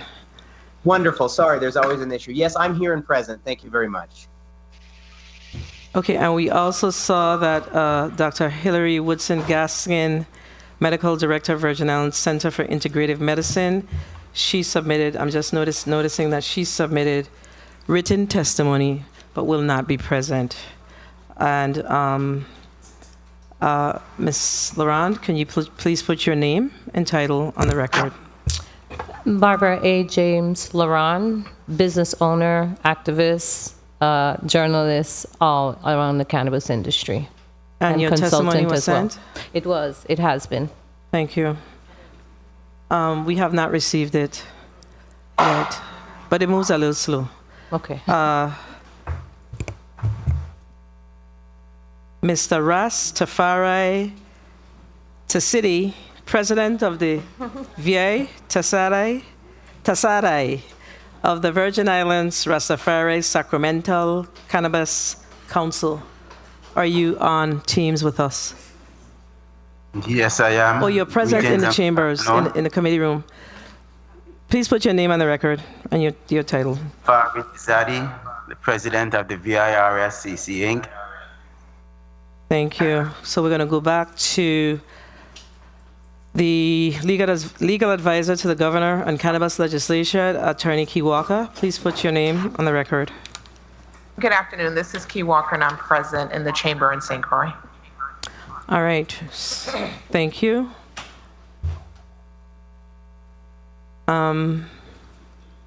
So we're going to begin. Colleagues, I'm not sure what your pleasure is. I'm not sure how long these testimonies are that were not that were submitted, but they're not present. So I have to look at those. But we're going to proceed with the Honorable Rich. Pardon? I proceed with the Honorable Richard Evangelista Esquire. You may proceed, Commissioner, with your testimony. Good day, Senate President. Hear me? Mic test 1 2 1 2. You good? Good day, Senate President Donna Fred Gregory, senators of the 34th Legislature of the United States Virgin Islands, and members of the listening and viewing audience. I am Richard Tomas Evangelista, Commissioner of the Department of Licensing and Consumer Affairs, herein referred to as DLCA. As Commissioner of DLCA, I have been part of numerous committee meetings, working group sessions, town hall meetings over the past 3 years regarding the governor's proposed legislation that would allow for adult use of cannabis in our territory. Mindful of the lessons learned from these experiences, I have reviewed the bill before you, Bill number 34-0345, with a careful eye towards the critical areas of regulation and enforcement. Today I am here to present testimony that outlines the problems I see with the regulatory structure of Bill number 34-0345 and describes a more sensible and workable approach that is embodied in the governor's proposed legislation. The primary problem with Bill number 34-0345 is that it leaves the current medicinal cannabis statute in place while adding on an entirely new regulatory structure for adult use. Having two different laws and sets of rules and regulations around legalized cannabis does not make sense from a regulatory point of view.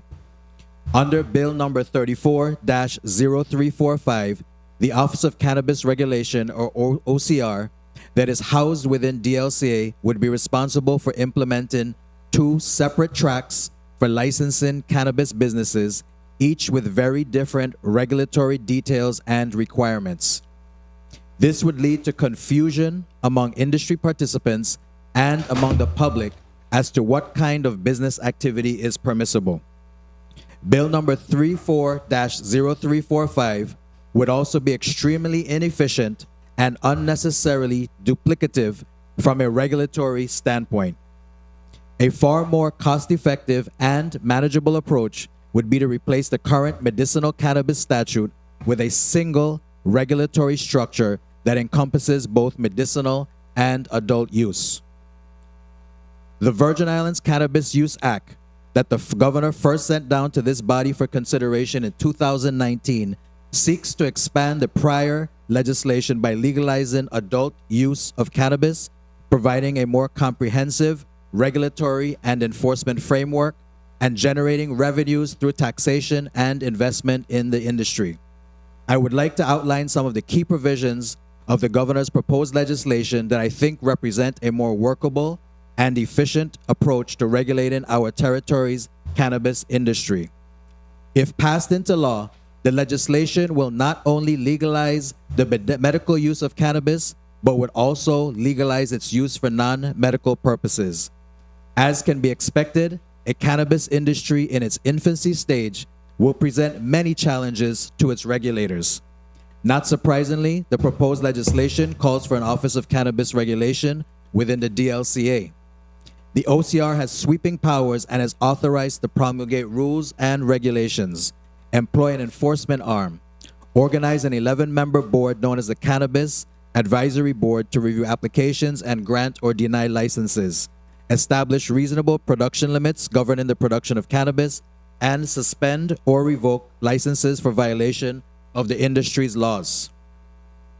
The Virgin Islands Cannabis Use Act mandates that all entities engaged in the growth, production, sale, and distribution of medical cannabis must first obtain certification from the Cannabis Advisory Board.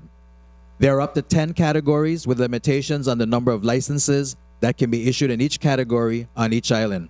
Some of the categories include cannabis cultivation license, cannabis manufacturing license, cannabis dispensary license, micro cultivation permit, medical cannabis permit resident, medical cannabis permit non-resident.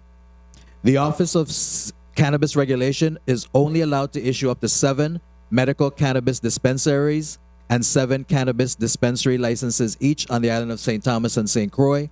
It can issue up to 12 cannabis manufacturing licenses on the island of St. Thomas and St. Croix, and the corresponding numbers on the island of St. John are 3, 5, and 7. The proposed legislation authorizes the OCR to issue licenses on a merit-based application process. Consequently, licenses will be awarded to persons with the highest application score for the specific license type and in the specific island being sought based on certain criteria set forth by the OCR. The criteria includes evidence of taxes paid, experience in operating a regulated business, security measures, criminal background, operating plans, and evidence of adequate capital and liquidity, among others. Once licenses are issued, a regulatory system to monitor and ensure compliance with all applicable laws must be put in place. The OCR has a regulatory framework in place outfitted with its enforcement officers to ensure compliance with industry laws. The OCR is also authorized to develop rules and regulations which must include an administrative hearing system. When violations in the industry occur, violators will be issued citations for various amounts based on the severity of the infraction. A citation is in effect an allegation that must be proven by way of evidence. This will no doubt require attorneys to prosecute cases on the OCR's behalf.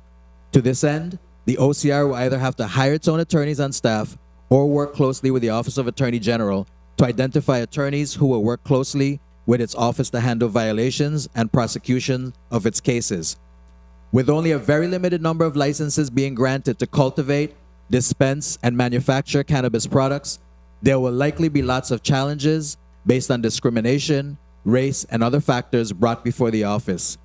When some applicants have been turned down, one can also expect that many of them will resort to producing their own cannabis for sale and or distribution via illegal means. Not only will this require an efficient and reliable enforcement presence, but will also require a robust legal system in place to handle such challenges. Due process is a constitutional requirement. The proposed legislation also makes provisions for the sacramental use of cannabis by members of religious groups that are registered as nonprofit organizations which have filed their articles of incorporation with the Virgin Islands Lieutenant Governor's Office. The proposed legislation also makes provision for 75% of all revenues derived from the cannabis industry to be channeled into the coffers of the government retirement system to keep it solvent. However, the 34th legislature has an opportunity to amend the legislation and direct the revenues to a different source, like mental health programs, since the Brian Roach administration and the members of the 34th legislature already addressed revenue shortfall of the GRS by passage of Act number 8540. Additionally, the proposed legislation has incorporated a new provision for the review of all cannabis marijuana possession convictions for potential expungement of their records by the Superior Court of the Virgin Islands. This is keeping in line with President Joe Biden's announcement on October 6, 2022, regarding the nation's federal marijuana policy. As part of his initiative, President Biden announced he would be working with U.S. Attorney General Merrick Garland to issue pardon certificates to those convicted of federal charges of simple possession of marijuana. President Biden also urged state governors to do the same, and I quote, "Just as no one should be in a federal prison solely due to the possession of marijuana, no one should be in a local jail or state prison for that reason either," end quote, President Biden said. Notwithstanding a few shortcomings that can easily be rectified after review and comments, the proposed legislation, if passed into law, will undoubtedly be a major economic driver for the Virgin Islands. With the opening of the various businesses to cultivate, dispense, and manufacture cannabis and cannabis products, the Virgin Islands will realize an infusion of well-needed revenues through various licensing fees, taxes, and fines. The industry will produce financial opportunities for many locals and will boost our tourism product. And most importantly, as testified to earlier, the Brian Roach administration, in collaboration with members of the 34th Legislature of the Virgin Islands, already addressed the cash-strapped government employees retirement system, so this body will have an opportunity to address other areas of government that need an infusion of revenue, like mental health programs.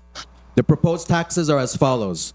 1. A cannabis dispensary shall levy a special tax of no less than 25% on all sales of cannabis items containing THC to any non-certified user without identification demonstrating their residency. Qualified patients with medical certifications who are residents of the territory and Sacramento use sales shall be exempt from such sales tax. A cannabis cultivation licensee shall pay a 50-cent sales tax per gram of cannabis cultivated on their licensed premises that are transferred to another licensee. In closing, we applaud Senator Janelle Sorrow for bringing forward Bill number 34-0345.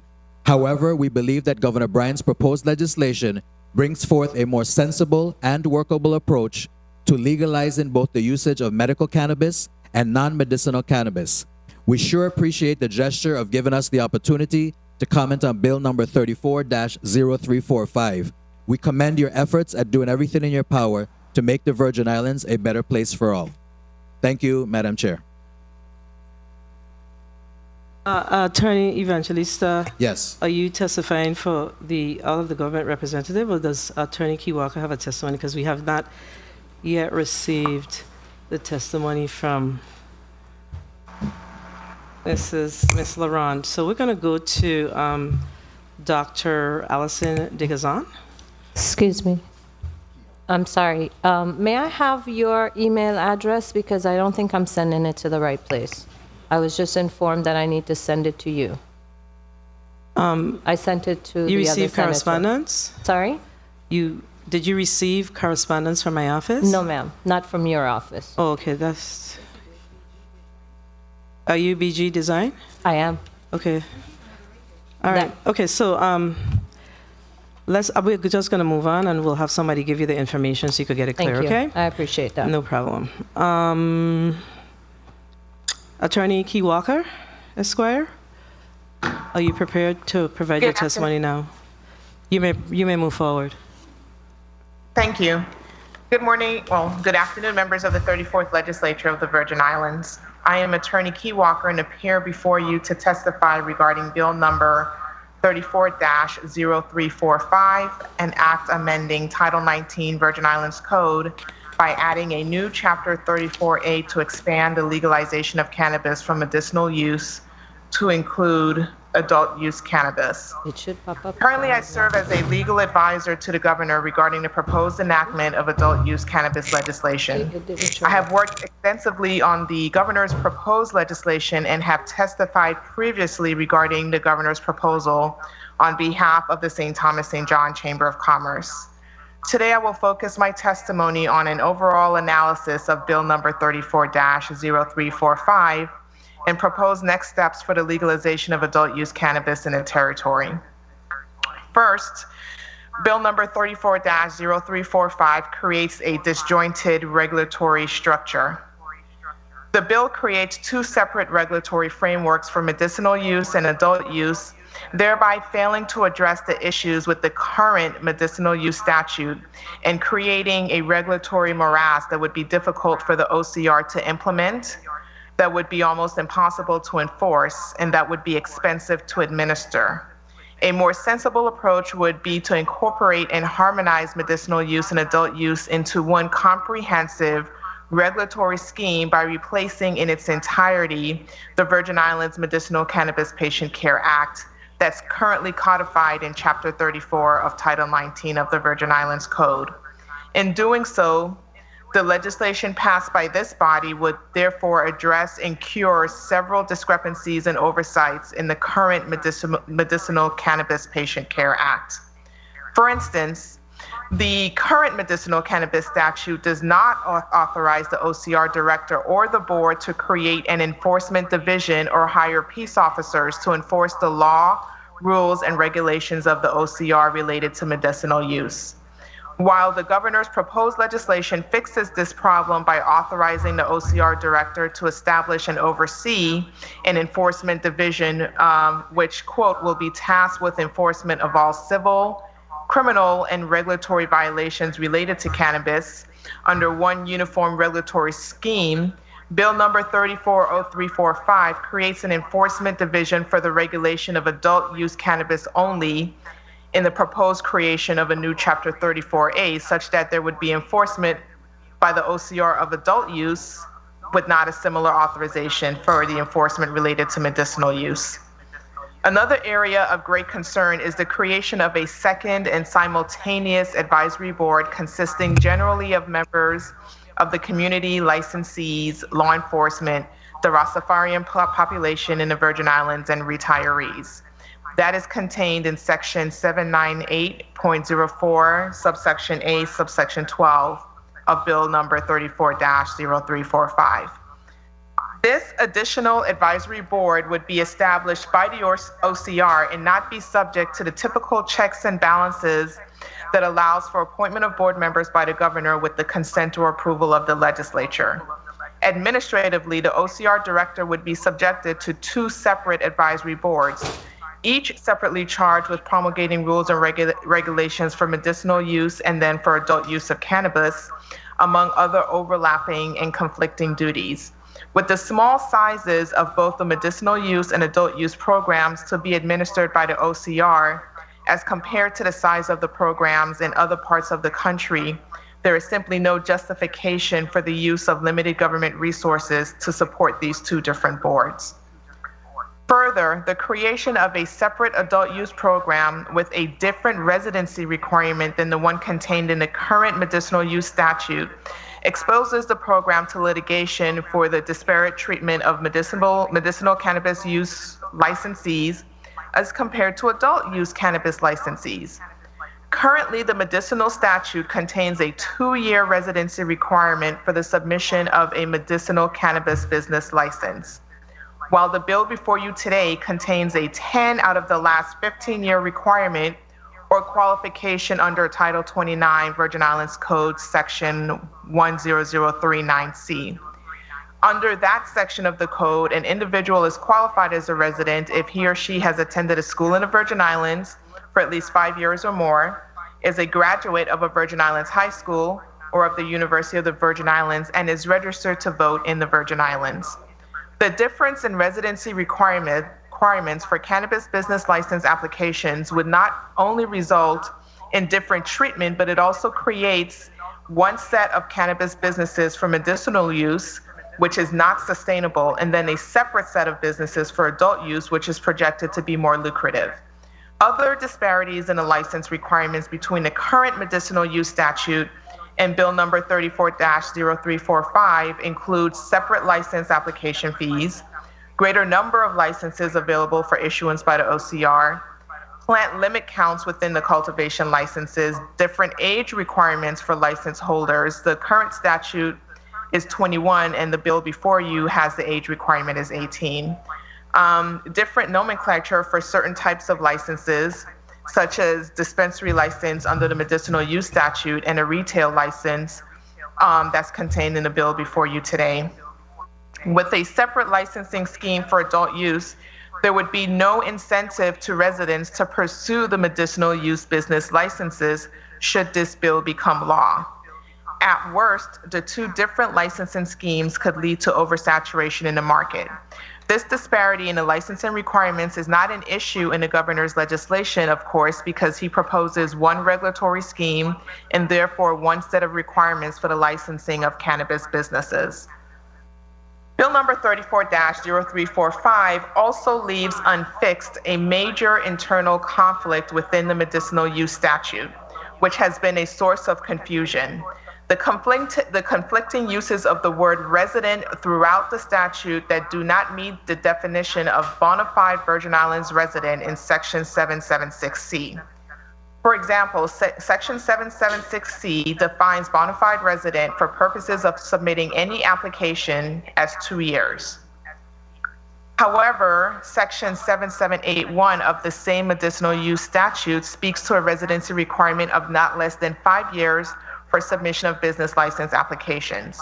As explained above, this internal conflict is cured by the governor's proposed single solitary licensing scheme, which provides one residency requirement for all license applications. However, this discrepancy would remain an issue under the current bill number that you are considering today. I have highlighted the primary concerns among the myriad concerns with the enactment of 2 different regulatory frameworks, one for medicinal use and one for adult use. However, there are additional serious concerns with Bill number 34-0345, some of which I will highlight briefly. The first is expungement. In a March 5th, 2020 article published by Forbes, it was reported that 8.2 million people in the country were arrested for marijuana law violations, of which 88% of those individuals were charged with simple possession of small amounts of marijuana only. While that number dropped to a little under 700,000 in 2018 after the legalization of marijuana use in various states, what has remained consistent is that people of color, particularly African Americans, were 4 times more likely to be arrested for marijuana violations, and in some states, 8 times more likely than white people. Similar disparities can be found in drug convictions. Drug convictions can result in a loss or inability to find housing, obtain funding for college, you lose the right to vote, the ability to obtain certain business licenses, including cannabis business licenses, and the inability to find or maintain employment. It is for these reasons that jurisdictions seeking to legalize cannabis should and must provide for simple and affordable means to expunge the records of those arrested, charged, and/or convicted of marijuana possession. It is the first step in restorative justice for those who have been disenfranchised by a marijuana arrest or conviction, and even opens the door to participation in the legal cannabis industry. Unfortunately, the process for obtaining an expungement can be difficult, expensive, and lengthy. Currently in the Virgin Islands, there are already provisions allowing for the expungement of records via filing a petition with the Superior Court. That process requires the petitioner to submit a certified copy of his or her arrest, complaint, or information to the court, thereby incurring copy costs that vary depending on the size of the document. They must also submit a certified copy of his or her criminal history from the Virgin Islands Police Department at a cost of around $12. They must submit the actual petition to the court, which may be daunting for someone unfamiliar with filing legal documents, and they have to pay a filing fee of $75. There are also courier and mailing costs associated with filing any original documents and serving the Department of Justice. Attorneys in the Virgin Islands charge anywhere between $1,000 and $5,000 to file and process an expungement petition. In addition to the cost, there are delays associated with the current expungement process. By statute, the Department of Justice has 30 days to respond to the petition. If the department objects, the court is required to schedule a hearing. If the DOJ does not respond, the court may act on a petition or still schedule it for a hearing. An internal audit of the expungement petitions filed by my personal law office reveals that in the most recent 3 expungement petitions that I filed on behalf of defendants, the Department of Justice did not respond to the petitions, and the courts did not issue an expungement order until 7 months, 9 months, and a year and a half after a petition was filed.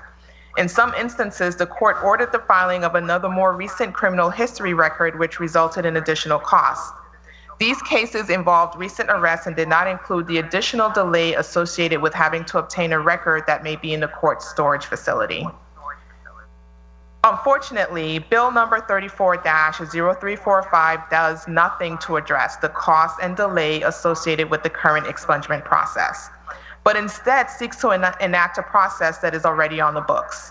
Under this bill, if enacted, and this would be the companion legislation, individuals would be subjected to the same process for expungement and may even miss out on the opportunity to participate in the legal cannabis industry if their records are not expunged before the deadline for submission of license applications under the current medicinal program or a forthcoming adult use program.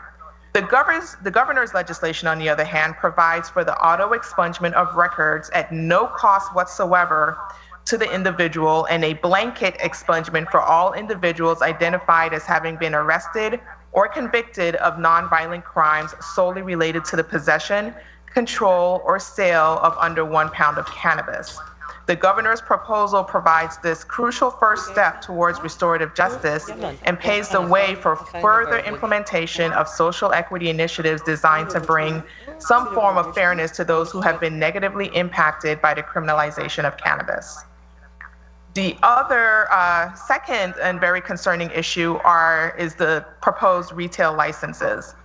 The dispensary license is anticipated to be the most sought after and profitable of the cannabis business licenses. There is no mention of a dispensary license in the bill before you, but it appears from the language that the retail license is the replacement for the dispensary license. The retail license is undefined in the bill, although the other license types are defined. It is also noticeably absent from the definition of license and licensee, thereby making it difficult to ascertain what the drafter envisions for this specific aspect of the cannabis industry.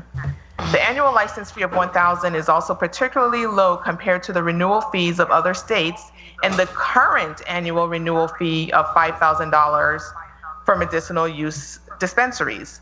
There is no explanation for this deviation in the bill summary or whereas clauses in the bill. The bill also contains no sourcing requirements from unaffiliated third parties, no sourcing requirements from micro-cultivators, and no prohibitions against sourcing all of a retailer or dispensary's product from its own cultivation. As such, it would allow a retailer to corner the market by cultivating all of its own product, thereby making it difficult for the smaller business person, the micro-cultivator, or even a slightly larger cultivator to obtain sales and grow their respective businesses. In addition, the retailer has the most interaction with the public as it is the last stop in the supply chain to the consumer and therefore should be subject to the most regulations. Bill number 34-0345 is scant on important operating requirements for dispensaries, such as hours of operation, acceptable forms of identification, daily limits on purchase amounts, and other typical requirements designed to protect the public from harm. Coupled with the lack of any personal possession limits in the bill, there is a huge potential for black market activity if appropriate safeguards are not included. Furthermore, Bill number 34-0345 includes a poorly defined temporary retail permit category that will pose numerous problems if enacted. The temporary retail permit, of which there may be up to 120 issued throughout the territory, according to page 28 of the bill, would presumably allow for temporary sales of cannabis at pop-up style locations. In addition to undercutting the sales of the regular cannabis retail licensees, this approach would be a regulatory enforcement and safety nightmare.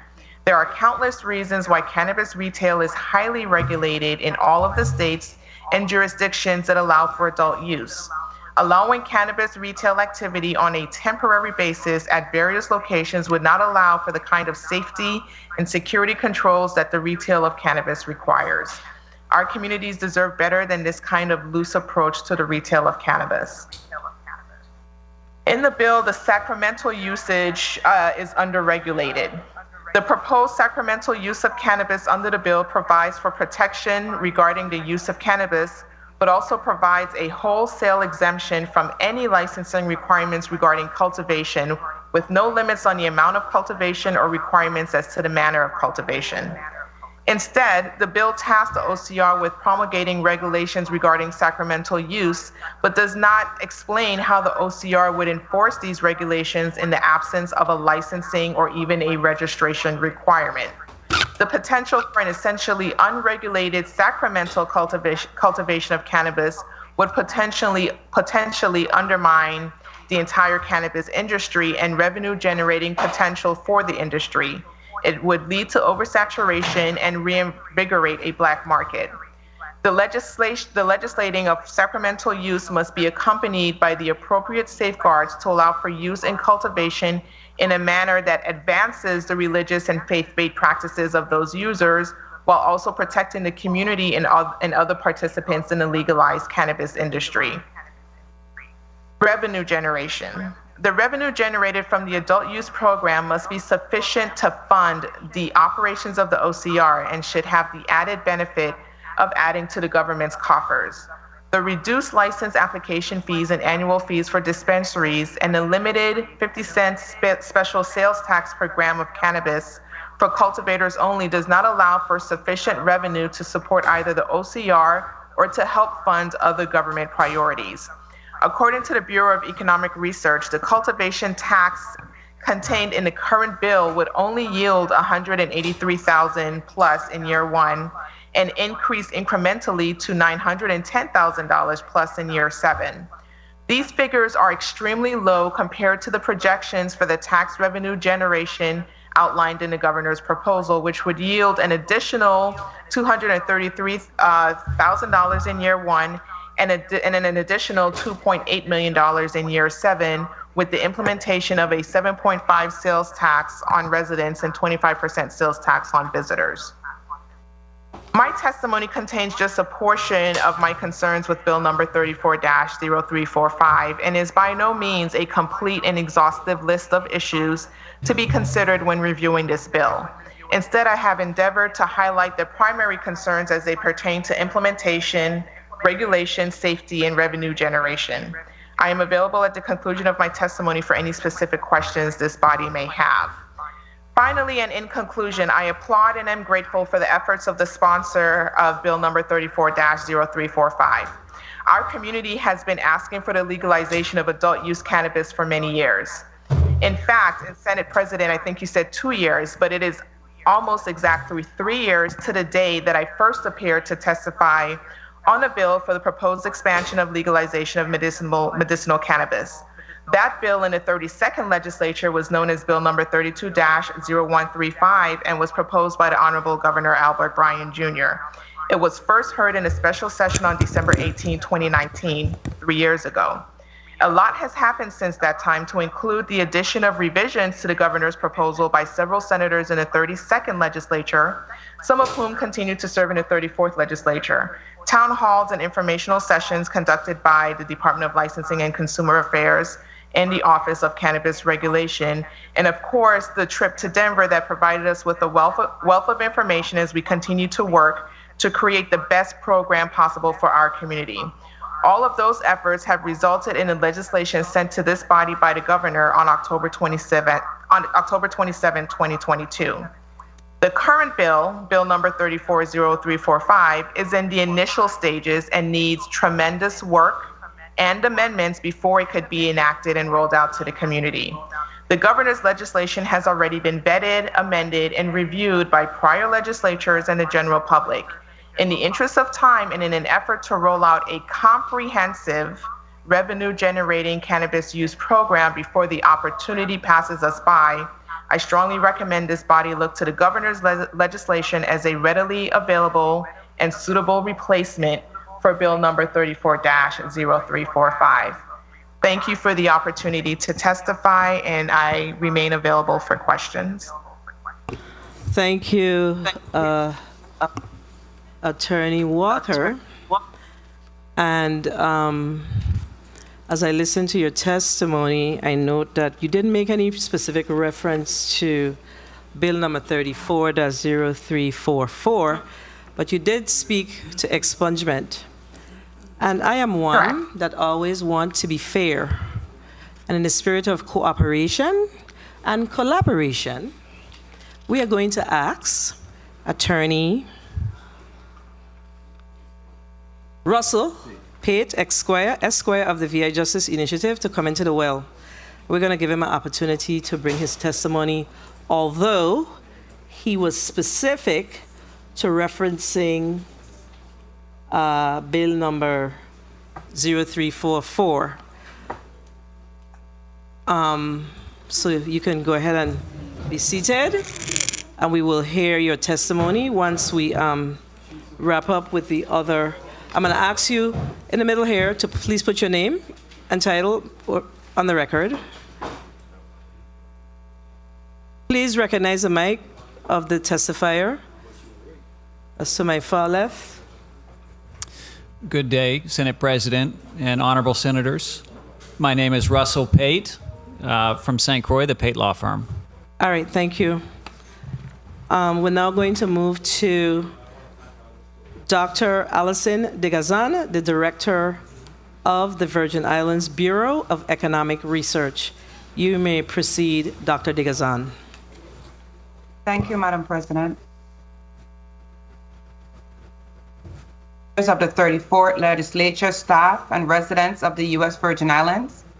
My name is Dr. Alison DeGazan, and I have the privilege of serving as Director of the Bureau of Economic Research, Office of the Governor. I am pleased to appear before the Committee of the Whole to present testimony on the potential economic impact of the adult use cannabis program. I commend Madam Chair and Senators for holding this hearing to receive input. Together we can build on this vital work so that when the USVI finally establishes a legalized market for cannabis, we will have enacted effective legislation that protects public safety while providing economic opportunities for our businesses and residents. Medical cannabis legislation. As you are well aware, in January 2019, after the 33rd Legislature of the Virgin Islands passed legislation permitting patients with a doctor's recommendation to use and possess up to 4 ounces of cannabis for the treatment of certain qualifying medical conditions, Governor Albert Brand signed into law the Virgin Islands Medical Cannabis Patient Care Act. The act establishes a system for licensing of cultivation and dispensaries and allows patients to cultivate up to 12 plants for personal use. Non-certified adult use legislation. In December 2019, Governor Albert Brand submitted a recreational cannabis amendment to the Virgin Islands Medical Cannabis Patient Care Act. The territory aims to move forward with a recreational, non-certified cannabis amendment to the Virgin Islands Medical Cannabis Patient Care Act. The amendment would allow anyone of age 21 or over to obtain a permit to purchase cannabis from a licensed dispensary. While the USVI resident population is small compared with other U.S. cannabis markets, the territory has the potential to build a robust legal cannabis industry relative to its size, driven by both resident non-certified participation as well as visitor cannabis consumption. By state, legal cannabis sales for both medical and recreational use in the U.S. were estimated to be worth between 16 and 19 billion in 2020, with recreational marijuana share roughly 60% and rising. Combined U.S. medical and recreational cannabis sales could reach 33 billion by the end of 2022, primarily driven by the opening of new adult use markets. 39 states, the District of Columbia, Puerto Rico, Guam, and the U.S. Virgin Islands have adopted laws allowing legal access to cannabis. And 21 states, the District of Columbia, the Commonwealth of the Northern Mariana Islands, and Guam have adopted laws legalizing cannabis for adult recreational use. Another 10 states and the U.S. Virgin Islands have decriminalized its use. The commercial distribution of cannabis has been legalized in all jurisdictions where possession has been legalized, except for D.C. Personal cultivation for recreational use is allowed in all of these jurisdictions except for Washington State and New Jersey. The proposals advanced by the governor and the legislature aim to provide economic opportunities by opening up retail opportunities. The territory's policymakers can wield considerable influence in shaping the industry's markets, structure, and economic opportunities to benefit the businesses and residents, and those who have disproportionately borne the adverse consequences of marijuana criminalization. This testimony provides an impact assessment of the USVI's potential cannabis industry in the context of the current proposed amendment, tax structures, and regulations. The projections being made are not definitive but are based on past economic performance indicators. USVI non-certified market projections. The U.S. Virgin Islands has a small population compared to the most U.S. state legal cannabis markets. The territory's estimated 2020 population of 87,146 includes an adult 21 and over population of 68,109 residents. In current U.S. legal markets, cannabis use tends to approach 7% of the population on average. In the current U.S. legal markets, okay, I repeated that. As legal cannabis markets mature, there's generally a higher acceptance rate and rates of use begin to rise. In 2019, California's use rate stood at 11.3% compared to 7.7% in 2014. And in Colorado, the rate of use stood at 16.5% compared to 13.1% in 2014. Thus, the USVI market model shows resident non-certified cannabis program participation reaching 7% over the first 3 years and peaking at 9% as the market matures. Additionally, the model or the study which I've incorporated, as you see throughout my testimony, the model discussed here also assumes steady growth of legal cannabis program participation among residents, specifically regarding the non-certified program. In contrast, resident medical and visitor non-certified will contribute roughly equal dollar amounts to legal cannabis retail sales. The revenue outlook. Estimating the potential tax revenue and economic impact of legalizing adult use marijuana over the next several years involves several assumptions about usage, prices, and the rise in adult use market share relative to the medical market. Across existing U.S. markets, the general trend is that the launch of an adult use cannabis program results in declining flat medical patient counts.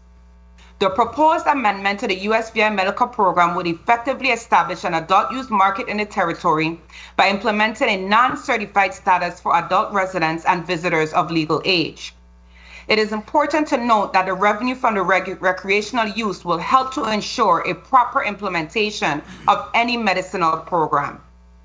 However, medical cannabis program participation usually involves higher average rates of consumption versus non-certified product consumption. The USVI revenue forecast assumes that medical market participation of 1.5%, slightly below the US state average of 1.95%, due to the simultaneous development of the USVI's adult non-certified program. Given the COVID-19 damaged economy, the economic and employment impacts of legalizing recreational use marijuana are significant. The proposed USVI legal cannabis market is forecast to generate retail sales of $24 million at maturity, which is 7 years. The most significant component of USVI legal cannabis sales is estimated to come from USVI resident non-certified revenue, roughly $13 million at the market maturity. Resident medical program revenues are projected to reach $5.5 million, with tourism bringing in slightly less at $5.3 million. However, tourist participation in the visitor non-certified cannabis program will generate more significant revenue in permit fees compared with USVI residents. Of the roughly $3 million in permit fees expected once the market reaches the full maturity of year 7, visitor fees will make up $2.8 million. The tax structure. The USVI legislature proposes a different tax treatment for each program: medical, resident, non-certified, and visitor non-certified consumers. The medical program will bear no sales or excise taxes. The resident non-certified program is anticipated to have a tax rate of 7.5%, and the visitor tax rate is outlined at 25%. The USVI tax structure would also include a cultivation tax of 50 cents per gram applied to the grower, and an additional gross tax of 5 cents per gram, equivalent applied to the retail sale. Estimated recreational use sales of $24 million at maturity, which again is 7 years, would generate an estimated $1 million for local governments in form of gross receipts and excise taxes. By the 5th year, cannabis economic activity would generate $8 million in additional local taxes. Employment. The economic effects of the cannabis market may be a combination of projected retail revenues, included ancillary services, related business activities, and additional revenues stemming from cannabis-related tourism. Cannabis industry employment includes those employed directly in the cannabis business, including retail stores, dispensaries, cultivation, infused product manufacturing operations, regular manufacturing, testing, delivery, cannabis hospitality. Ancillary cannabis jobs, security guards, real estate professionals, construction laborers, contractors, consulting, legal, advisory, or other business services also represent a significant proportion of overall employment. Markets reap additional benefits from spending by cannabis employees and auxiliary employees on housing, food, and entertainment. Based on market studies conducted for U.S. legal cannabis markets, a regulated U.S. Virgin Islands cannabis market could generate approximately 1,200 to 1,450 jobs, direct and auxiliary employment opportunities. The employment estimates include the following: 800 to 1,050 direct full-time employment positions, indirect employment of over 210 jobs, induced employment of approximately 185 jobs. The employment, income, and local tax of legalizing adult use cannabis will be more significant to the extent that leaders may make policy changes that encourage locally owned cannabis cultivators, processors, distributors, and dispensaries. Expanding access would also increase business ownership and employment opportunities for USVI residents. In addition, the measure would generate tax revenues to alleviate the current general fund deficit. Conclusion. This bill represents a thoughtful and effective measure in establishing a robust regulated recreational cannabis market. The administration looks forward to working with the legislation and all stakeholders to refine the bill. As necessary, it moves towards passage by this body. I appreciate the opportunity to testify in support of this bill, and I'm happy to answer any questions. Thank you, Madam Chair. Madam President. Thank you, Dr. Degazan. We're now going to move to J. Skylar McKinley, the cannabis consultant out of Colorado. You may proceed. Hi, good morning. Can you hear me? I think I've got my settings misconfigured. Hi, can you hear me? Sorry, I don't have any sound on my end. Can someone just confirm if you can hear me? You can? Great, thanks. Yes. Thank you, President Frank Gregory and senators, for the opportunity to speak with you today. It was an honor to meet with so many of you during your trip to Colorado last year, and I'm really delighted to get to continue that conversation today at your invitation. My name is Skylar McKinley. From 2014 through 2016, I served as the Deputy Director of the State of Colorado's Office of Marijuana Coordination. That office was a cabinet-level agency charged with implementing the laws, policies, regulations, and so on for Colorado's then new-to-the-world commercial marketplace for cannabis. We also worked regularly to refine the state's existing regime for medical cannabis. Through that work, I became convinced that cannabis legalization is a sound policy choice, but that how you legalize ultimately matters more than whether you legalize. I applaud this body for its considerable amount of time, attention, and thoughtful research regarding so many aspects of this necessarily complex enterprise. I can't tell you what is right for the U.S. Virgin Islands. I think it would be inappropriate for me to do so, but I'd be happy to share at any point what we've learned in Colorado, and note that I do so out of a belief in a duty to share good ideas across governments grappling with these challenging issues. I do not receive or seek compensation for this work. It really is just a laboratory of ideas that we try to encourage in U.S. democracy.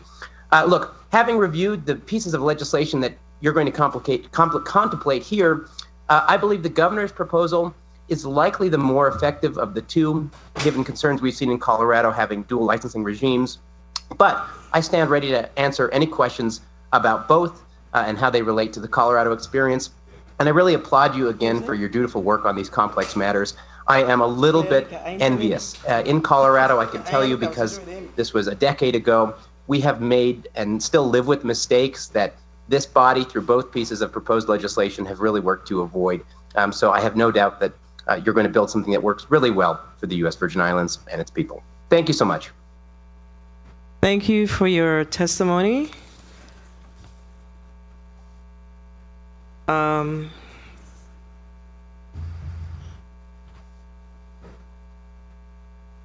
Commissioner Evangelista, can you please move forward with reading the testimony of the Executive Director of the Virgin Islands Office of Cannabis Regulation, Ms. Hannah Carty, please? Sure. And I quote, I'm going to read Director Carty's testimony. Good day, Senate President Donna Fred Gregory, senators of the 34th Legislature of the United States Virgin Islands, and members of the listening and viewing audience. My name is Hannah Carty, and I am the Executive Director of the Office of Cannabis Regulation, herein referred to as OCR. I regret that I will not be able to attend today's testimony as I am traveling to make arrangements for the death of a close family member. This first year of operations for the OCR has been a challenging one. We have worked diligently along the Cannabis Advisory Board to build the systems needed for a functional medical cannabis program.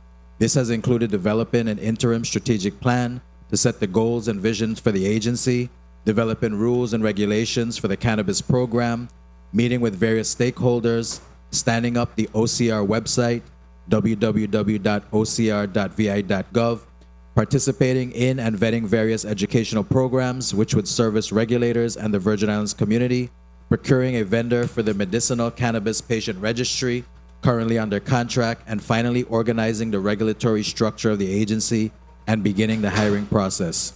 I have reviewed Bill number 34-0345 and would like to thank Senator Janelle Sarro for keeping cannabis at the forefront of the legislative conversation. However, there are a number of issues that must be addressed in the current medical cannabis statute. The current bill does nothing to address these concerns. I echo the concerns raised by Commissioner Richard Evangelista's testimony and endorse the recommendations given by him therein. I am available for questions or concerns that may come up today via email at hannah.carty@ocr.vi.gov. I have also attached legislative recommendations should this body wish to address concerns regarding the current Medicinal Care Patient Care Act of 2019. Thank you for giving us the opportunity to comment on Bill number 34-0345.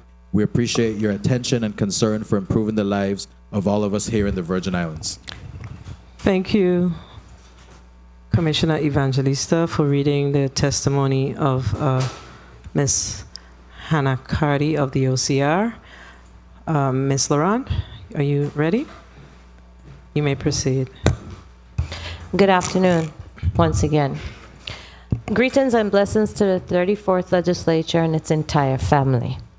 It is my honor to sit before the 34th legislative body, and as I've sat before the previous 7 legislative bodies, to educate our government and the private sector and the general community on the cannabis plants, its many uses, for industrial to medicinal to sacramental, and the hidden economic vitalization, when structured properly, it would offer to the people of this territory. And more importantly, the true opportunity to own what is rightfully theirs.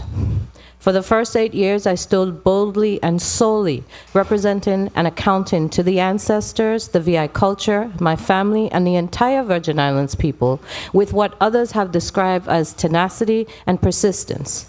I've worked to change this community from response from slamming doors, hanging up phones, and laughing at myself and anyone who dared to mention the adult use, sales, and or manufacturing of cannabis plants and its byproducts for any use.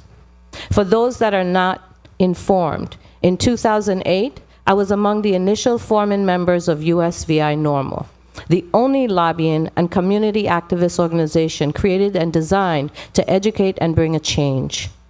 In 2009, I was one of 3 members from the community who flew to St. Croix to meet with the former Senator Positive E. Nelson, insisting that consideration and support be given to the change of our cannabis laws. Because of the USVI NORML's commitment, I, as president, worked 9 years tirelessly to move the community to a better informed body and expand the community's perspective of the economic strength this industry could and would offer. Be it through industrial, medicinal, adult use, or sacramental use. Because of the skepticism expressed by the community, I chose to spend 2 years, actually 2.5 years, on sabbatical leave, working in both Humboldt County, California industry from seed to sale and soil to oil. as well as with the indigenous farmers of Jamaica, providing consultation and structural insight for policies and to legalize ganja. I am the only cannabis journalist in the territory to host its own radio show, Cannabis 101, on Radio 1, AM 1000 on the dial, the voice of the Caribbean, as representative of the community and the voice that educated. I am elated. 14 years later, we are finally here. Those who have recently joined the discussion, or as we say in the Virgin Islands, Johnny come lately, I say welcome. And have one question for you. What is your interest? And have you considered those locals who have been disadvantaged? To those bona fide Virgin Islanders that have heed from the education, taken advantage of this opportunity, and opened their own businesses, a bigger welcome. And congratulations to those who exercise their legal rights to open businesses, supported or supporting the industry. As I review this bill, I note lines that should be better structured to allow the involvement and opportunity for the entire Virgin Islands community, such as a cap on 15 cannabis manufacturing licenses and a cap on 10 research and development licenses. There should be no cap. I'm available to discuss this detail as time permits. My focus and purpose for today's testimony is to ensure that the social equity structure for the bona fide Virgin Islands people. I present the conditions necessary to secure a social equity of the local Virgin Islands people. As our ancestor D. Hamilton Jackson has done, unionize cannabis workforces for the Virgin Islands people. The verbiage. The Commission shall require all applicants for cannabis licenses other than applicants issued a conditional license for any form of cannabis establishment or issued either a conditional or annual license for an establishment that is a microbusiness pursuant to subsections of this section, to submit an attestation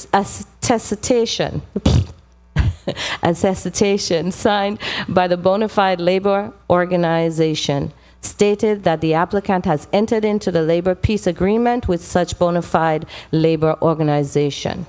The maintenance of the labor peace agreement with a bona fide labor organization by the legal licensed cannabis establishment other than establishments that is a microbusiness, shall be an ongoing material condition of the establishment's license. The submission of an attestation and maintenance of a labor peace agreement with a bona fide labor organization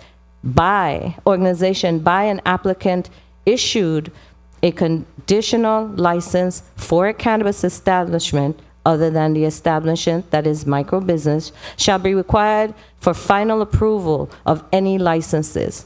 Failure to enter or to make good faith efforts to enter into a collective bargaining agreement within 200 days of the opening of the licensed cannabis establishment other than the establishment that is a microbusiness shall result in the suspension or revocation of the establishment's license. I thank you. Thank you, Ms. Laron, for your testimony. We're now going to ask Rastafari Tazadi to please present your testimony. Are you ready? Yes. You may proceed. Greetings and good afternoon to you, Senate President and the other legislators of the 34th Legislature. Greetings, my name is Tafari Tizadi, and I am the President of the VI Rastafari Sacramental Cannabis Council, Inc., which is a legal entity registered with the Lieutenant Governor's Office here in the Virgin Islands. The purpose of our organization is to help protect the rights of Rastafari people here in the Virgin Islands as it pertains to cannabis and any industry that would be established. We, the Rastafari people here in the Virgin Islands, have been persecuted demonized and incarcerated for using and cultivating cannabis. Our human rights have been violated for decades. The Religious Freedom Restoration Act of 1933 federal law, the Religious Liberty Protection Act of 1999, the United Declaration of Human Rights, Article 18, which shows that Rastafari has the right to uphold our spiritual and cultural practices, our ceremonies, as it pertains to the use of cannabis. Social equity and social justice is most important when it pertains to cannabis and any industry in the Virgin Islands.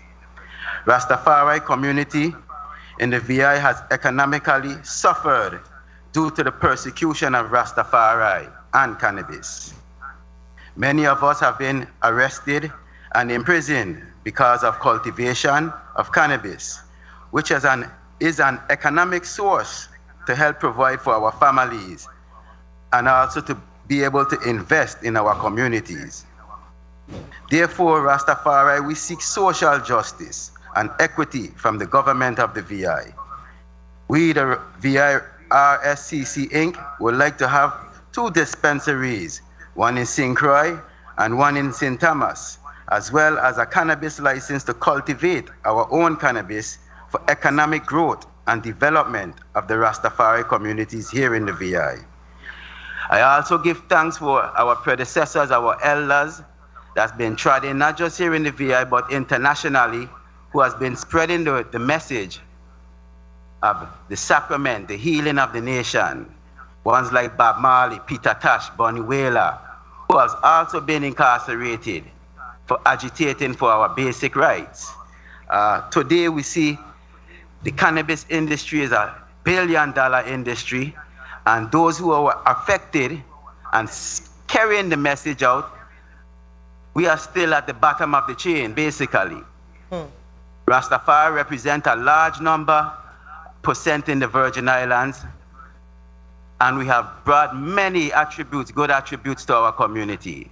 Not just music and culture, but pertaining to health as well. I know because of our liberty, we have influenced many of the people here of the use and the healings of cannabis. I think we as Rastafari people can offer much more to the Virgin Islands communities. Once given the right aid and guidance and restoration, many of us have lost our families because of incarceration. Seeing that our children now have no fathers, no stepdads, because the father, the breadwinner, was incarcerated. Therefore, we lost our families. Many of us came out of prisons, had a hard time just to get employment. Hard time going into schools back in the 70s because of your liberty as Rastafari, your faith. We also would like to see the government of the VI to also give an apology to the Rastafari people. The people of the Virgin Islands for the atrocities that we have faced here in the VI. This will truly be an act of social justice and equity for Rastafari people here in the VI.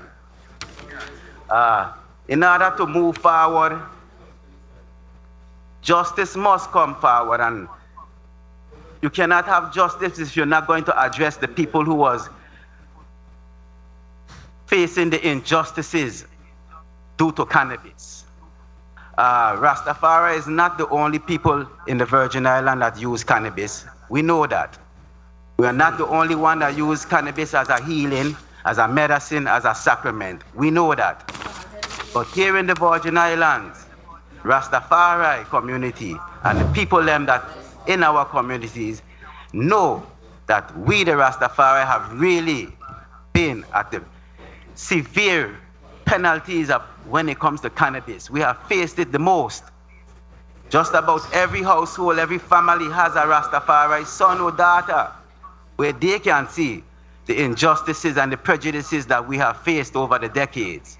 I only think it's fitting for an open apology, because we are one Virgin Islanders, and the legislators here today, your predecessors, the past legislatures, they did nothing to address this.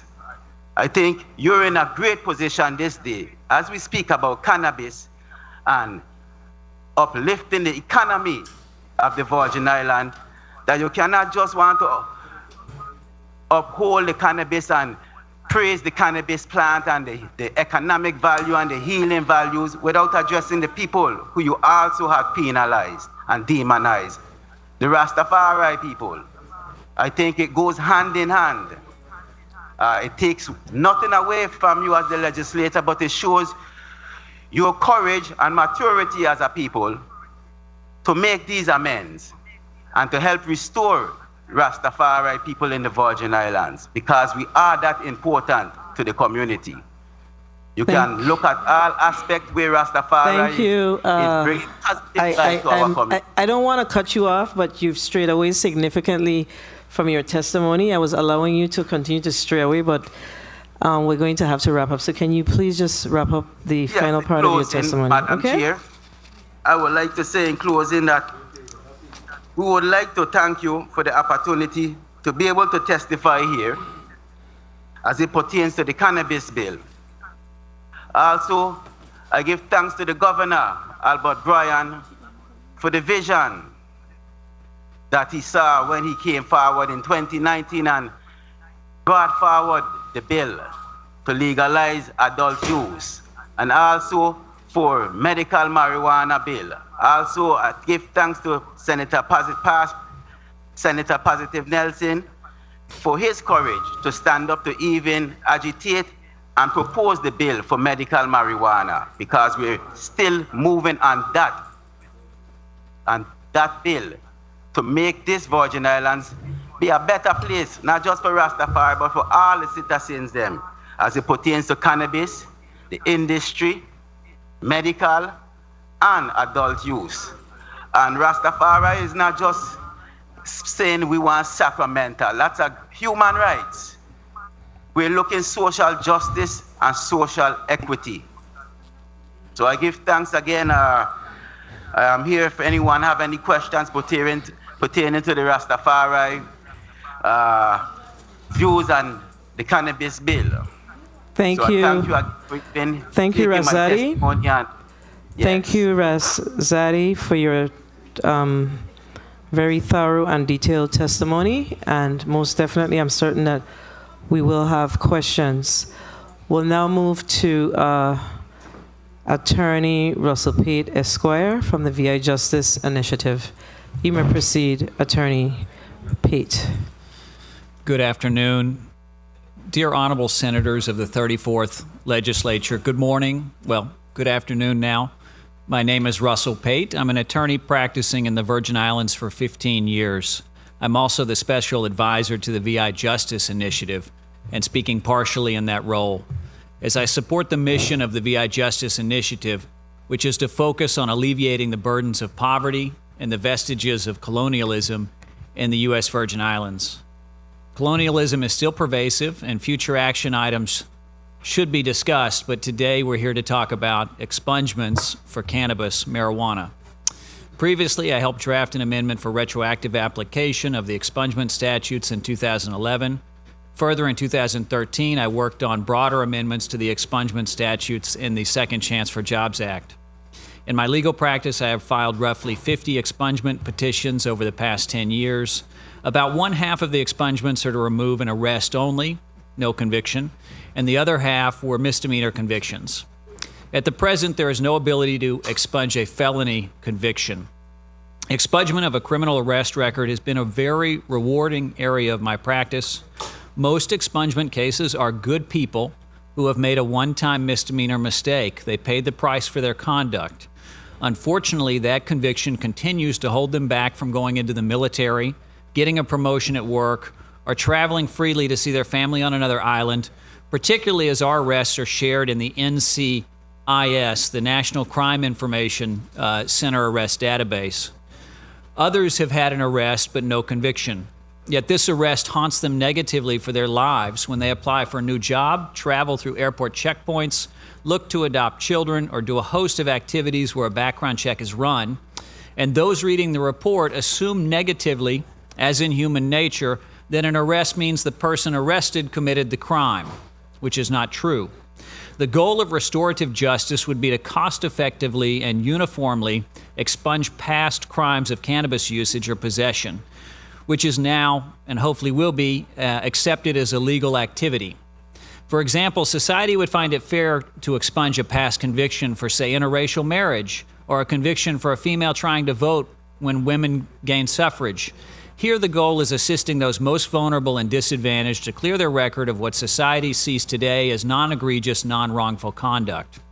I have reviewed the expungement provisions of Bill 34-0344 of November 14, 2022, as proposed by the Honorable Janelle Sarow. I've also reviewed the proposed bill, there's no number, by the governor, which seeks to expand the legalization of medical cannabis, which had expungement provisions. Bill 34-0344 has good intentions and is a step in the right direction.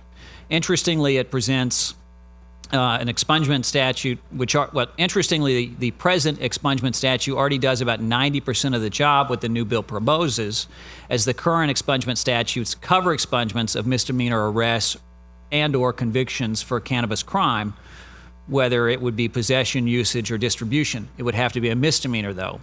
The substantive new additions in the bill would permit felony expungements for cannabis offenses. The current expungement statutes do not permit the expungements of felonies. Bill 34-0344 tries to cut carefully in that only the cannabis-related conviction can be expunged, while other convictions for co-charged felony convictions could not be expunged. However, Bill 34-0344 fails on the uniformity and universal application. Here, a person who qualifies for expungement still has to engage in a number of steps. 1, awareness of the legislation. 2, the time and ability for seeking an attorney or a nonprofit to help. 3, payment of fees and costs, which generally can range from $1,500 to $5,000, depending on whether the Department of Justice responds or a court hearing is held. And 4, participation in the court process. This legislation will benefit those of a certain educational and financial level, yet the most disadvantaged will continue to fall through the cracks. This creates more cleavage in a two-tiered society. Those with more means in education pursue a cannabis expungement and reap the benefits, versus those who cannot and will have their background checks continue to carry cannabis arrests and convictions. Nevertheless, there is little harm in passing Bill 0344 at this time while anticipating a more omnibus solution which can be brought by the legislature next year. The governor's proposed bill contemplates that the Office of Cannabis Regulation propose an overarching uniform statute which automatically expunges cannabis-related arrests or convictions. The breadth of the legislation would be determined by a committee of stakeholders, which the VI Justice Initiative hopes to be a part. I'm here to testify in support of the automatic process for expungement of cannabis-related arrests or convictions. My personal belief is that upon the recommendation of the OCR, the legislature can pass legislation expunging cannabis arrests and or convictions that will target effectively the most marginalized Virgin Island citizens. An overarching statute could encapsulate all cannabis convictions up to a certain possession amount, which would be determined by the committee. Once passed into law by the legislature, the automatic expungement statute must be followed by the executive branch, which would be the police department, and the judicial branch via the courts. For arrests or convictions of cannabis possession that fall outside of the automatic expungement statute, then persons seeking expungement for higher level possession can use the provisions of Bill 34-0344 to file their expungement petitions in court pursuant to the court-filed process, which will make an individual determination, an individual basis determination on merit. As to funding for an automatic expungement statute, I would personally direct the lion's share of the funds first to the police department personnel that would be scrubbing the NCIS database of arrests or convictions, because the electronic database is actually how most arrest and conviction information is quickly disseminated to the public, usually prospective employers, landlords, banks, and law enforcement agencies that make the request for a background check. Thank you for your attention and your time. If there are any questions, I'm always happy to respond. Thank you, Attorney Pate. Do we have any more testifiers? Just to make sure that I'm not missing anyone. I don't believe so. So, colleagues, we are going to go to a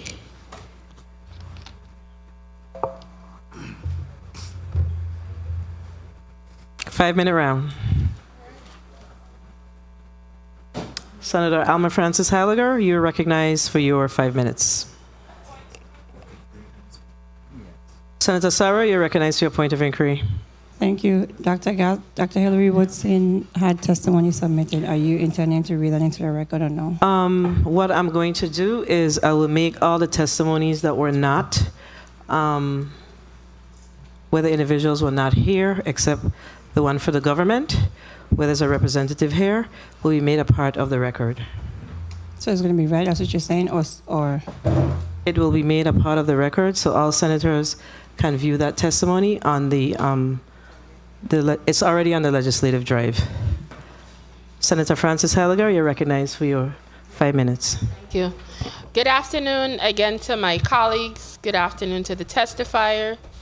Good afternoon to the people of this territory. My first question quickly, just for understanding, Mr. Pete, how did you get a copy of the proposed legislation that you referenced in regards to comparing what Senator Saru had versus what is in this piece of legislation from the governor? So, my understanding, I had a copy through the VI Justice Initiative on what bills were coming up on expungement, because their focus, they have 7 different areas for restorative justice, and expungement is one, and I'm the special advisor partially on the expungement. Well, how did the organization get a copy of the bill? It came from Government House? I'm not exactly certain. Okay. I'm sorry, I couldn't speak to that. I wanted to understand how you guys got it. I was just trying to evaluate, looking at what would help the most, and that's about all I have. Well, the reason why I wanted to know is because, you know, as a member of this institution, I have always been a firm believer of first branch of government. And when my colleague has a piece of legislation before me, I genuinely would like to hear what is wrong with their piece of legislation versus having entities come in and make a comparison to something that's not even before us. And when you do that, you create an undue bias towards her piece of legislation that she's brought. And in listening to what several of the Attorney Key Walker did, I was very taken back. Because if we are here as an institution trying to see what we're trying to correct or improve with the legislation for cannabis, to listen to testimony where half of it was, yeah, hers is okay, but the governor's is better, that was unfair. And that I just want to put that on the record. Now, what I want to say quickly in regards to the residency requirements, Mr. Evangelista, Yes, just quick Senator. thought process. With the residency requirement that I heard of some 2 years versus potentially other ideas, what do you think is more appropriate, just giving your opinion in regards to people coming to getting licenses? Do you think 90 days, 2 years? What are your thoughts on that? Could you? Sure. Well, first of all, the thought process behind the residency requirement is to ensure that as many disenfranchised local Virgin Islanders can actually take advantage of the opportunity to obtain a license versus someone from the outside. So it's a matter of interpretation and what will pass legal muster. Okay. And I think with just listening, we might have to amend to give a definite definition of what the bona fide resident is, because just listening to how the conversation went, that part definitely needs to be cleaned up. I was one of those that went to Denver, and I got quite a bit of information. Bureau of Economic Research, in giving out some of your numbers, could you please share, because I'm not sure if I heard it, what do you think is the top potential of revenues that could be brought in by activating or making this law in our territory? So, thank you for your question, Dr. Degazan. So if it depends on if you're asking along the tax rate, you're talking about 1 permits minute. and fees, we have registration. So I categorized it in my testimony just because I felt that would be a question.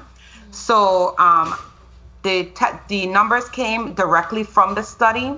So if you want to give me a specific example, I can. Well, how do you think overall we would do? So if we were to activate and pass this law and within 2 years it's up and running, what kind of revenues do you think on the high end the Virgin Islands could potentially see from your perspective?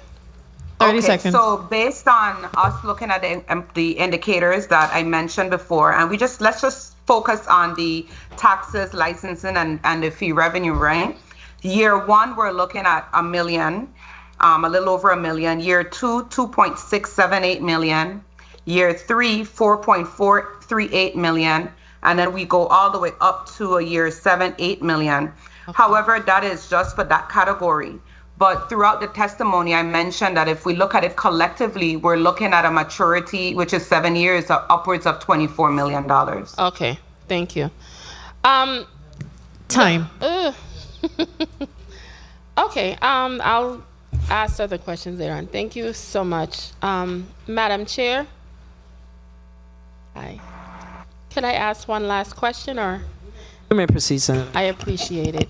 The other aspect of it what are the thought process in regards to public education of individuals? This might also come through license. Public education of individuals, and we could call them street pharmaceutical agents, whatever you want to use.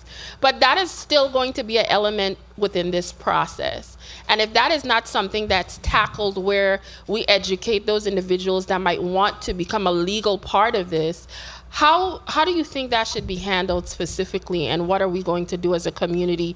Because whether we bring in revenues or not, a portion of that money is going to have to go to the police department and other agencies because it's going to have some kind of social economic effect. Tell me your part in that. Sure. Thank you very much for the question. As a member of the Cannabis Advisory Board, I can share with you that members of the board, along with Executive Director Cardi of the OCR, that is actually one of the mandates that we are putting together as we speak to roll out and put together RFPs or RFIs for persons or groups who can actually not only educate the enforcement side, but also the persons who we want to create the social equity within, such as our local stakeholders, persons who are interested, what they need to do, whether they're cultivators, whether dispensaries, whether they're even users, because some people at this point think, well, why do we even need this? We already have the source. Well, quite frankly, if you regulate it, then the source will actually be safer.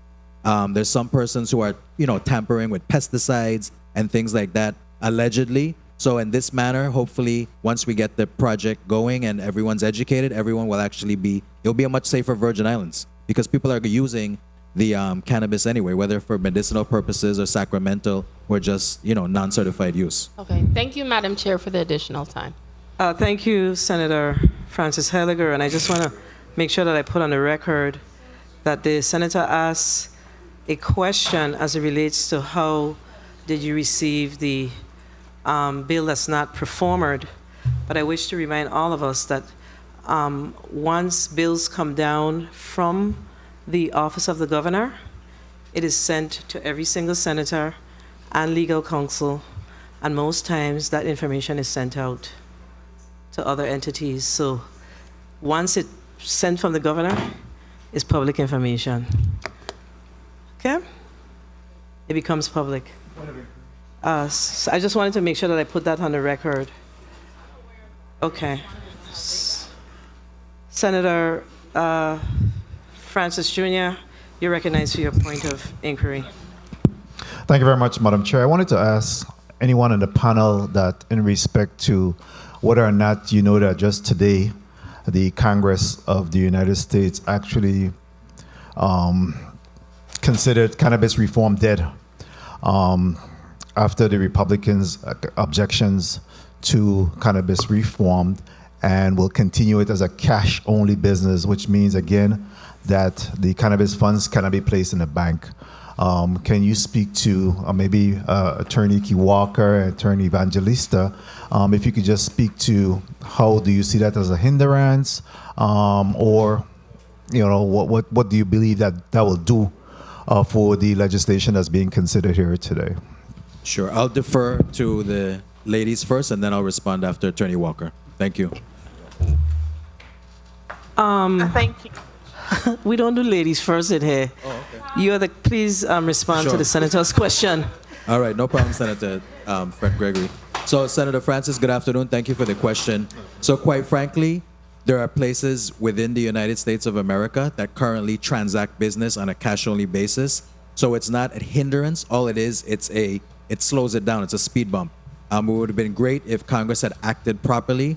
It's an industry that does exist and can generate taxes and revenue. I think it's just a political play against President Joe Biden and the fact that the Senate now has control, or the Congress, the House has actually control of the body by the Republicans. So, quite frankly, it will occur. It can occur. It's happening in other jurisdictions, and it just makes it not as simple, but it can still happen and can work properly and efficiently. So let me ask the gentleman, Mr. Schreiker, Tyler, how it works currently in the state of Colorado. Thank you, Madam President. Thank you, Senators. To the extent that all this cash being unbanked is an issue, it absolutely is, and any business operator will tell you that it is. But as a matter of practice, under guidelines from the Department of the Treasury... Okay, do us a Department of favor. Justice- 1 second. Yeah. Could you slow down? You're talking a little fast, and we're having a hard time hearing you. Thanks. Sure. As a matter of practice in Colorado, while there's been a lot of attention to unbanked revenue, and while some cannabis operators continue to operate in the unbanked space, the Department of Treasury has been clear under executive guidelines that banks can work with cannabis operators so long as they abide by specific suspicious activity reporting requirements. That does create additional burden for credit card processors and banking companies, but many do choose to continue to work with cannabis operators to the extent that it's business. When it comes to unbanked revenue, I think that both pieces of legislation I've reviewed within this body speak to the importance of an inventory tracking system. When you are already accounting for the part and placement of cannabis as it flows throughout the system, it does make it fairly easy to track each transaction that would result in cash. The only open question from a public safety perspective is the storage of cash on site. I think that to the extent that the Virgin Islands is relatively small geographically compared to, say, Colorado, finding safe storage might be easier, but it is an open question. I actually would also add, to the extent that there's an open question about what Congress is going to do when it comes to cannabis legalization, what we've seen in Colorado is that regardless of how Congress acts, the president has pretty broad authority with the federal enforcement of cannabis laws, and that if Congress acts in any way, it's well within their purview to regulate medicine. That is not something that has ever been arrogated to the states. That's always been the purview of the FDA. So when states and territories are choosing to move forward with any sort of cannabis regime, I think most observers say it is much more likely that whether Republican or Democratic Congress, they will allow for recreational authority while continuing to maintain their medical authority through the FDA. Thank you for your response, but I have one follow-up to that, and that is, are you using credit unions in the state of Colorado? Can you expound on that, please? Thank you, Madam President. I was actually part of the team. We initially attempted to charter a cannabis-specific credit union. That ran into some issues in receiving a Federal Reserve routing number due to the federal illegality.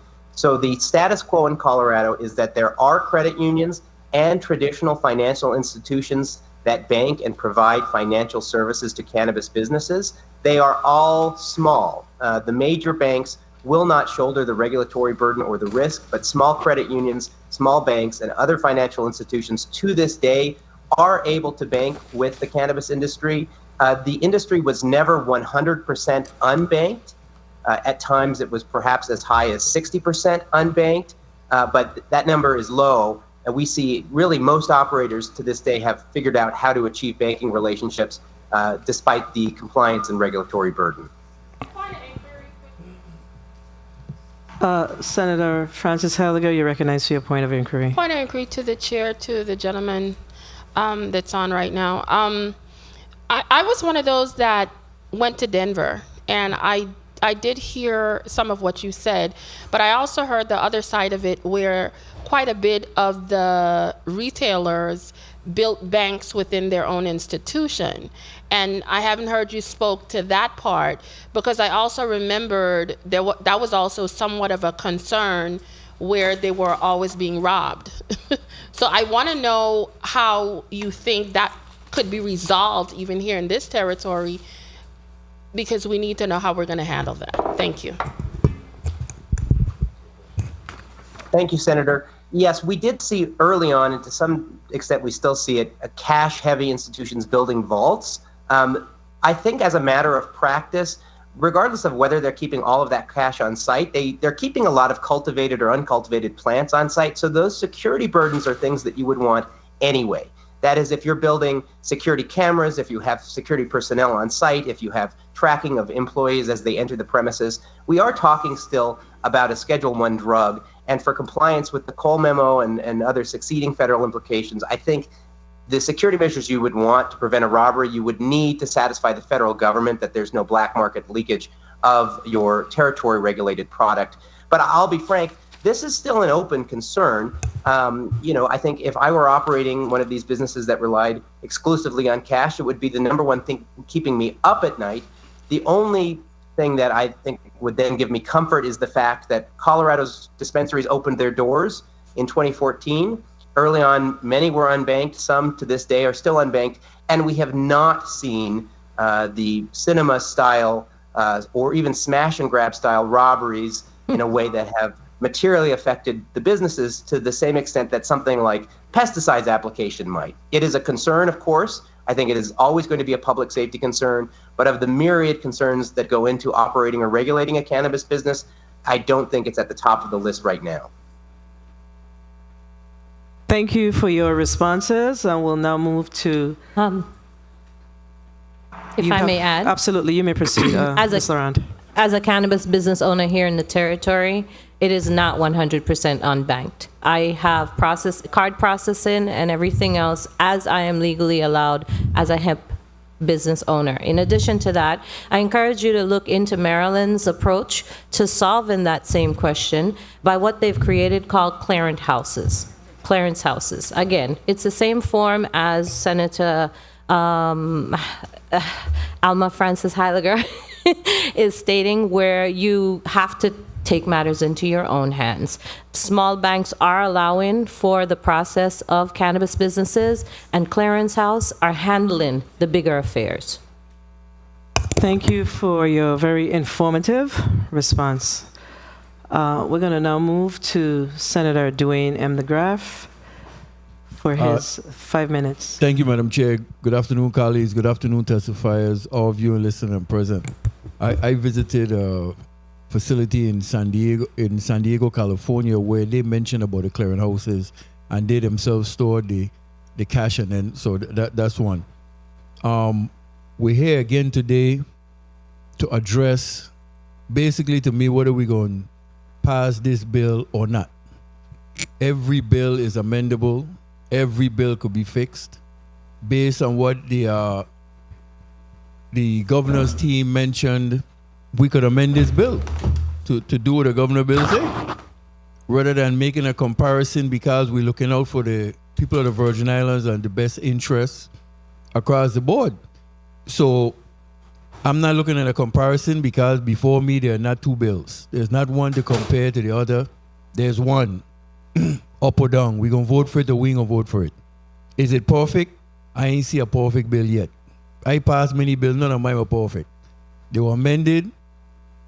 Could we do it? We could do it. You don't have to get into a back and forth, a fight, which is better, Everybody could be from Savannah, so hey, just a few of us. But so it's we're gonna get together today, 2022, and decide whether we're gonna move cannabis forward.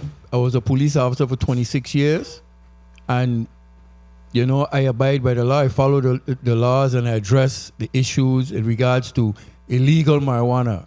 And I put people behind bars, and the prosecution of individuals for a joint. A second joint becomes a felony, and it ruined their life. We could make some difference in the territory now. We could steer our young people, male and female. We have a chance. It's before us now. I was one of them who supported the medicinal marijuana. The only senator left who voted yes for it. I didn't remember. Okay. But again, so it's, we're going to support 345 or not. I had some issues with it, the age limit at 18. I told the sponsor, I think it should be 21. Because an 18-year-old believe they're an adult. By law, they're an adult. You're an adult. I was 18. At 18, I thought I was an adult. At my age now, I could realize I wasn't. I was still a kid learning. So again, we could make some recommendations. We could go forward. But for me, I ain't going to lose no sleep. I ain't getting no fight with my colleagues over this. I going to make my decision for me regarding this bill, period. Now, one question for you, Commissioner Evangelista. Again, season's greetings to you and your family and your staff. Same to you, sir. What has been done from OCR presently with the medicinal marijuana bill that has been passed and law from, I think, 2019? Sure. What has been done so far? Sure. Thank you for the question. So, finally, on July 28th, 2022, we had a quorum in which we retroactively to January 2nd had our executive director on board. Thereafter, the rules and regulations were put into draft form, put out to the public in the last week of September. We took in all the recommendations and comments. We have a board meeting scheduled for the end of this month. Thereafter, once it's passed, it'll be forwarded on to the governor for his review, the Department of Justice, and promulgation. Number two, we just issued an RFP for a medical cannabis patient registry. A vendor was chosen. The contract is in its finalization stages. Thanks to Senator Sorrow, our next step is to utilize the $250,000 to actually procure now a seed-to-sale system. We're also in the process of interviewing potential persons or groups who can educate the community on cultivation, dispensaries, retail sales, as also education components for the potential users who are going to take advantage of the non-certified use. So we've been busy, we've been bustling. It's going to roll out fairly quickly. So I hope everyone is prepared. I know people are chomping at the bit. And, we're moving forward. Thanks for the body for confirming me to make the quorum so that we could actually do something. Okay. And again, I thank you and the team for the great work. That's a lot of great work that has been put into it.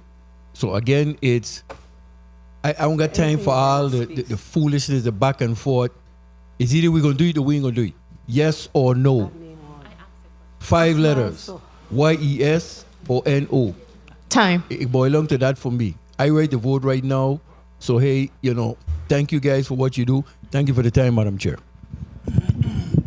Senator DeGraff, the 5 letters is yes. No, that's a stalemate. You voting yes or no? Commissioner, we don't ask our colleagues, we don't, testifiers don't ask the senators questions. Let's stay focused on what we're dealing with here, please. You're up, you're done. Senator, sorry, I recognize your point of inquiry. Thank you. Just to Mr. Skylar McKinley, the cannabis consultant from Colorado. After cannabis was legalized via the Constitution, right? Not what we're doing now, but the Constitution. How many amendments did you have in Colorado? Thank you, Senator. That's an excellent question. The only enabling amendment to the Constitution on a programmatic basis was Amendment 64. There were 2 subsequent tax-related initiatives that, because of quirks in Colorado's Constitution, required voter approval.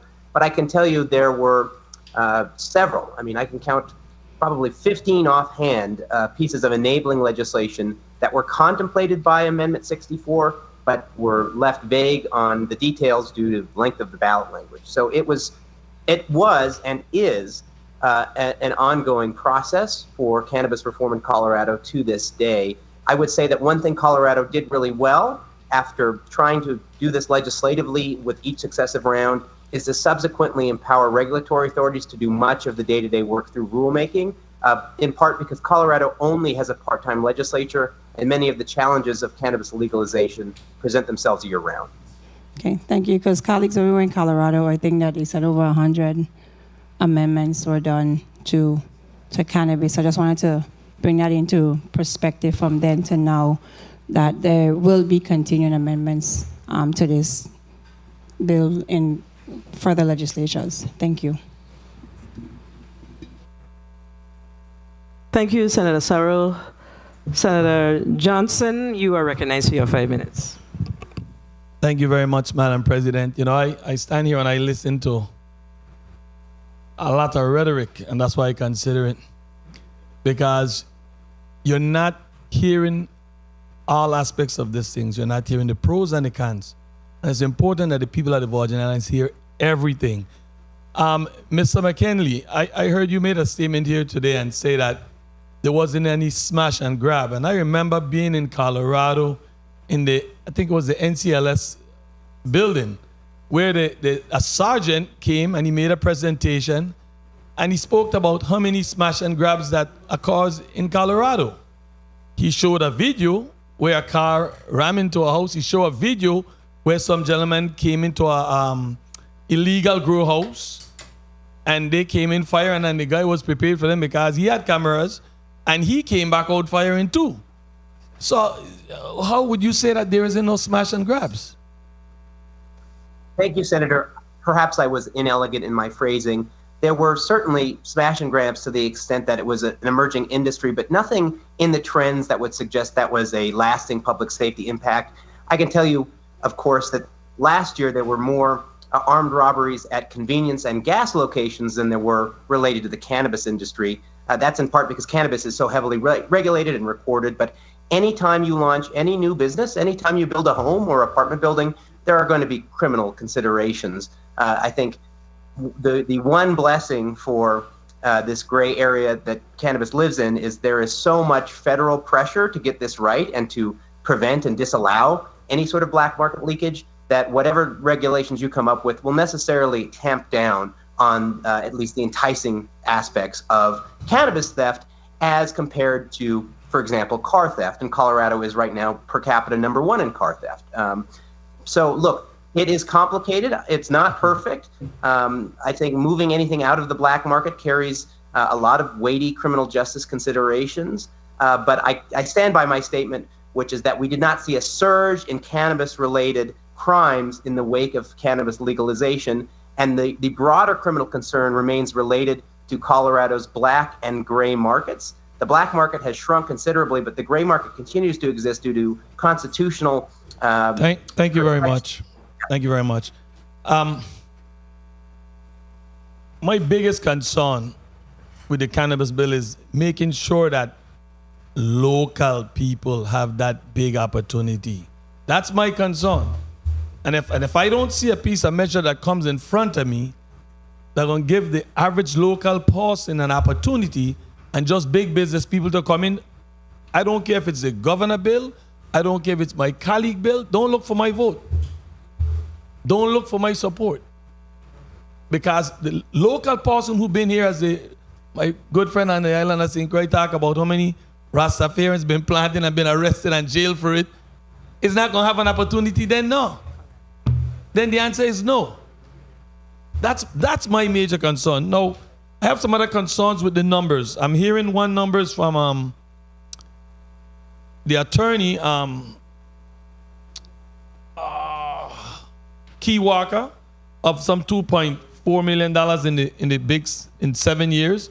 And then I'm hearing 24 from Dr. Degazan. So where are we with these numbers? May I answer? Please, This is because Dr. I might be Degazan. confusing your numbers. Please help me. Okay, so I don't. That's why I asked the previous senator, Senator Heiliger Francis, to be specific, because there's so many different parts to the funds or the forecasting. So Attorney Key could have been speaking particularly about something and something else. So that I just wanted us to be specific on what exactly are you asking. So that's why in the testimony, I made sure to put the tables so that you can see exactly first year to 7 year for the different categories. That's my statement, but the attorney may be able to explain her side. Please do. May I respond? Thank you, Senator. In the governor's proposal, there is a 7.5% sales tax on residents and a 25% on visitors. The combination of those two is where the additional 2.4 whatever million figure comes from. And it's contained in the chart that is in Dr. DeGazan's testimony. Okay. I thank you very much. And as I said, I started out arguing the point and will continue to argue this point. If our local people in this territory don't have a chance in the game, then I don't want no skin in voting for it. None whatsoever. I must see tangibles that are going to tell me that our people are going to have that opportunity. I saw it where there's a criteria, and the criteria includes evidence of tax paid, experience in operating a regulated business, security measures, criminal background, operating plans, and evidence of adequate capital and liquidity. It tells me that that's going to be a very slim chance. Very slim chance. So please help me out. I see you with your hands waving. I think you have some answers for me, do you? Time. Madam President, may she answer? You may proceed. Was that a yes? I'm sorry. Yes. Thank you. I too hold close to my heart your concerns. And I think, quite frankly, there are a number of measures that can be added and amended into this very bill, not a proposed bill, but the bill that we have before us that would ensure more of that, to include the unionizing of the workforce, to include not limiting the manufacturer's licenses and the distribution licenses, because we have not yet considered all of this industry. There's much that I've spent time educating this community on over the 14 years, and I see we still have, despite the many trips to Colorado or one trip to Colorado, there's much that we still have to learn as it applies to the industry. I'll put this on the record. Restaurants have not been considered. If you want the local market to be included, you have to include them. Thank you very much. Madam President, may Mr. You may proceed, respond? Commissioner. Thank you, Senator Johnson through Senator Fred Gregory. You mentioned that you're really concerned about the local participation. So what I wanted to share with you is that the license application process that is contained in the proposed bill, and part of it is contained in the current bill that we're testifying on. What I can tell you is that there is a criteria, there's going to be a rating sheet, and that rating sheet is actually going to be published after those persons are selected. So it's going to be a full transparent process. You're going to know what the criteria is. So coming in, you need to ensure that you're prepared and you have the available facts that you can dot your I's and cross your T's. Thank you very much, Madam President. I want information before I vote. Thank you. Thank you, Senator Johnson. I have a quick question just to follow up on the Senator's question and then your response, Ms. Laurent. So you are of the belief that there should be no limit to the licenses. Do you believe that we should allow that's a hard one because of our geographical location, the size of our communities, etc. However, I'm not an expert in this area. My question to you is, do you believe that we should allow the OCR to actually look at the universe and make some determinations as to what is appropriate as far as the licenses are concerned, instead of us codifying that within the legislation? Thanks again for allowing me to expound on this. If I may be a bit more specific and give an example of what I referred to when I said restaurants haven't been included.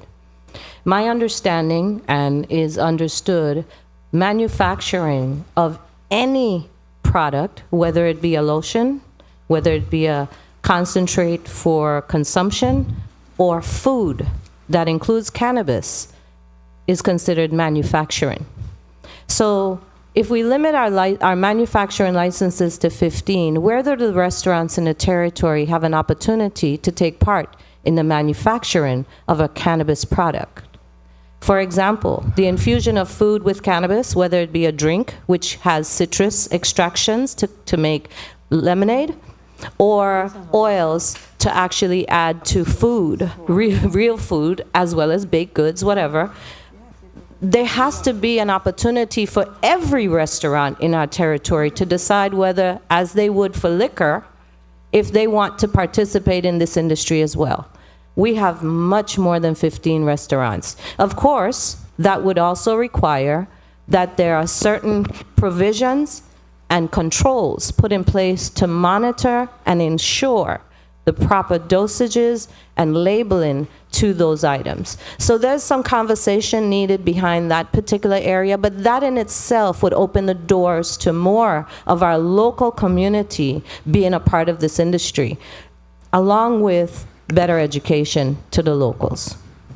You didn't answer my question. My question was, do you believe that the Office of Cannabis Regulation, OCR, should that office and that entity, that board, should they be looking at that to make that determination as it relates to what you just indicated? Or should we move to codify, to legislate the number of licenses? I think, again, because we haven't looked at it yet, yes, it should be looked at. It should be considered. And there's specific verbiage that I've discussed with Senator Sarro's office that I hope will be presented as an amendment to this particular bill that I think can satisfy that. It's actually creating tiers of a manufacturing license to address specifically places such as restaurants. Again, allowing licensing to take a look at this and provide what is necessary for our locals to be a part of this. So could you share with us, based on the recommendation that you just made, what other states or territories have tiers for licenses in the manner that you're suggesting? There are several different areas of tiers, and what states? I don't have that information in front of me. So your information is coming from? Knowing our territory and the way the industry works. It's coming from your perspective. Correct. Our geographical location, Okay. the same factors that you've taken into consideration, the way that we can include our locals despite the size of our land and Understood. location. Understood. Senator Giovanni James Sr., you're recognized for your 5 minutes. The people of the U.S. Virgin Islands, good afternoon. Testify as my question to DLCA. The measure that we have before us, as is, if we were to pass it, as far as DLCR and OCR having enough enforcement officers, whether it's a governor's bill or my colleague's bill, what suggestions and steps would you take along with your team to beef up enforcement in the U.S. Virgin Islands? Sure. Great question, Senator, and thank you for always thinking about our enforcement team. So what I want to share with you is that I met as recently as yesterday was Monday with the Office of the Governor, indicating that I'm going to be requesting an amendment to the budget, a supplemental, to actually add more enforcement officers to augment what DLCA currently has under this particular proposal.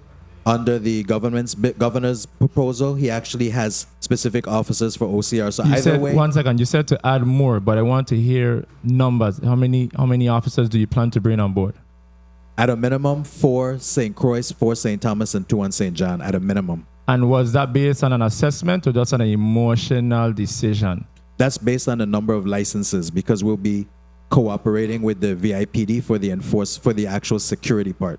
Because I don't want, as I do support the cannabis industry, I don't want us to be blind to the criminal element that we have here in the U.S. Virgin Islands. Sure. I am for all things regarding economic development, but let's be straight and honest. Sure. Enforcement must be, 1 second, we can barely enforce the main things, and I'm not going to go down the list, because I'm not going to talk down on our beautiful U.S. Virgin Islands, but we have to make sure that law enforcement is put in place, okay?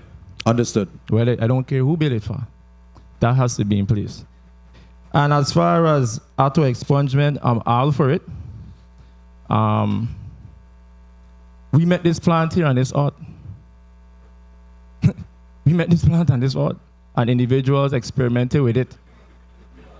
And to say you put these individuals through this process, nonsense. I am for auto expungement. So I just want to make that very clear. This plant didn't come from space. And as far as the quality assurance program, with what my millennial colleague is bringing forward, how would you rate the language in the bill when it comes to a quality assurance program? In its current state? Yes, the bill as is. Right. So the quality assurance program in its current state, as Denver said, is always subject to amendment, but it's critical that it is a component, because we want to ensure that the product that is cultivated, number one, that is eventually dispensed to the sale, is actually as pure as possible without any contaminants. It's important. People are ingesting this, whether by inhalation, whether by digestion, So it's critical and it's important. Because what I want my colleagues and I to do is to control the narrative. And that's what we're trying here to do as the first branch of government. We have individuals out there who consider themselves to be smoking the highest grade, highest grade my foot. They're smoking nonsense weed. It needs to be regulated to make sure that we're not taking part in putting things in our body that are filled with chemicals. What's nonsense weed? Nonsense weed. So I want to make sure whether it's whoever amended, the quality assurance component of it must be in there. If individuals want to smoke, that's their business. But let's make sure that when we put this in place, that we are responsible as a government to make sure that we have enough workforce and manpower, not just to do the planting, but to regulate when it comes to quality assurance. So individuals can't come here and just poison our Virgin Islanders, okay? Thank you, Senator. I think that's the importance that we need to drive home, is that cannabis is here in the territory. We just want to ensure that the highest grade and quality of cannabis is what is ingested or smoked by the people in the Virgin Islands, because they're doing it anyway. And I heard some people saying, oh, you're going to knock out the smaller guys. No. You're going to encourage them if they want to do it and decide to step the game up and get good stuff and stop smoking that nonsense. And when I say nonsense, meaning weed of poor quality. No. So my question is, though, how long will it take for an industry of this type to be up and running? Because we saw what happened with medicinal cannabis.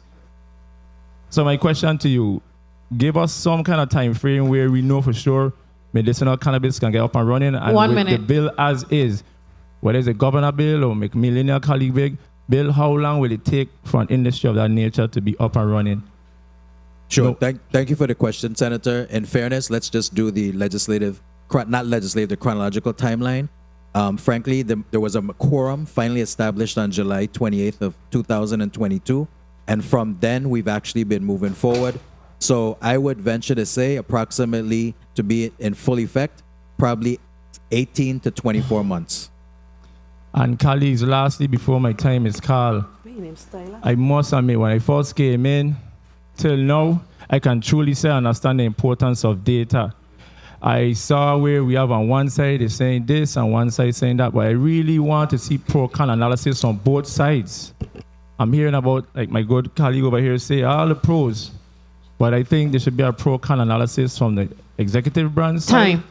And that of the sponsor of the bill, whoever she has on her team, because I know you have a team of individuals. You brought down the guy in a nice jacket and all those individuals who help you draft the bill. So I want to see that kind of information and data before I make any decision. Besides that, thank you, the one in a nice jacket. That was who? That one? Anyway, long story short, I don't have any proper pro-con analysis from both parties, either parties, on what step we should take. I'm hearing ideas, conclusions, but I want to see pro-con analysis. Thank you, Madam President, Madam Chair, for the time. Thank you, Senator James. I lost my train of thought, but there was a question. No, there was a question around implementation timeline, and I would like to ask Skylar McKinley, how long did it take for cannabis, recreational cannabis, to be stood up in Colorado? Thank you, Madam President. The voters passed Amendment 64 in November of 2012. By January of 2014, we were obligated under law to have Colorado's first recreational cannabis dispensaries online. We would have liked a longer timeline, but that's what the voters gave us, and we made it work, in large part because we relied on the existing framework for medical cannabis at that time, which we then made later refinements to. Thank you. So would it be your testimony or your recommendation that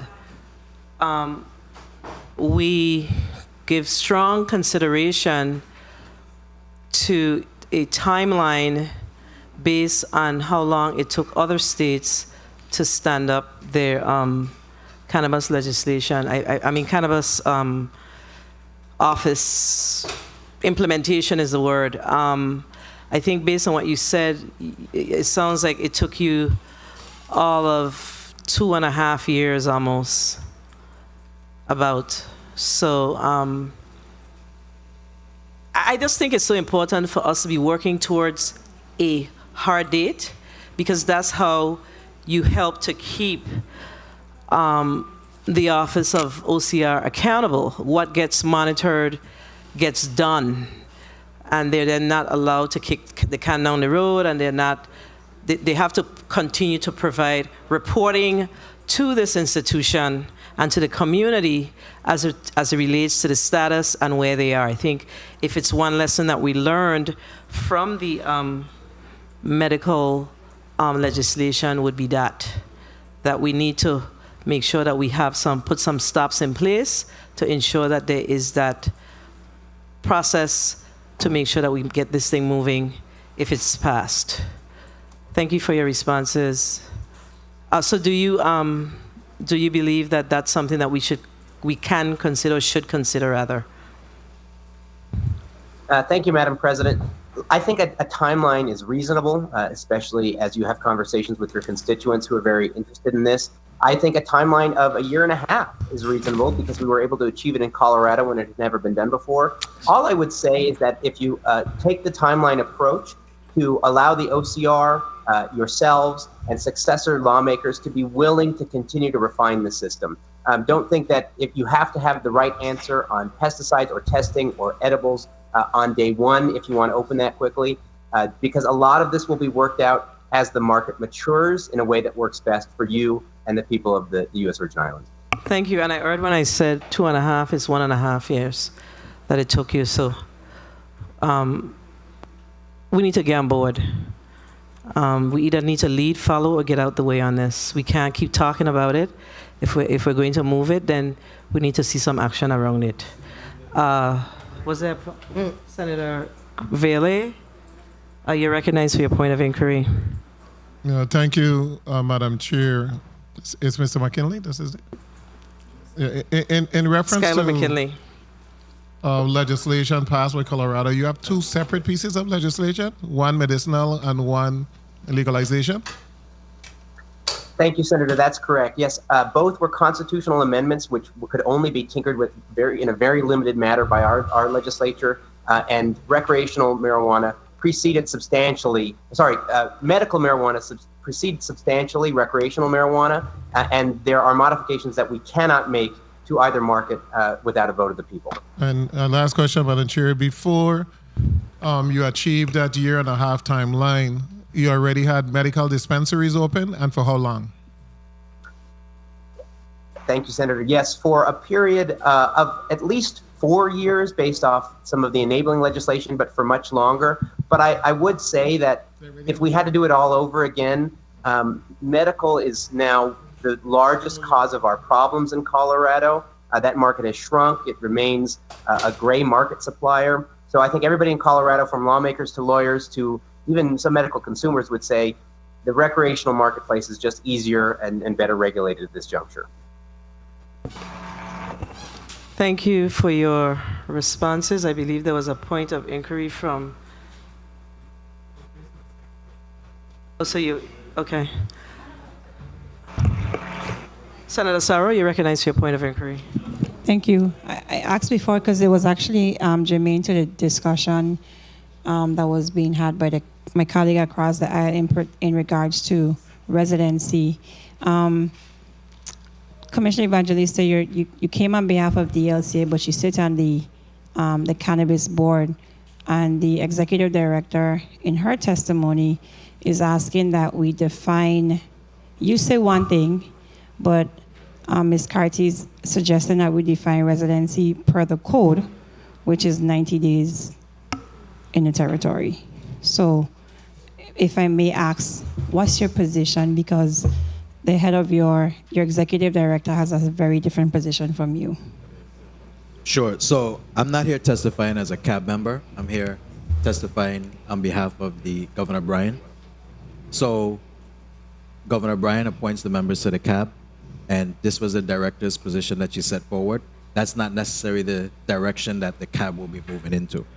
So hence, there's a discrepancy at this point. And just like you said, things are always subject to amendment. So that thought processes can always be amended. So you don't agree, you, Commissioner Me Evangelista? personally, 90 days is too short. Okay, thank you. Yeah.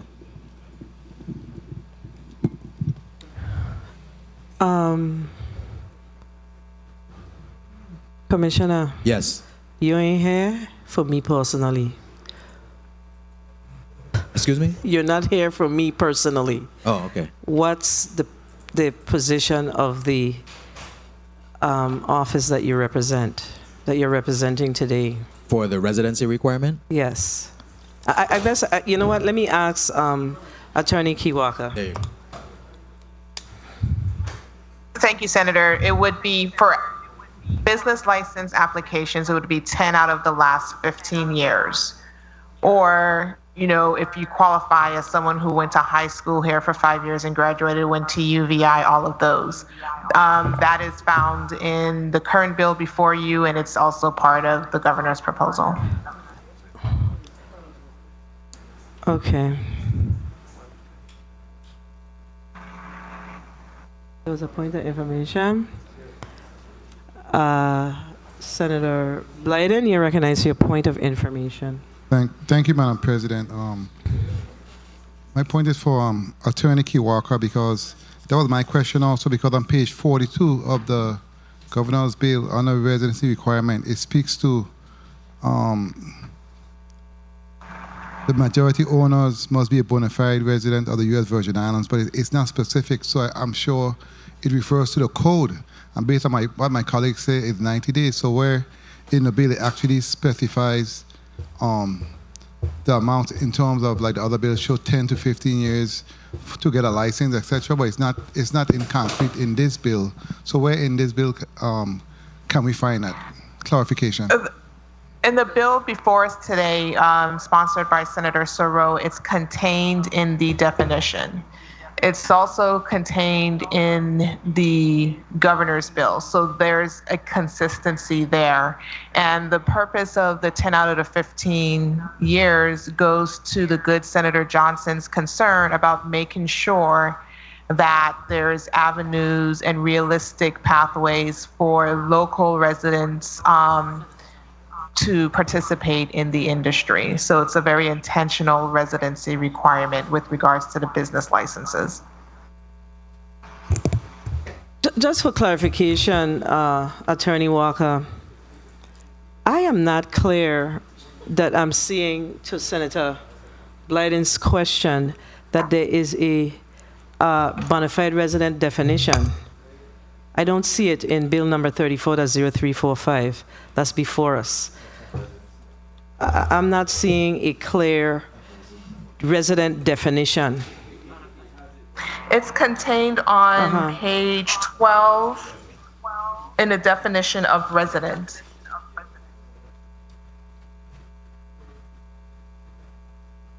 And it's the same residency requirement that's contained in the governor's proposal as well.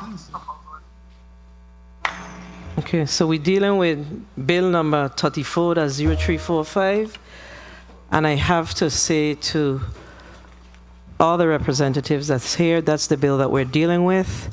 If you wish to suggest amendments, then say that. But to continue to say what you said after our colleagues have clearly indicated that let us focus on what's before us, and if we require amendments, then let's amend it. Let's just keep it real, okay? I just want to make sure that we all understand. No, because, let's do that.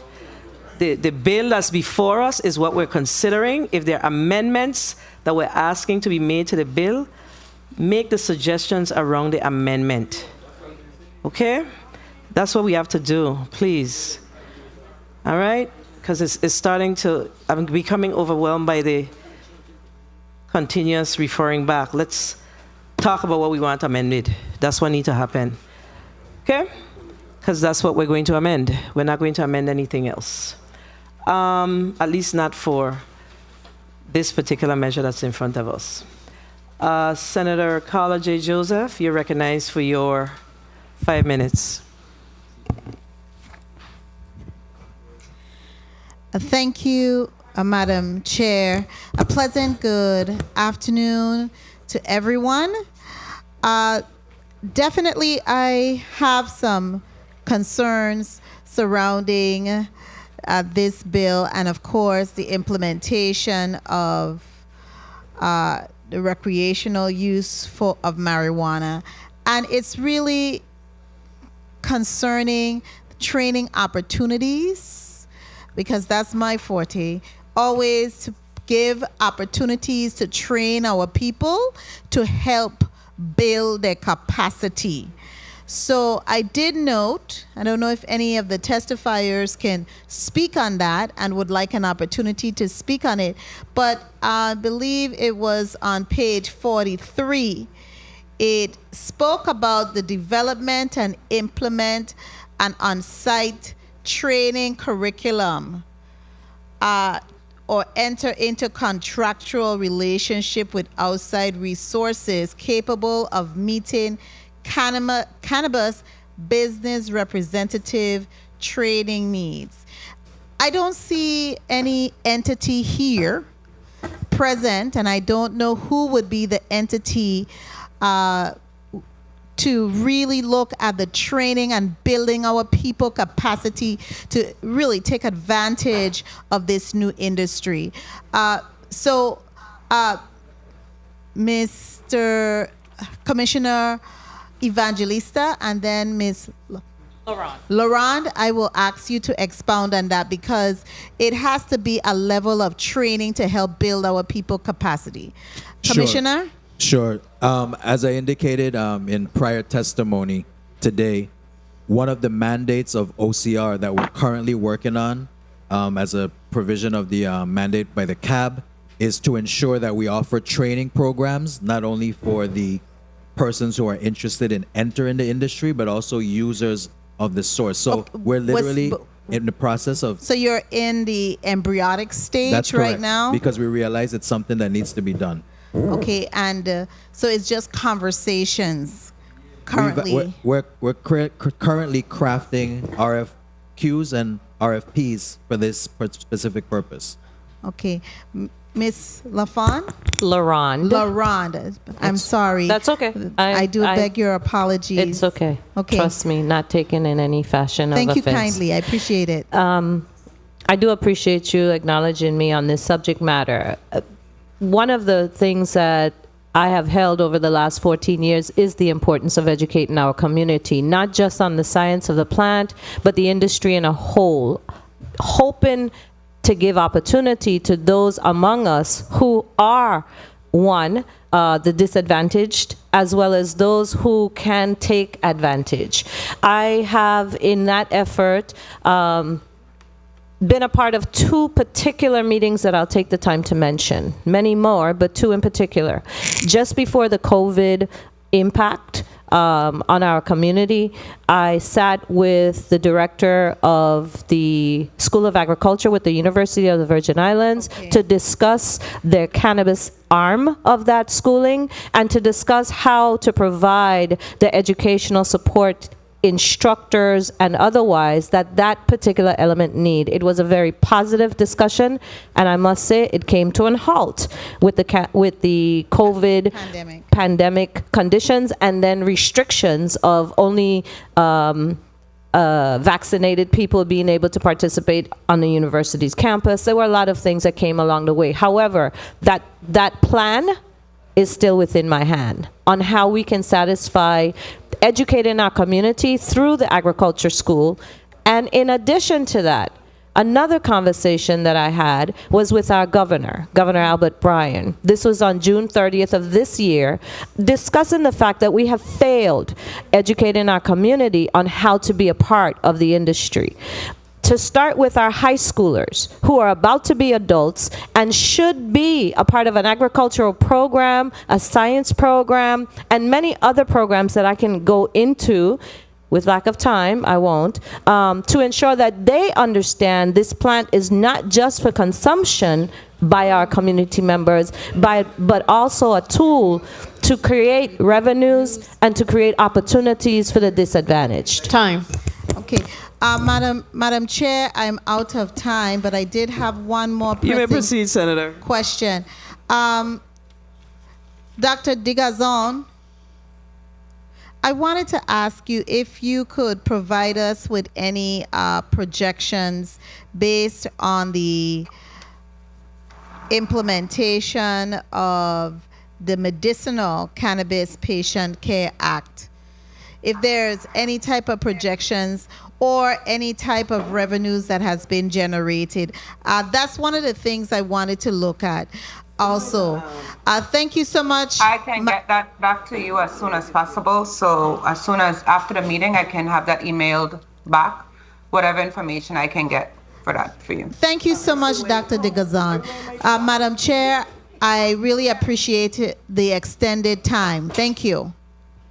Thank you, Senator Francis Eliga. I want to go back to this residency discussion because it needs to be clear. So the bill as before us speaks to bona fide resident on page 2, permanent resident on page 7, legal resident on page 25. 12? Legal resident on page 12. And resident on page 12. So that's 4. I am trying to understand the differences between these and why. I'm certain there's a why. 30 times? Why is it that we have permanent, legal, resident, and bona fide resident? Attorney Walker, I know that you've reviewed the bill, so could you help me to understand how, what's the necessity to have these different resident titles or definitions, if you will? Thank you, Senator. It's one of the concerns that I have with the bill. Bona fide resident is used frequently but never defined.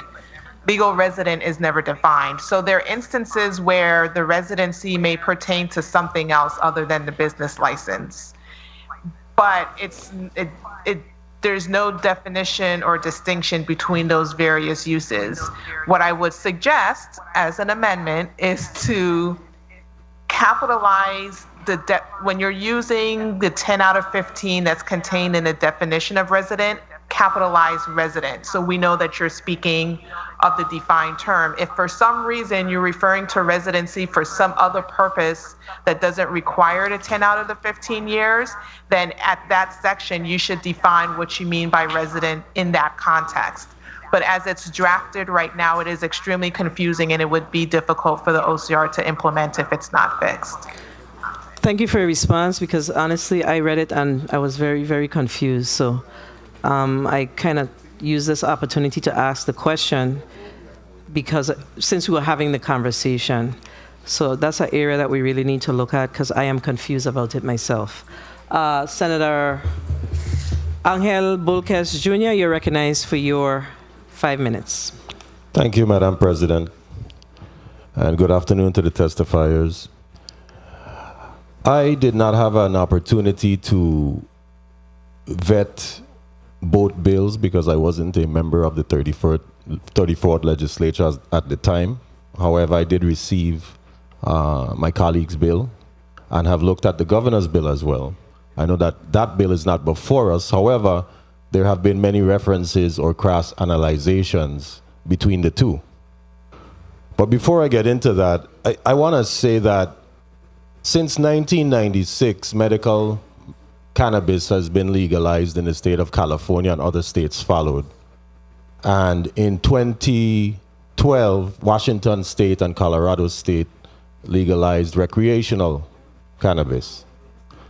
And we here in the Virgin Islands are still trying to figure out how we can have recreational cannabis in the Virgin Islands as an economic stable and a medicinal stable here in the Virgin Islands. I want to say that I represent a community that has been prosecuted and oppressed by stereotypes because of this same plant. And it's important for me as a member of that society to assure that social equity is within the conversation at all times. It is also imperative to understand that that plant is used for ritual purposes by these individuals, and they have a very big interest in what it has become because of those prosecutions. Now, based on the testimonies and the research, there are some concerns and some redundancies that have been mentioned by the testifiers. Now, when it comes to training, as my other colleague mentioned, Commissioner Evangelista. Yes, Senator. When it comes to medical, how much training has taken place, and will you utilize what has been done for medical in order to structure recreational when it comes? So this is an opportunity for us to use the recreational use as a catalyst to move the medical cannabis forward, because as I mentioned, the quorum was not achieved until July of 2022 for the board. So now we actually, once this is passed, hopefully before the legislature dies sine, we'll have that opportunity to actually collaboratively move both facets forward as it relates to training, both the medicinal use as well as the non-medicinal use. And I know that one of the bills is not before us. However, what is your input concerning any over-regulation between the two or oversaturation? Sure. So essentially, if we amend this bill to ensure that there's one regulatory body instead of two that conflict with each other, as identified in Attorney Walker's presentation, we can live with that. The major concern was that there was a conflict between the existing current medicinal use statute and the proposed that's in front of us in the form of Bill number 34-0345. Okay, thank you, sir. And to the virtual testifiers, Mr. Skylar McKinley, my question to you is concerning social equity and how long it took for the state of California to implement social equity measures within the state, and how challenging was it? Thank you, Senator. I would say this is a point of embarrassment for Colorado. This was not contemplated in Amendment 64. There were not conversations about marginalized and affected communities. It was not something we really addressed through spending or through policy. seriously until 2016. And even to this day, I can tell you there's probably 1 to 5 cannabis dispensary operators of color in the state of Colorado. It is an area where we look to you and others now in this space for inspiration, because it's not something we've gotten right to this day. So you continue to see the challenges surrounding social equity in the state of Colorado. And, I was, sorry, go ahead. I would say that's correct. And I think it's probably as important as having a seed-to-sale system or anything else is that consideration, given the long, injurious nature of the war on drugs. Now, let me ask you, are there any churches in the state of Colorado that utilize cannabis for its ritualistic 1 minute. Religion? Thank you, Senator. There are a handful, but certainly not to the extent that you have in the U.S. Virgin Islands. Okay, and how do you work with them or monitor that from a regulation standpoint? Our regulations are silent on the question of religious use. All Coloradans have an affirmative defense for the use of cannabis, however they choose as part of Amendment 64, but there are no special considerations for religious purposes that you might expect elsewhere. Okay, noted. Thank you.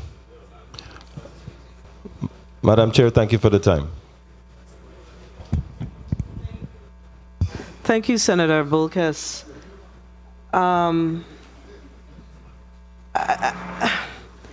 I know that we continue to compare ourselves with Colorado, and the legislation that's before us speaks to 2 boards. And we know of the challenges that we have here in the territory with capacity, as far as people being even interested. I'm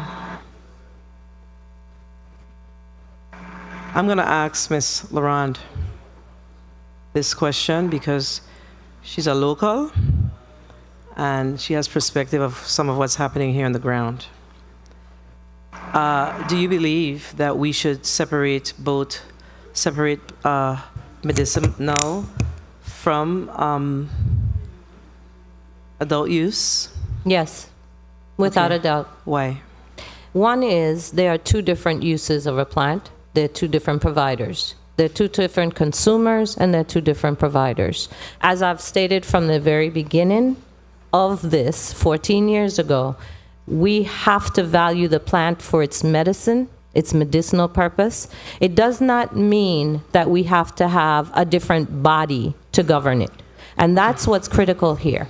It's not that we should have one law that covers it both. I think they should be just as they are, a medicinal law and an adult use law. But just as the same enforcers that go out and make sure the gas stations are meeting their regulations are the same enforcers that go out and make sure the restaurants are meeting their enforcers, meaning the same department, we can also create an umbrella that covers both entities. Okay, and you answered my question and my concern. So you're speaking to creating an umbrella instead of having, while they're separate because they have separate purposes, correct, if you will, because of our capacity, our geographics, etc.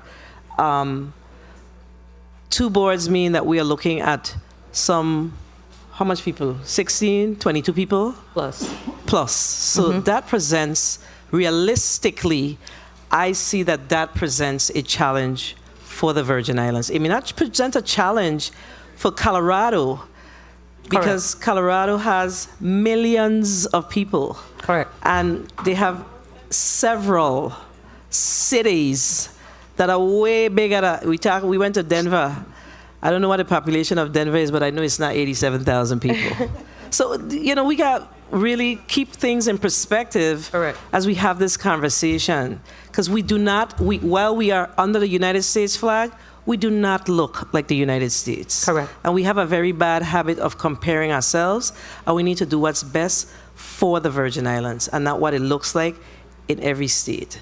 You may proceed again.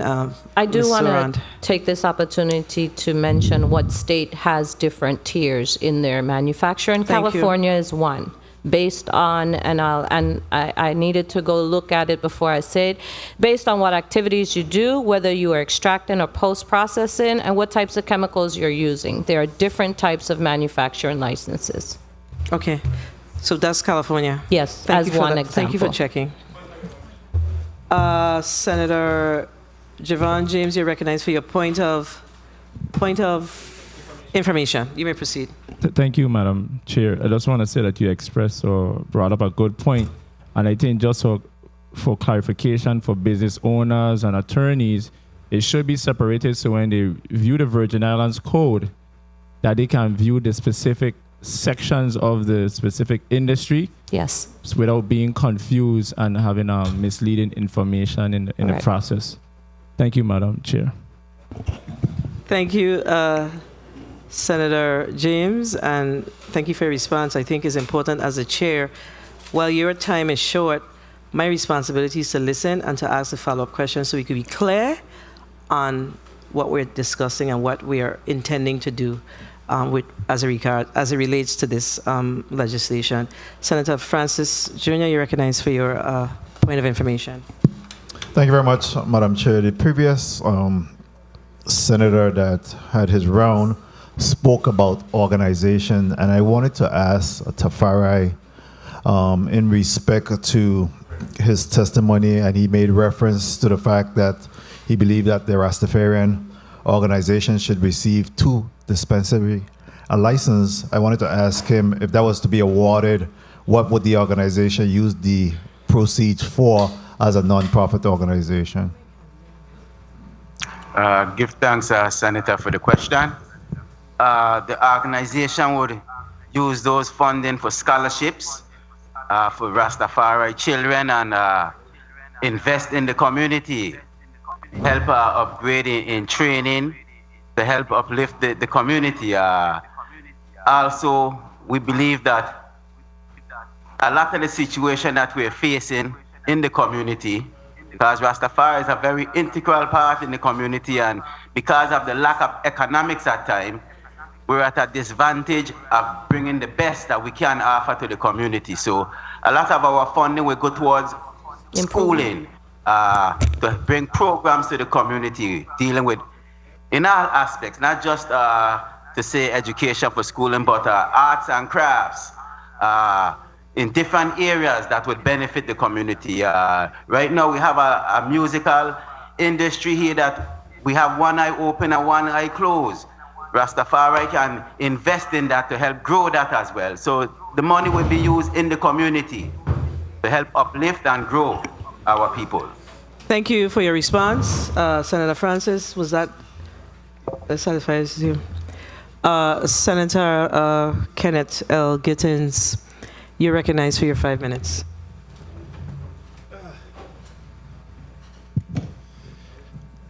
Thank you, Madam Chair, and good evening to all.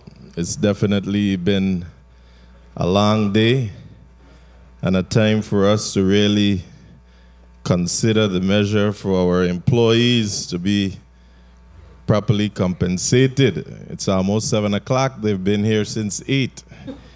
That's another measure we'll be talking about. Our good Commissioner of Licensing and Consumer, and my good friend. Good evening to all of you. Good evening, Senator. But another 18 to 24 months was your response. That's another 1.5 to 2 years. You know, we've been hearing about decriminalization for like 6 years, and there's no proper enforcement or ticketing. We have had medicinal marijuana on the books for about 4 years, and there are no rules and regulations. Frankly, I don't have confidence in our ability to regulate and enforce anything when it comes to marijuana. I'd like to know from the administration, why is it that we have yet to implement the medical cannabis program that was passed, I believe, in the 32nd legislature? So we've been waiting about 4 years. Sure. Thank you very much, Senator. So as I indicated before, the quorum was achieved on July on about 28, 2022, wherein then we went into actively and diligently worked on crafting rules and regulations that was issued to the community on or about last week of September 2022. We took the comments and suggestions, and it's being voted on the last week, next week, or the last week of December, to be forwarded then to the Department of Justice and the Office of the Governor for implementation. And that's why for 4 years, we haven't seen any movement. And now I am to be convinced, or we are to be convinced, that in the next 18 to 24 months, we will see movement.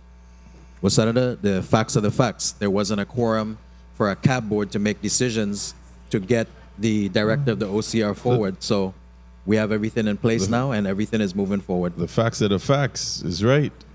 And I'm going to have a vote to this. And if the facts ain't adding up, then the highway.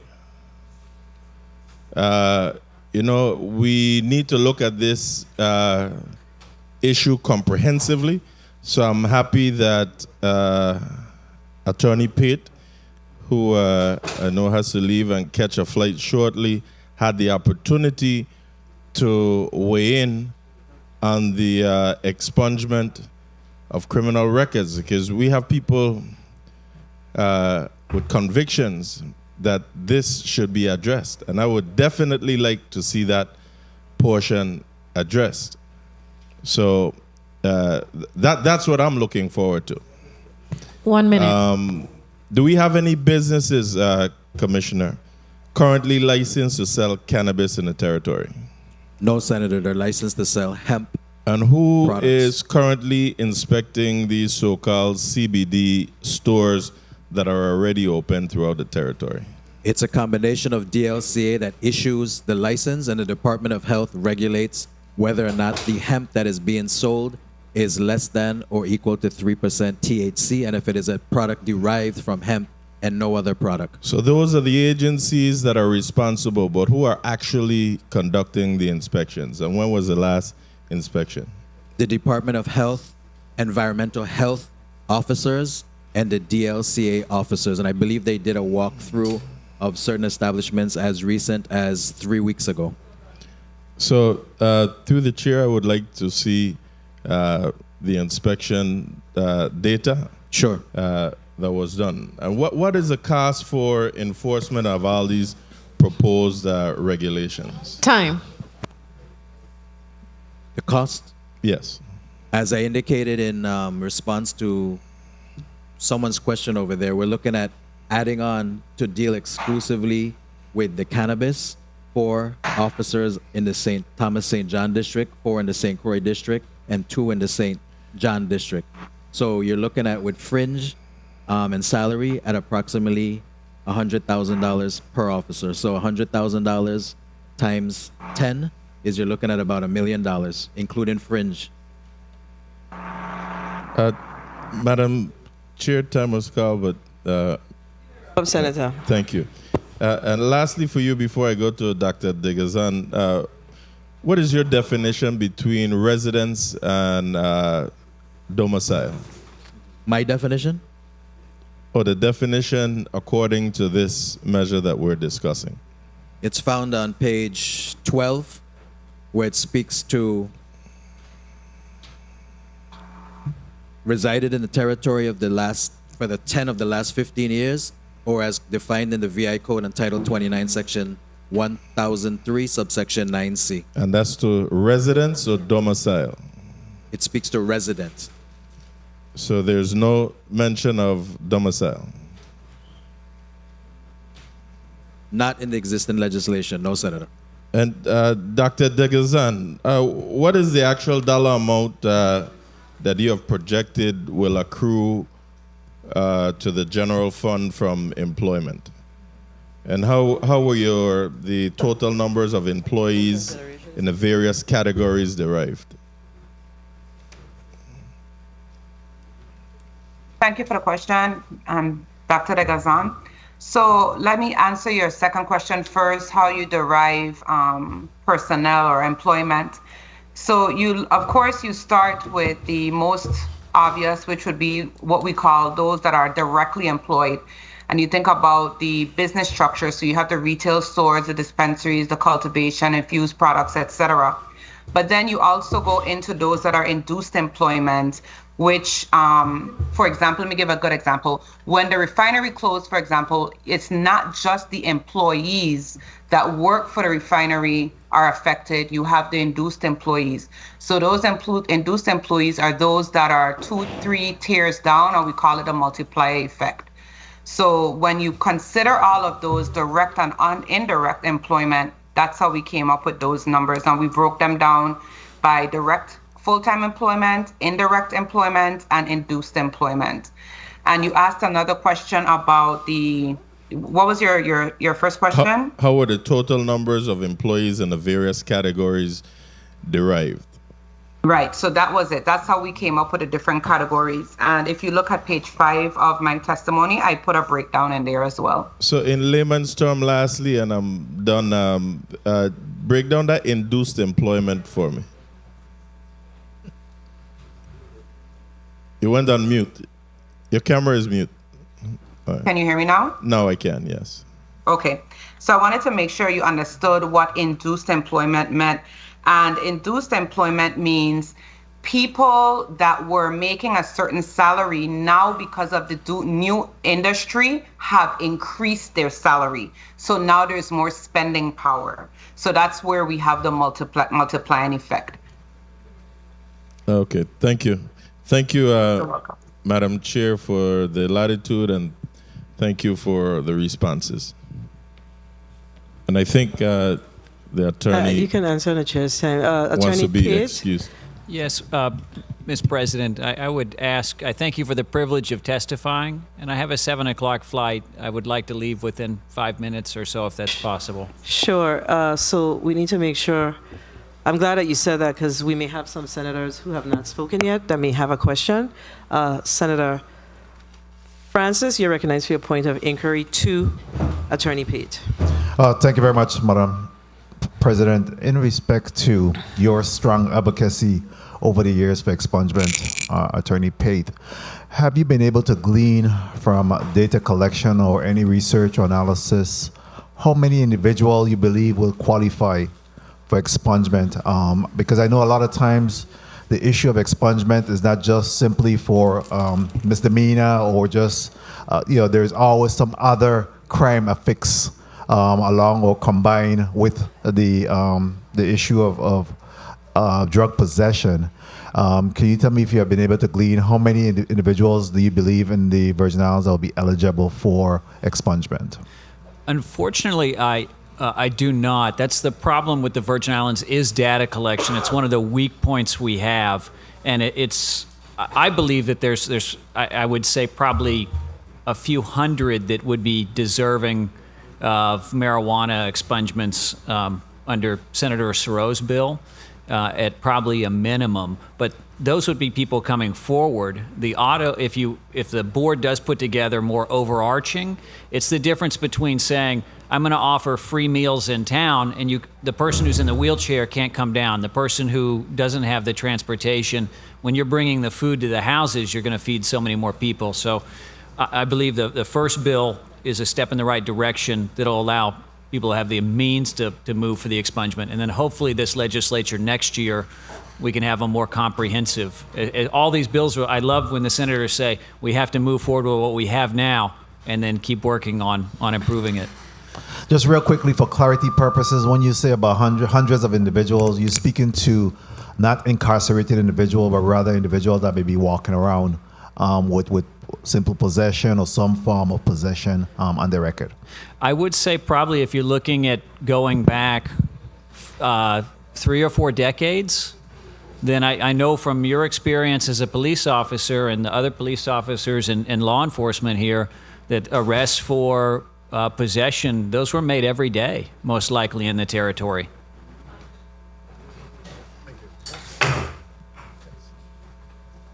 Thank you. Any other senator has a question for Attorney Pate who did not speak yet? You have a question? Senator Genevieve Whitaker, you're recognized for your point of inquiry to Attorney Pate. Thank you, Madam Chairwoman. Attorney Pate, it's good to see you. It is. Thank you. Back to a little backstory. Me and Attorney Pate, when we were in law school, different law schools, we met through the American Bar Association. But a question I just want to ask to you around just how have you assisted different organizations and groups here in the Virgin Islands who seek restorative justice, as even outlined by one of our testifiers, President Tafari, I always butcher his last name, Tadizi. How have you, engaged with groups, do you offer any kind of maybe pro bono work or just, work in that regard to assist some of the groups who are seeking restorative justice respect to this matter, the cannabis use in? Thank you. Thank you very much, Senator. I'll try to keep it short. When I first started my office, I had 0 clients, and I had to build it from the beginning. And one of the things that I looked at was the expungement bill was just passed in 2009. And I tried to do that as cost effectively as possible because I needed the business and people needed the help. And that's how, through doing it, is the improvements that I've put back through the legislature on how to expand the expungement statute. Now that I've gotten busier, I do not do as many expungements. I've shared all my forms with other attorneys.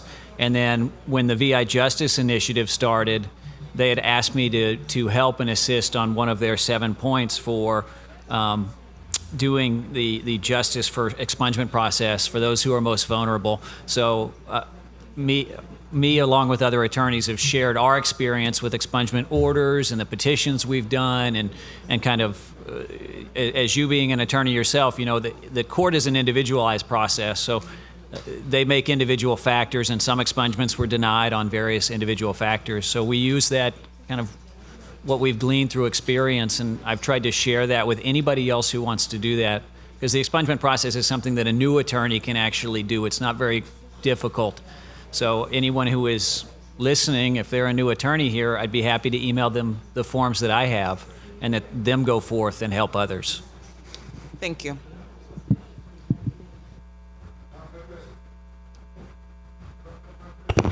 Thank you, Senator. Thank you, Senator Whitaker. Are you satisfied with your response? The responses, Senator Marvin A. Blyden, you're recognized for your inquiry to. Thank you. Attorney Pate. Thank you, Madam President. Attorney Pate, I know in your testimony you mostly spoke to Bill number 34.0344, but in respect to Bill number 34.0345, in which we are dealing with today, in respect to your statement, you said that interestingly, the present expungement statute already does 90% of the job that the new bill proposes. In Bill 34.0345, in respect to expungement, how would that look based on a bill? Are there any amendments that's necessary or needed to assure that 100% instead of 90%? What I meant, and it's a little probably inartfully written, is that the present expungement statutes allow for misdemeanors. The other bill that's being proposed by Senator Siro allows for felony marijuana convictions that would be possession or intent, things like that. Yeah, so it goes that 10% would be the felonies that are not covered. So it still means that if it's passed, and I would recommend that it be passed, it's a good step forward, that the only expungements now would be enumerated marijuana provisions in Title 19 that the bill addresses, that people could get an expungement for a felony marijuana but nothing else. You couldn't get a felony expungement for a robbery in marijuana, only the part that had the marijuana possession. The robbery stays. And so it's tailored. It's quite tailored. Understood. Thank you for that clarification. Thank you so much, Madam President, for the time. Thank you. Any other senator wish to have an inquiry with Attorney Pate? I wish to express my concern with your recommendation. that we should pass the bill and then come back in the next legislature. What happens is folks lose focus and things go kicking down the road. If there are things or areas or additions or subtractions around the expungement, we need to do it the right way, as right as possible. Because what's going to happen is as we convene our new legislature, that may not necessarily be the priority of those senators that are sitting in the 35th legislature. So we need to be very mindful of that. It's important that we make the necessary amendments and move this along the right way. That's my primary and only concern around your recommendations. I think your recommendations are spot on. However, we need to get it done. Now, any other inquiries for Attorney Pate, because he has to leave? One more. Senator Joseph, let's make it quick because he did say 5 minutes and I think I've way exceeded his 5 minutes. Okay, thank you so much, Madam Chair. I wanted to ask you, Attorney Payton, I came at the latter part of the conversation. Does the expungement also, what you're looking at and we should be considering, also allow for those persons who are incarcerated for distribution and possession of marijuana? Would it affect their sentencing factors? No. The expungement provision, you'd have to have completed your sentence and probation. So this is not for anyone who's serving prison time. You have to actually be finished and out and then seek your expungement. And the reason I asked that, I once had a student and he was in possession of a certain amount of bags of marijuana. And I mean, he was trying to make ends meet. He was a single father. And the prosecutor at the time was not easy. So I will just go ahead and say thank you for your response. I appreciate it. Thank you very much, Senator. I appreciate it. I thank this whole honorable body for your service to the people of the Virgin Islands and that you're the voice of the people of the Virgin Islands. Thank you. Thank you, Attorney Pate, for your testimony and your responses to our questions. Senator Samuel Carrion, you're recognized for your 5 minutes. Thank you, Madam Chair, and good evening to my colleagues and to the testifiers and to the people that are watching this evening. There's a few things that I believe that are important. I think we've mentioned them here, social justice. We're hearing social equity and restorative justice. And I know that compared to the mainland, it's a little bit different because the mainland is more focused on doing that for Black and brown communities. But I guess here we still have to look out to ensure that locals, and not only locals, but also those that practice, and it's part of their religious sacrament, the cannabis is part of it. So we have to ensure that they are involved in when we talk about social equity. But, as I was hearing the consultant from Colorado speak and answer the questions, and we know that this is a big elephant. We've been at this for a while, and I was just thinking how we tackle this. We have to tackle it step by step. Eat an elephant maybe bite by bite. But really, I'm concerned about, and this is my major concern, is our infrastructure, and how our infrastructure really has to play a role in ensuring that we are successful if we move forward with this legislation. I'm talking about the Department of Health, Human Services, VIPD, and the Department of Education, because you have also the compliance, and DLCA, because you have the compliance and enforcement component to it.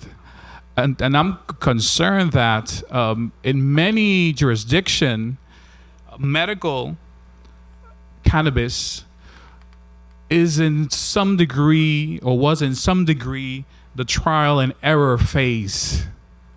And basically like the training wheels to get you started and to really have the infrastructure in place. And my concern is, we're here discussing about adult use, recreational use, but we haven't been able to really get medical cannabis moving how it should be. And I'm very concerned about that now we're here having a discussion about adult use and recreational use, whether I'm for or against, but we have been behind in really having the proper infrastructure for the medical cannabis. And if the government is really serious about moving in this direction, I think that's the area where we as legislators and the executive branch we should have really focused on to ensure we have that infrastructure in place. Because in most instances, like we heard, 4 years or 6 before you had recreational use, you first had medical use. Commissioner, after I said my little piece of why I'm concerned, when we speak about also our young people and the abuse portion of it. So we need to make sure we have the infrastructure in place so we don't go down a line that we will regret later because we don't have the proper regulations and policies in place. Commissioner of the LC, quality assurance, lab, where are we with regards to that? I know that I think legislation speaks about having one in each district. What's the plan in regards to that? Because that's also a main component, along with compliance and enforcement, but that quality assurance and lab process. Sure. Thank you very much for that question, Senator Carrion. As mentioned by Senator Donna Fred Gregory on a repeated basis this evening, there are some instances where this bill needs to be amended. So to actually implement a lab on each island district may be very costly at first. So in fact, one of the things that we are working on is to get an agreement similar to what happens in Hawaii or Washington State, where among the territorial waters, for inspection purposes, you can actually transport the product between the island for testing. So currently at the Department of Health, they are getting ready to stand up a testing lab that's owned by the government of the Virgin Islands. So once we can implement those agreements, get them signed off, then in fact, that's something that can be amended in this bill to ask for one testing lab in one district to supplement and augment the other places that do not have a lab. And how you intend to do that with the federal laws that we have in place that... Like I indicated, in the Hawaiian Islands and in Washington State, where they have different islands, they're actually permitted to transport on their local waters. And with regards to, I don't feel so convinced, but I'm hearing you. Sure. I can share that information with you, Senator. Yeah, please do. And one of the things that Attorney Pate mentioned was when he spoke about expungement and so forth. And the question he posed, what would the funding for an automatic expungement status would look like? We don't have anyone here. I don't know. I can defer that to Attorney Walker. She may have a response. Or if there's have been any conversations with VIPD or Department of Justice, that if funding has to be provided for that, what would that look like? Thank you for the question, Senator. The agencies that are involved with the proposed auto expungement are government agencies. It's a matter of pulling the records from the Superior Court. I can tell you that there's a little over 200 people who were convicted of simple possession in the past 20 years. So that information is available. It's a matter of simply pulling the records, reviewing, and then pausing. I don't anticipate that this would require a large appropriation. Good. Well, thank you for sharing that. And just in closing, I think my time has been called. If on the chair's time, if each of the panelists that is before us can maybe share quickly, I would like to hear perspective. What is the biggest challenge we have before us in moving forward with this piece of legislation? What would you identify as being our biggest challenge? Thank you. Thank you, Madam Chair. Thank you. I asked a you question. Have another question? Yeah, I asked it maybe if they could speak on your time. Sure. What's the biggest challenge that they think that we are facing in order to move this legislation forward? And that would be a question for we can ask Attorney Walker as well as Attorney Evangelista. Well, the implementation has to be through the government. So we'll start with Attorney Walker, and then we'll wrap up with the Commissioner. To answer Senator Carrion's question, I think the biggest issues at this point is time and resources as far as the work that will be needed to amend the current bill. I touched upon several amendments that need to be made in my testimony. I believe that the foundation has already been laid by the OCR that if adult use were passed now, it can be rolled out simultaneously with the medicinal cannabis statute. And the major takeaway that I took from Denver is the importance of hiring what Colorado refers to as a drug czar. And that individual is the person who's in government house or who reports to the government house team and basically works with all of the various departments to coordinate and implement the cannabis use programs to make sure that health has the MOU that it needs with VIPD and DLCA has the support that it needs from VIPD. So you would want to have that one individual to advance the timeline that Commissioner Evangelista spoke about. Sure. Commissioner Evangelista. Evangelista, I concur with everything Attorney Walker has just indicated.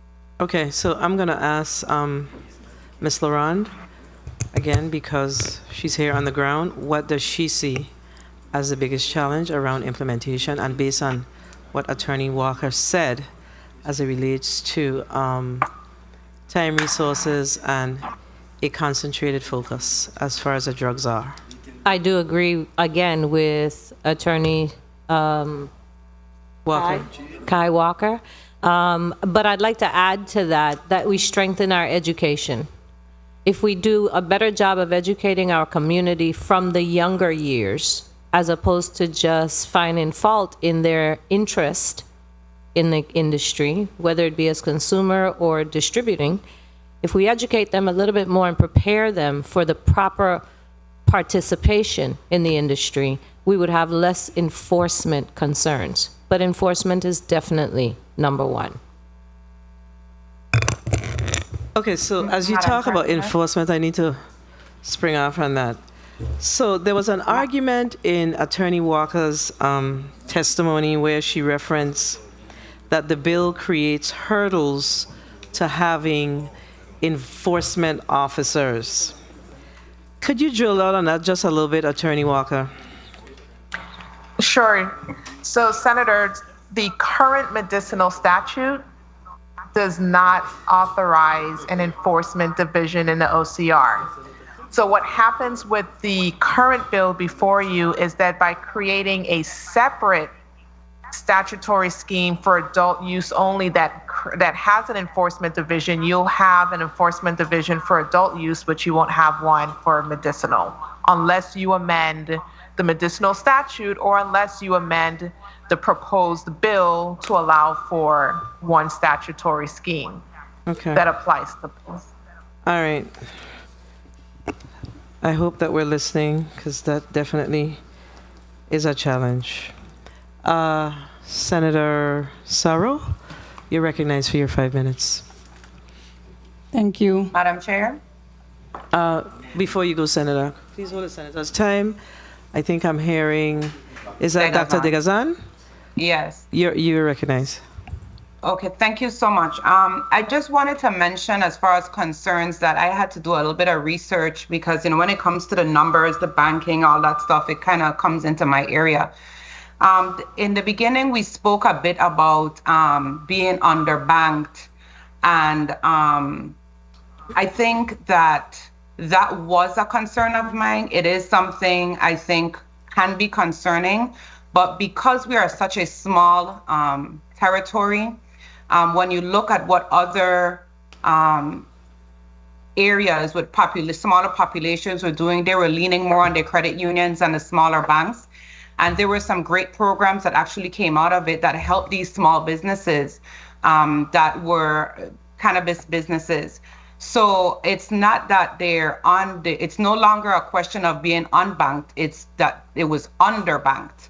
And a pro for us right now that was a concern is that we can utilize our smaller banks and our credit unions to actually create great programs, great finance programs, and places for safe deposits for the businesses. So I just wanted to put that out there because I knew that whole where you're going to hold your money, what you're going to do with your money was a concern. But in that situation, our scale actually works for us. It works to our benefit. Okay, thank you for that. And before I go to Senator Sarah, I have another question, and it's for Attorney Walker. And it's specifically about the residency in the VA for the last 2 years. So the bill proposes residency 10 years, right? While Correct. medicinal speaks to 2 years. How do we balance that? How do we truly balance that as a territory?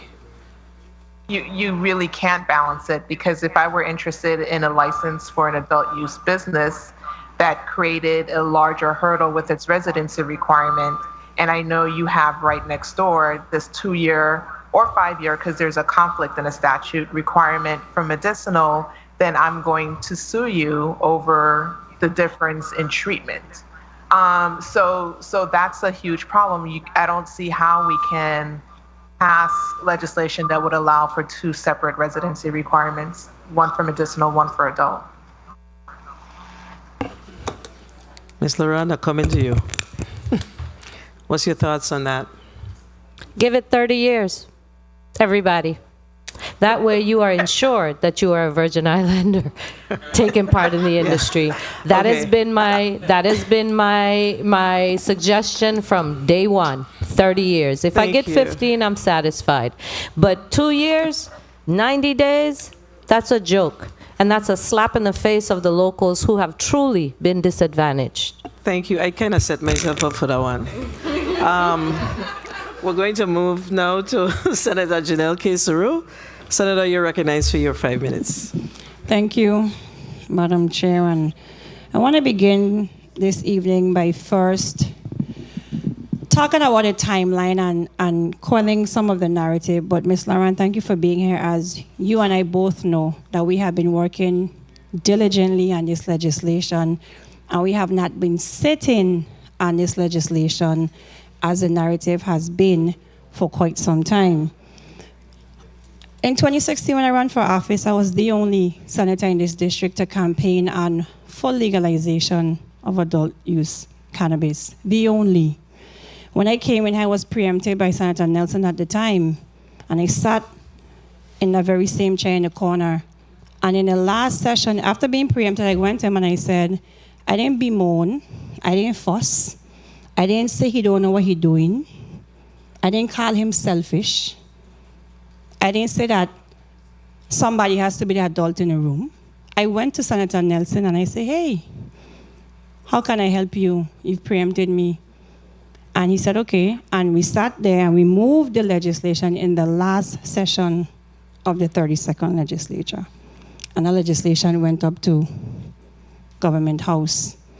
I chaired the Committee on Rules in the 33rd legislature, and I expeditiously moved every single nominee sent before this body for cannabis. Commissioner Evangelista, you could attest to that. I wrote to the governor and I said, hey, let's fully complement the cannabis board because there are things to be done. My letters went with no response, none.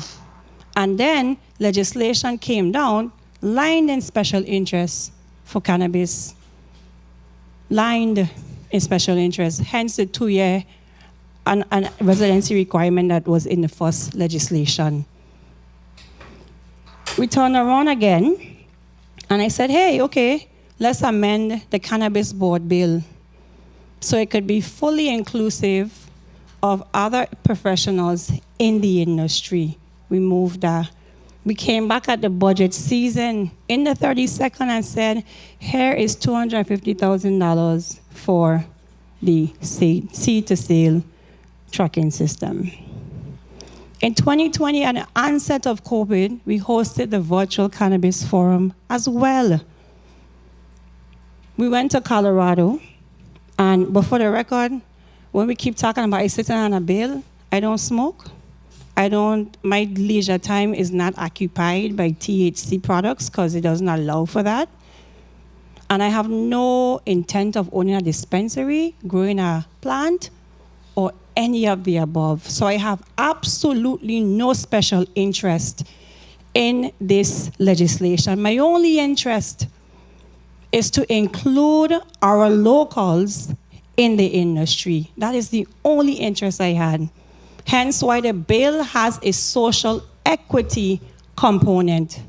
Because we can't lock our people up for years and then decide you could come here for 90 days and make a profit off of it. So when you look at that too, look at Florida, the state of Florida, when they have their industry. Do some research. Florida's cannabis industry is dominated by 4 companies in the state of Florida. Hence why the social equity component is imperative. Then we move on, and we went to Colorado, and we came back, and our legislation was submitted to council.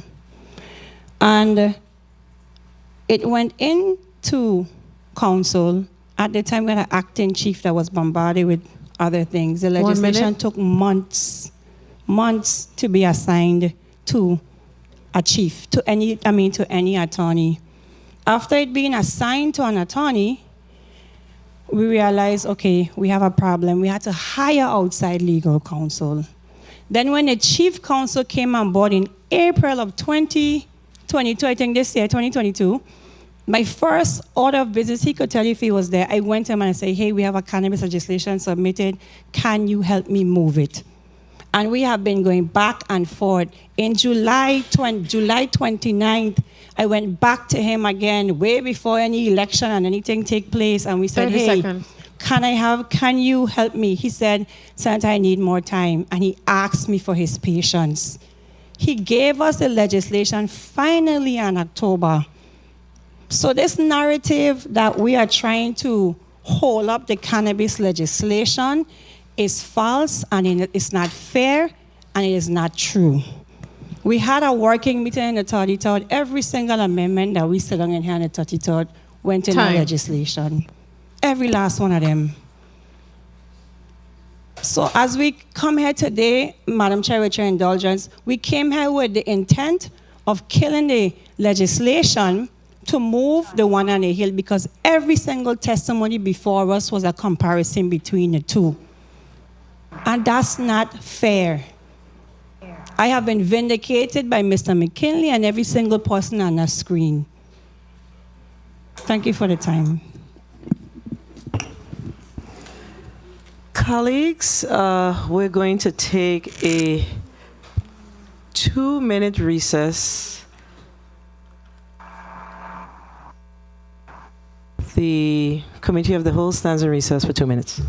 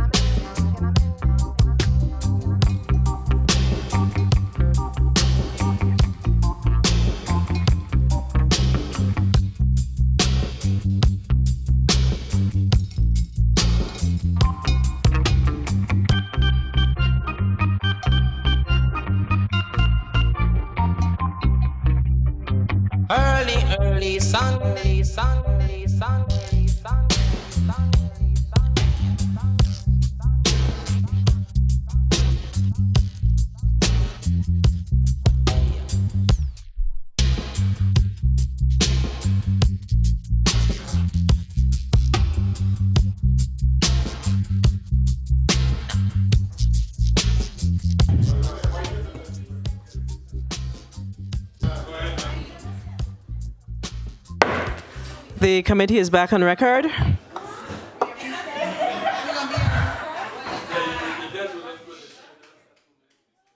Yes, it's important for us to do the recess because, you know, we have our colleagues here from St. Croix and they have to get back home.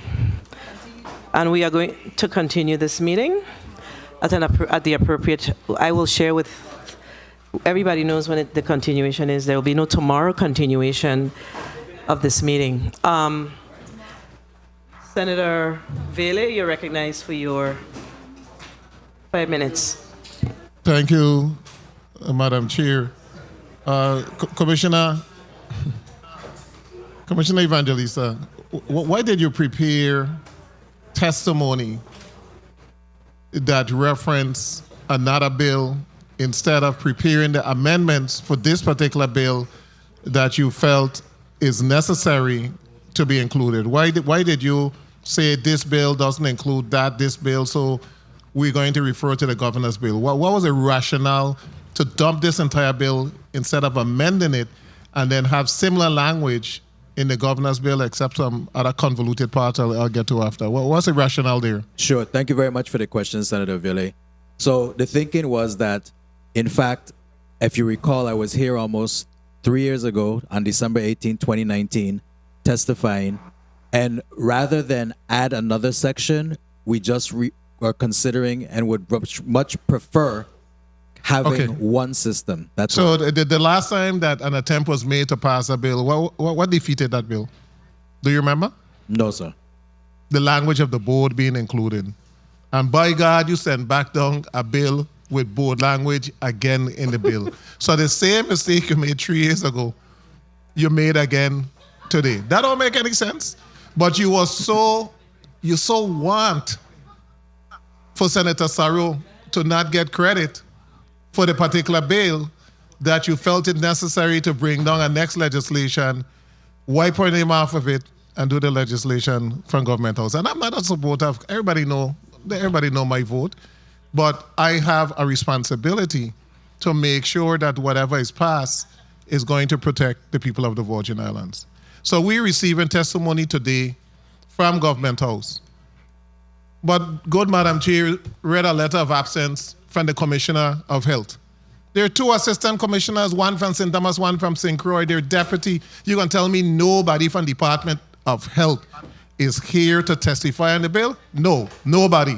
It's not important. We just sent a letter saying that we won't be attending. Ray Martinez, the commissioner of the police department, he has not even answered. He hasn't even answered correspondence sent by the chair to testify on a marijuana bill that is going to impact this entire community. Is the administration really serious that they want this bill passed? Or the administration just wanted to make sure that they send down their legislation, get rid of that one, let's criticize it. So clearly, Colorado said, we have medicinal legislation and we have legalization legislation. But in the testimony provided by you and provided by Key Walker, he said, oh, we need to combine both of them. But I know I heard with my own ears the governor clearly saying, medicinal don't make money. We want legalization, so we're waiting for that. So 4 years ago, we passed medicinal legislation for people in chronic pain. 4 years ago, and you dismissed the wishes of those people in chronic pain and refused to implement medicinal marijuana, which I voted no for. But you refuse to implement it. It is a law. You don't have the right to say, I am not going to implement it because legalization has more money in it. And then you send down a bill with about 5 different definitions as to who is going to use legalization. You got sacramental, non-resident, visitor, this. You could go to Colorado tomorrow and walk off the street and go and buy weed in the dispensary.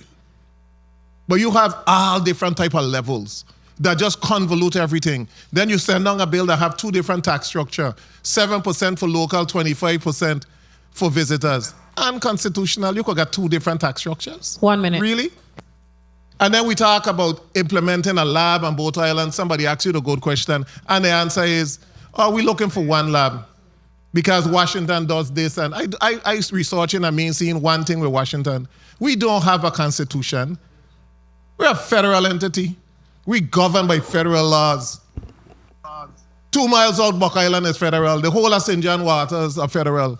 But you are trying to convince here that you'll be able to transport marijuana across the seas to one lab because the office, OCR, whatever your name, has not done their job. So you ask the question, well, why you don't have this, why you don't have that? 30 we didn't have a seconds. quorum. But who has sent down the members of OCR? We just approved them.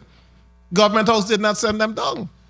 But then you have the argument to blame this body for not being able to move forward on marijuana when all of the blame is right in your lap. It's in your lap because the government has not executed the first bill that was passed by this body 4 years ago. This administration, the first bill that was signed was medicinal marijuana, and nothing happened after. They disrespected all individuals who need relief from chronic pain by saying we are not going to do anything. Thank you, Madam Chair. Your time has been I'm called, going to ask you Senator. if I could wrap up. But Sure, certainly. You speak about enforcement arm. What are you talking about? What are they going to do? The 10 officers for $1 million that you want to hire. What are they going to do? They're going to follow the directives as outlined in the statute and rules and regulations as implemented by the OCR. Colorado, you have a similar entity because I was looking and I see that you have a similar entity. Thank you, Senator. Yes, we do. It's the Marijuana Enforcement Division, and the officers there are peace officers. We're having a hard time hearing you. Can you speak a little louder? Yeah, can you hear me now? Go ahead. Yeah. We have the Marijuana Enforcement Division, whose employees are sworn peace officers. It is configured the same way as, for example, gaming and auto sales. Those are all peace officers in the state of Colorado. And what's the number of individuals? It ebbs and flows, but it's probably the overall office is around 100 employees right now. Okay, thank you so much. Thank you, Madam Chair. Thank you, Senator Ville. The size of the Virgin Islands is significantly smaller than Colorado.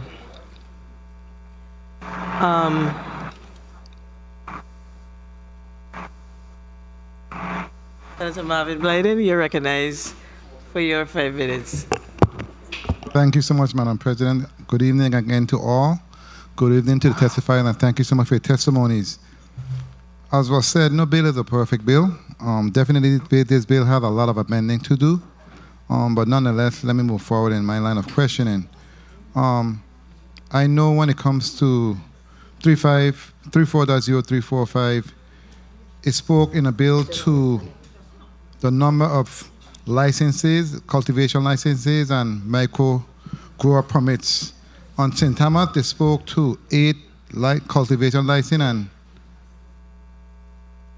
30 micro grower permits. And in St. Croix, it spoke to 15 cultivation licenses and 30 micro grower permits. But I believe there needs to be an amendment because in order to meet the market demands, it should not be based on land space, in my opinion, but on a number of anticipated customers. And despite St. Croix being much larger than the St. Thomas, St. John district, we all know in terms of the market when it comes to tourism, our tourism product, etc., it's a larger market. So I'm sure I will be putting in legislation to amend that section. It also speaks to January 1st of 2023, which is 12 days away, to allow the OCR to adjust the maximum number of licenses, but I'm sure that number also has to be changed.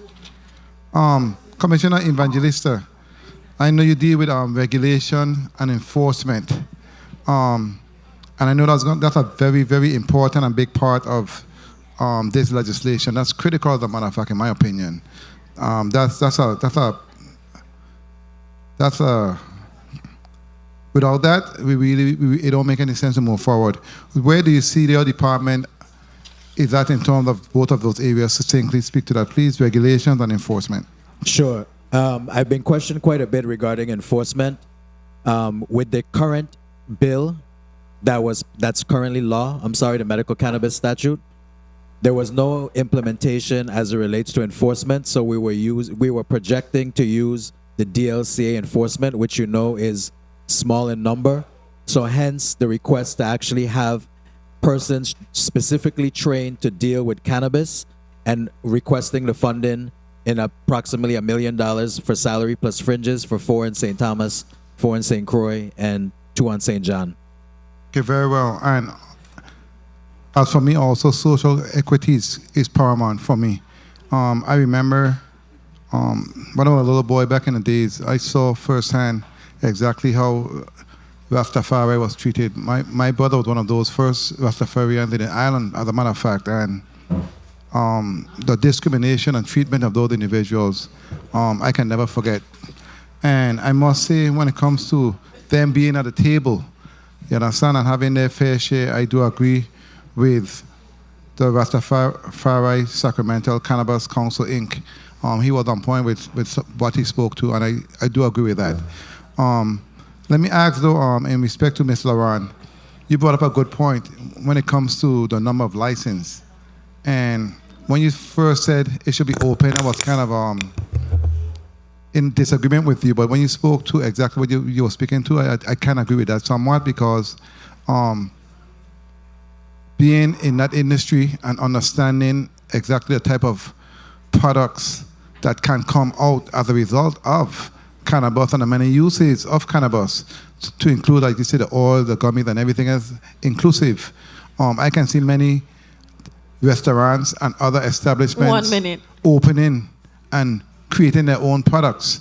You see what I'm saying? So I can agree with you in that respect. How would that look, though?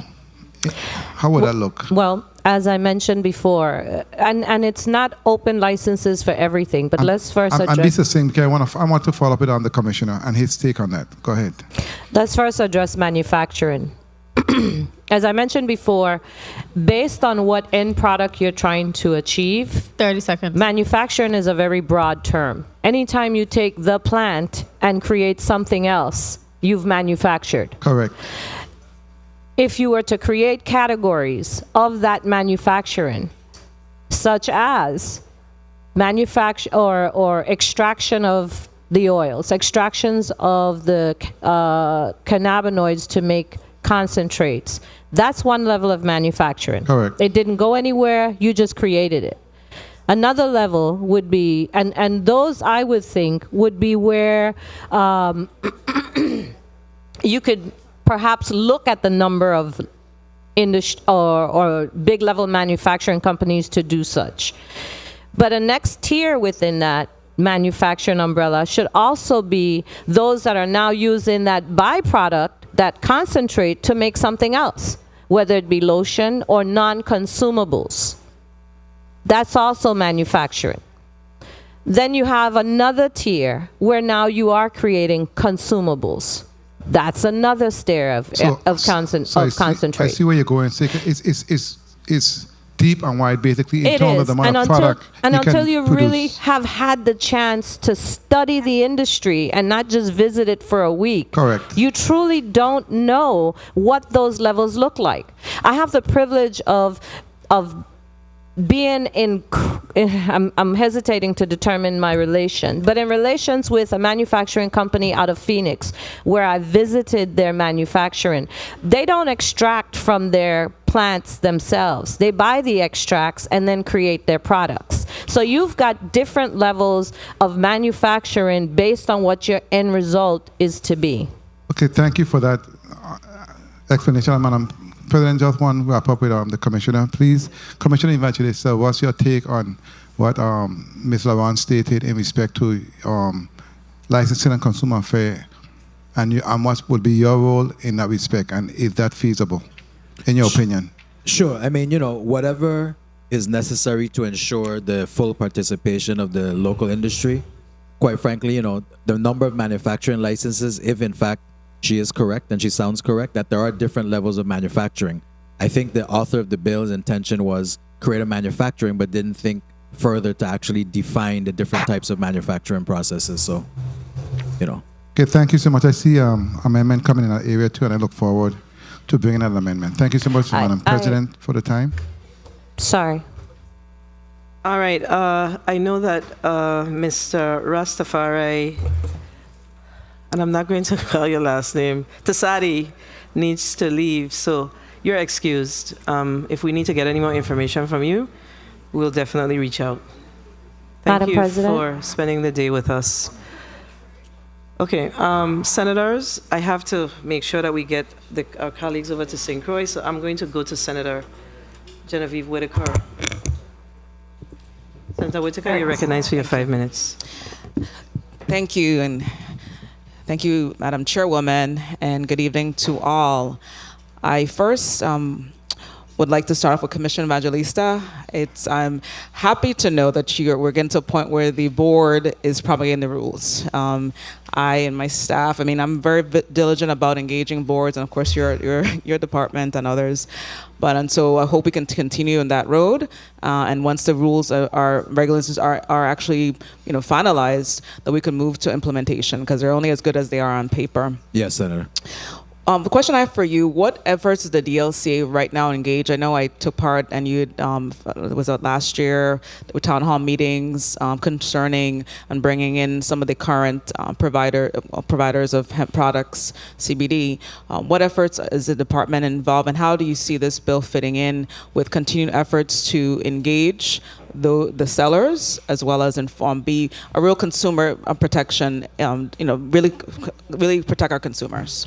Sure. Thank you for the question. So what has occurred is, now that we have a fully functioning cannabis advisory board, the board is actually the one who is going to take charge and direct the OCR to continue those outward educational outreaches to both the businesses as well as the consumers who may partake. So it's ongoing, and as I indicated, we're actually in the process of issuing RFPs or RFQs for certain entities to come in and not only train, but also to educate both the community members as well as the prospective business stakeholders, to ensure that they have as much information as possible so that they can actually engage and will be interested to actually take part in the industry. And how are you getting that message out? How are you working to get that message out? Sure. Well, once the RFQ and the RFP is completed, we're just going to push it out publicly via social media, via the regular print media, and via radio media. Thank you, Commissioner. You're welcome. To Ms. LaRonde, what a journey it's been that I've actually witnessed firsthand, your advocacy. Yes. Can you just really speak to the education component? Because one of the things that we're going to see, we want our people to be trained and get really, especially when we talk about working in the labs and so on. How can you really speak to some of the careers we need to engage with our education stakeholders to ensure the success both in employment but also in entrepreneurship space? Yes. Then if I understand your question, I want to make sure I understand your question, because as we're all speaking here, there's several things rolling around in my head that have been there for 14 years. So areas such as even our licenses for research and development. I think if we were to take that from a much broader perspective and not look at it just from the simple 10 licenses that would be allowed, we could engage our students in more behaviors that examine this plant from different angles as opposed to consumption or even just retail. When we talk about research and development, I, again, feel that that is an area that should be a larger amount of licenses offered, because there's so many different areas of research and development that we have not explored. Data is perhaps, and this is the first time that I've said this on this floor, said this in this environment. Data is probably the most valuable part of this entire industry, and we have yet to understand that. The governor does, hence why we have an agency that will be collecting data. I want to put forth today that if we were to look at this plant completely from a different perspective, we would understand how to engage the educational levels, not just our highest levels of education, but at minimum, our high school and above. in becoming a better part of the industry, the data collection, the data usage, and using that information to create a better environment for our community, from law enforcement to consumptions. Thank you. Attorney Walker, can you outline the administration's push and some of the efforts that they will make to address the historical wrongs in the Virgin Islands? How do you see even what the governor is proposing and of course what the current bill speaks to? 30 seconds. Issues surrounding assisting persons who were convicted of of marijuana offenses, but even further, how would we work on ensuring that our people, our local people, are going to be able to really be part of the industry? So there's about 4 parts to that. The first is that the first step is the auto expungement. That's where the restorative justice begins. And then there was definitely an intention to include the sacramental usage and allowing for a pathway for those disenfranchised to enter the industry. But on top of that, the legislation, the current legislation to some extent, and the proposal from the governor includes assurances for female entrepreneurs, for service-disabled veterans, and the current draft rules and regulations before the OCR includes social justice components in the licensing requirements. There are a certain amount of points that you get when you come from a disenfranchised community and you're applying for a license. There's certain other elements to the rules and regulations that speaks to even the hiring of employees or the engaging of consultants and contractors that come from disenfranchised communities. But most significantly, what Government House has been doing is exploring programs that will educate the local population to get it ready for a robust cannabis industry. There's a lot of talk around cultivation among the local population, but the money is really in the dispensaries. And there are programs out there that are similar to the cohort programs that the RT Park has. And those programs would allow us to identify Virgin Islanders who are interested in the cannabis industry, train them on how to pull together the business plan, have them make presentations before actual investors so they can start accumulating the seed money that's needed to even submit the application, much less operate the business. So those are the 4 elements that I am aware of that the administration has currently been working on to make sure that the local residents reap the benefits of the cannabis industry whenever the legislation is passed. And I know my time was called a long time ago, if I may close off. And thank you for that. And I would just say that's going to really be a commitment, because I thank you for putting that on the record, that we do have entities out there, SBDC and others, who are supposed to be helping a lot of our organizations to be successful. So it's going to be, again, have no necessarily legislation, but it really is just in a commitment to helping those who are in need.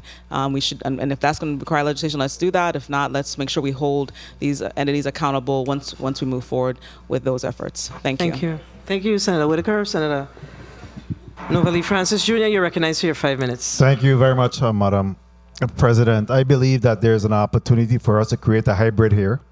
I believe that the governor's bill that was sent down, as well as the current legislation that's before us, gave us a framework, and we have the ability to modify it, merge it, and create amendment. Whatever we want to do, amendment in the nature of a substitute, bring both bills together and be able to, again, fix the bill and move it forward. Regulation and rehabilitation have always been the hallmark of my discussion in respect to this, any cannabis industry moving forward here. And, I'm still a little bit in the weeds in terms of, I'm hearing that we have 2 possible regulatory responsibility with this bill, and I'm hoping that we could really address that particular issue, because that brings chaos and confusion, and I truly believe that we need to narrow that pathway. I think that Ms. Laron made a good recommendation in respect to just having an umbrella, and be able to take a look at that. I wanted to ask you real quickly, Mr. McKinley, because I think timing is everything. And right now, I know that there was a report that I saw maybe about a week and a half ago, maybe even 2 weeks, where on the Colorado News, where they were reporting that there was a budget shortfall of about $100 million as a result of the cannabis industry. In fact, there seems to be some levelization occurring in respect to that. Are you following that report? Yes, thank you, Senator. Here's what I can say. There have been significant drop-offs in Colorado cannabis revenue since it hit a peak in 2020 related to pandemic closures. What I would advise is that you do not legalize cannabis for the money. We will be fine in Colorado because that was our approach. Cannabis pays its own way. We are not building schools. We are not paving roads. We are not hiring nurses, with limited exception. You will never make enough money from cannabis to run your government. You will make enough money from cannabis to regulate cannabis and related positive and negative externalities. But it's very true that the Colorado cannabis industry right now is generating much less tax revenue than it has in years past. And I know many operators are hurting as a function of folks buying less cannabis. Very well. That is a profound statement, and I guess something that we'll have to take into consideration as well. I wanted to ask Attorney Key Walker, real quick, because our visit to Colorado clearly indicate that there is a lot of preparation that's required here, a lot of technical issues in the cannabis industry that's required. What is your suggestions in terms of a best approach for us to be able to start to making sure that our local workforce and entrepreneurs are trained, educated, so that we could have a successful cannabis industry here in the territory? I would first say that we need to roll out the auto expungement as quickly as possible to make sure that those individuals are able to apply for the licenses when the time comes. After that, the OCR has already begun the process of drafting and putting out RFPs or RFQs for the technical assistance that's needed to roll out the program. That, with the combination of appointing a drug czar to coordinate the efforts among all government agencies, because the OCR is only a regulator. The OCR would not be able to direct other agencies what to do. The drug czar, I believe, is key in pulling all of it together so we can have a quick and successful rollout of both adult use and medicinal use. And quickly, in terms of rehabilitation, and I guess Ms. Laurent, you could weigh in at this as well. I've asked this question before. How do we address the overindulgence? Those individuals that may, again, abuse the cannabis and then it becomes problematic. How do we address the rehabilitation of those individuals? Proper education. The only thing that we've sent across our public airways is that it's bad for you. Our children are taking gummies and they're getting sick. No, they're getting high. There's a lot that we need to truly be honest about as it relates to this plant, and feel confident in being able to share that with our community and know that we can redirect what's happening in our community.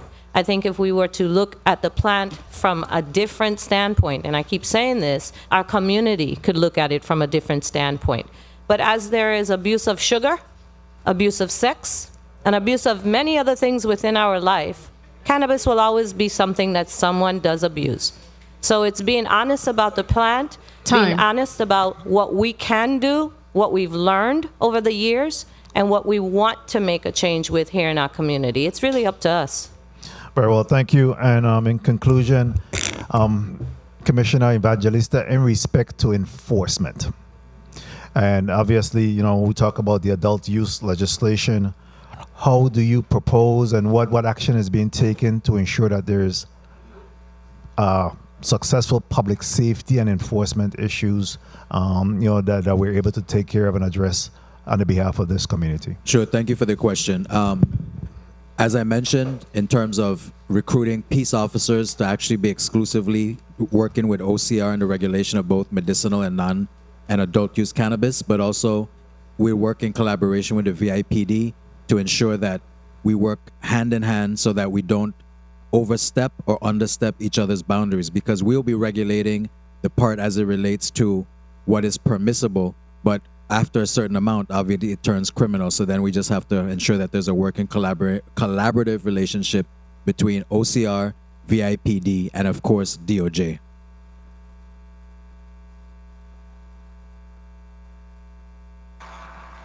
Thank you, Senator Francis.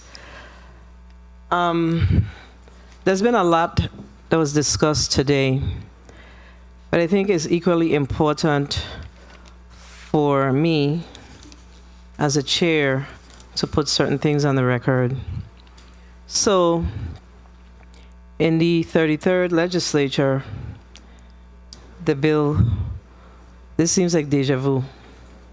The bill came before the 33rd in December, and it was pulled off of the agenda because my colleagues at that time got cold feet. It wasn't because of the board inclusion. But there was a commitment. After that, the bill was pulled, that we would have begin to work on this legislation as a collaborative. And a collaborative meaning all 15 senators that sit within this institution by the first quarter of 2021. And that did not happen. As the president of the institution, I recognize the importance of ensuring that my colleagues were informed as it relates to the cannabis industry in as much as possible. And we worked with the National Council of State Legislators. So we didn't go on a junket trip, okay? We met with the National Council of State Legislators in Colorado. And they brought their experts, and some of the people were from other states that they brought to share with us how things work as it relates to their experiences and what are the things that we should look out for.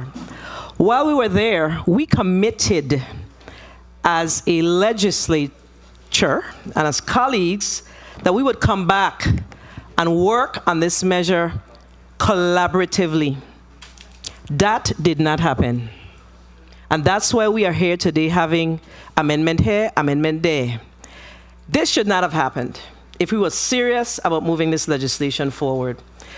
One of the things that we did in this 34th legislature, and I want to thank my colleagues for staying in the paint and making sure that we did it. We worked on the behavioral health collaboratively. We worked on the fire EMS collaboratively. We worked on the GRS stabilization collaboratively. We worked on the WAPA board reform PSC board collaboratively. This legislation is equally important, and we did not have the opportunity to work on it collaboratively. So there is no one in here that's vindicated because we did not collaboratively work on this legislation. We worked on this legislation individually. This body, this 34th legislature paid $13,000 to an attorney to work on this legislation. And I don't know, I'm not sure if they had sidebar meetings around the legislation, but I did not see the legislation until it came to me for pro forma. This is why we have in this conversation. I have sent emails asking for us to collaborate. But this legislation was the dark secret. So hence, we are here in December again, with my colleagues having to come back next year, not next year, after Christmas, right before next year. Yeah, right before next year to discuss, to figure out how we're gonna move forward on this. And you know what it requires? It requires digging our heels in again and beginning to work to figure out how we're gonna address these amendments. There are so many amendments that we need to address. I don't even want to sit down here and call them out. I've listened to the conversation, and it's a lot. But it requires us now to come back and work together. This is what happens when we do not work together. So sometimes when we don't work together, yes, there are adjectives that we use when we don't work together. We have to work together in order to move the people's business forward. There is not one legislator in here that can move a significant piece of legislation like this, absent of collaboration of their colleagues. We have to work together. So now I'm gonna have to ask my colleagues to give up some of the Christmas break off, Christmas Day. We gotta work on this thing. I'm kidding. But I'm just saying that this is an example of when we work as an individual. Because guess what? When we brought a securitization, the third time, we weren't having this amendment here and amendment there. We sat down as colleagues. So if nobody else don't want to say it, I can say it. That's why I was in trouble with IU. But it's okay. We sat down here as colleagues and we worked together because we knew that we needed to remove the anxiety from our retirees. What prevented us from working together on this matter that Ms. Laurent talking about? She having a conversation for 14 years. We hearing 4 years. We hearing all kind of years. Why we didn't do that? So I'm asking that in the future, when senators say, hey, let's do this, let's rally so we could get things done. We were not hired here to be afraid. We were not hired here to be afraid. We were hired here to represent. And if it's the last thing I do as I serve in this institution, I am going to continue to represent the people of the Virgin Islands. You don't have to like me. The people like me. Yeah. But I'm dead serious though. So now we have to go back and do all kinds of work on this legislation. It's just a lot. It's a lot. And I could go through it because I am one that reads, so I have papers and papers of amendments. And when you're talking about the governor bill, I'm talking about the amendments that I read. This legislation that's in front of us is heavy on regulation. It's heavy on regulation, and we need to allow the office of the OCR to regulate cannabis. Because you know what happens? I'll give you a good example. And this all just come into my mind. We put in the taxi cab only supposed to charge 5 cents, only using that as an example. In taxis, another one. I think the office of the lieutenant governor is supposed to charge $1 for whatever. And then guess what? We off on our merry way, and the dollar stay for the 30 years. Allow the organizations, the entities that's responsible to manage and set the policy around the legislation. Our job is for oversight. Call them in if we're not comfortable. If we need to amend the legislation, then let's do that. But we find ourselves in this situation, high December, because of individualism. That's what happened to us here.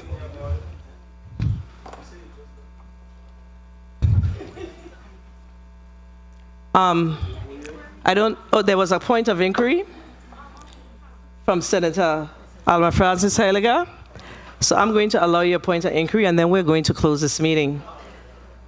So you may proceed, Senator. Thank you. Good evening once again. Quick through the chair to Office of Economic Research and or Ms. Laurent. When we went to Denver, they did talk about the potential revenues of, on the low end was 25 million, which she reflected and shared earlier today based on their analysis. And the high end, if we kind of get lucky, would have been like 40 million. But the reason why I question that was, if we bring in those type of revenues, they also spoke about a chunk of it having to now be disbursed because of the potential negative side, which would then go to the police, human services, health, which would reduce that revenue. But the main question I want to ask is, when I spoke to members of the administration, they said their biggest thing they saw is potentially creating patents for strains of different types of marijuana patented to the Virgin Islands as a way of bringing in revenue. And that's the way they saw we would potentially bring in major monies outside of the regular retail, which is 25 million on the low, 40 million on the high. What are your thoughts on that? Because if we're also looking at it from a scientific standpoint of creating strands or strains to bring money, how does that work? Thank you very much. The question is for whom? It's Dr. Digazan and So thank you so much for that question, but you know, for me, I forecast based on economic indicators, and I look at other areas with the same type of population and draw my numbers from there, and then I look into what we bring to the table with our tourism, etc. We look at our the population, etc. So what you're asking is something I would have to really think about that and see exactly how we could answer that, because I gave you, and we always stay conservative. I don't flop or add to anything. I stay very conservative in numbers and forecasting. And 24 was our high, is what we show at the end of 7 years. You mentioned 44. But of course, you know, just as the gentleman said before out of Colorado, we do see it being enough money to fix some local issues through government appropriations. But of course, you're going to have to invest the money back into the program. So I'm not even sure how specifically to answer your question, but that's my narrative to what was just placed on the floor. I'm going to have to close this meeting. The committee on hold stands in recess until December 29th at 9:30.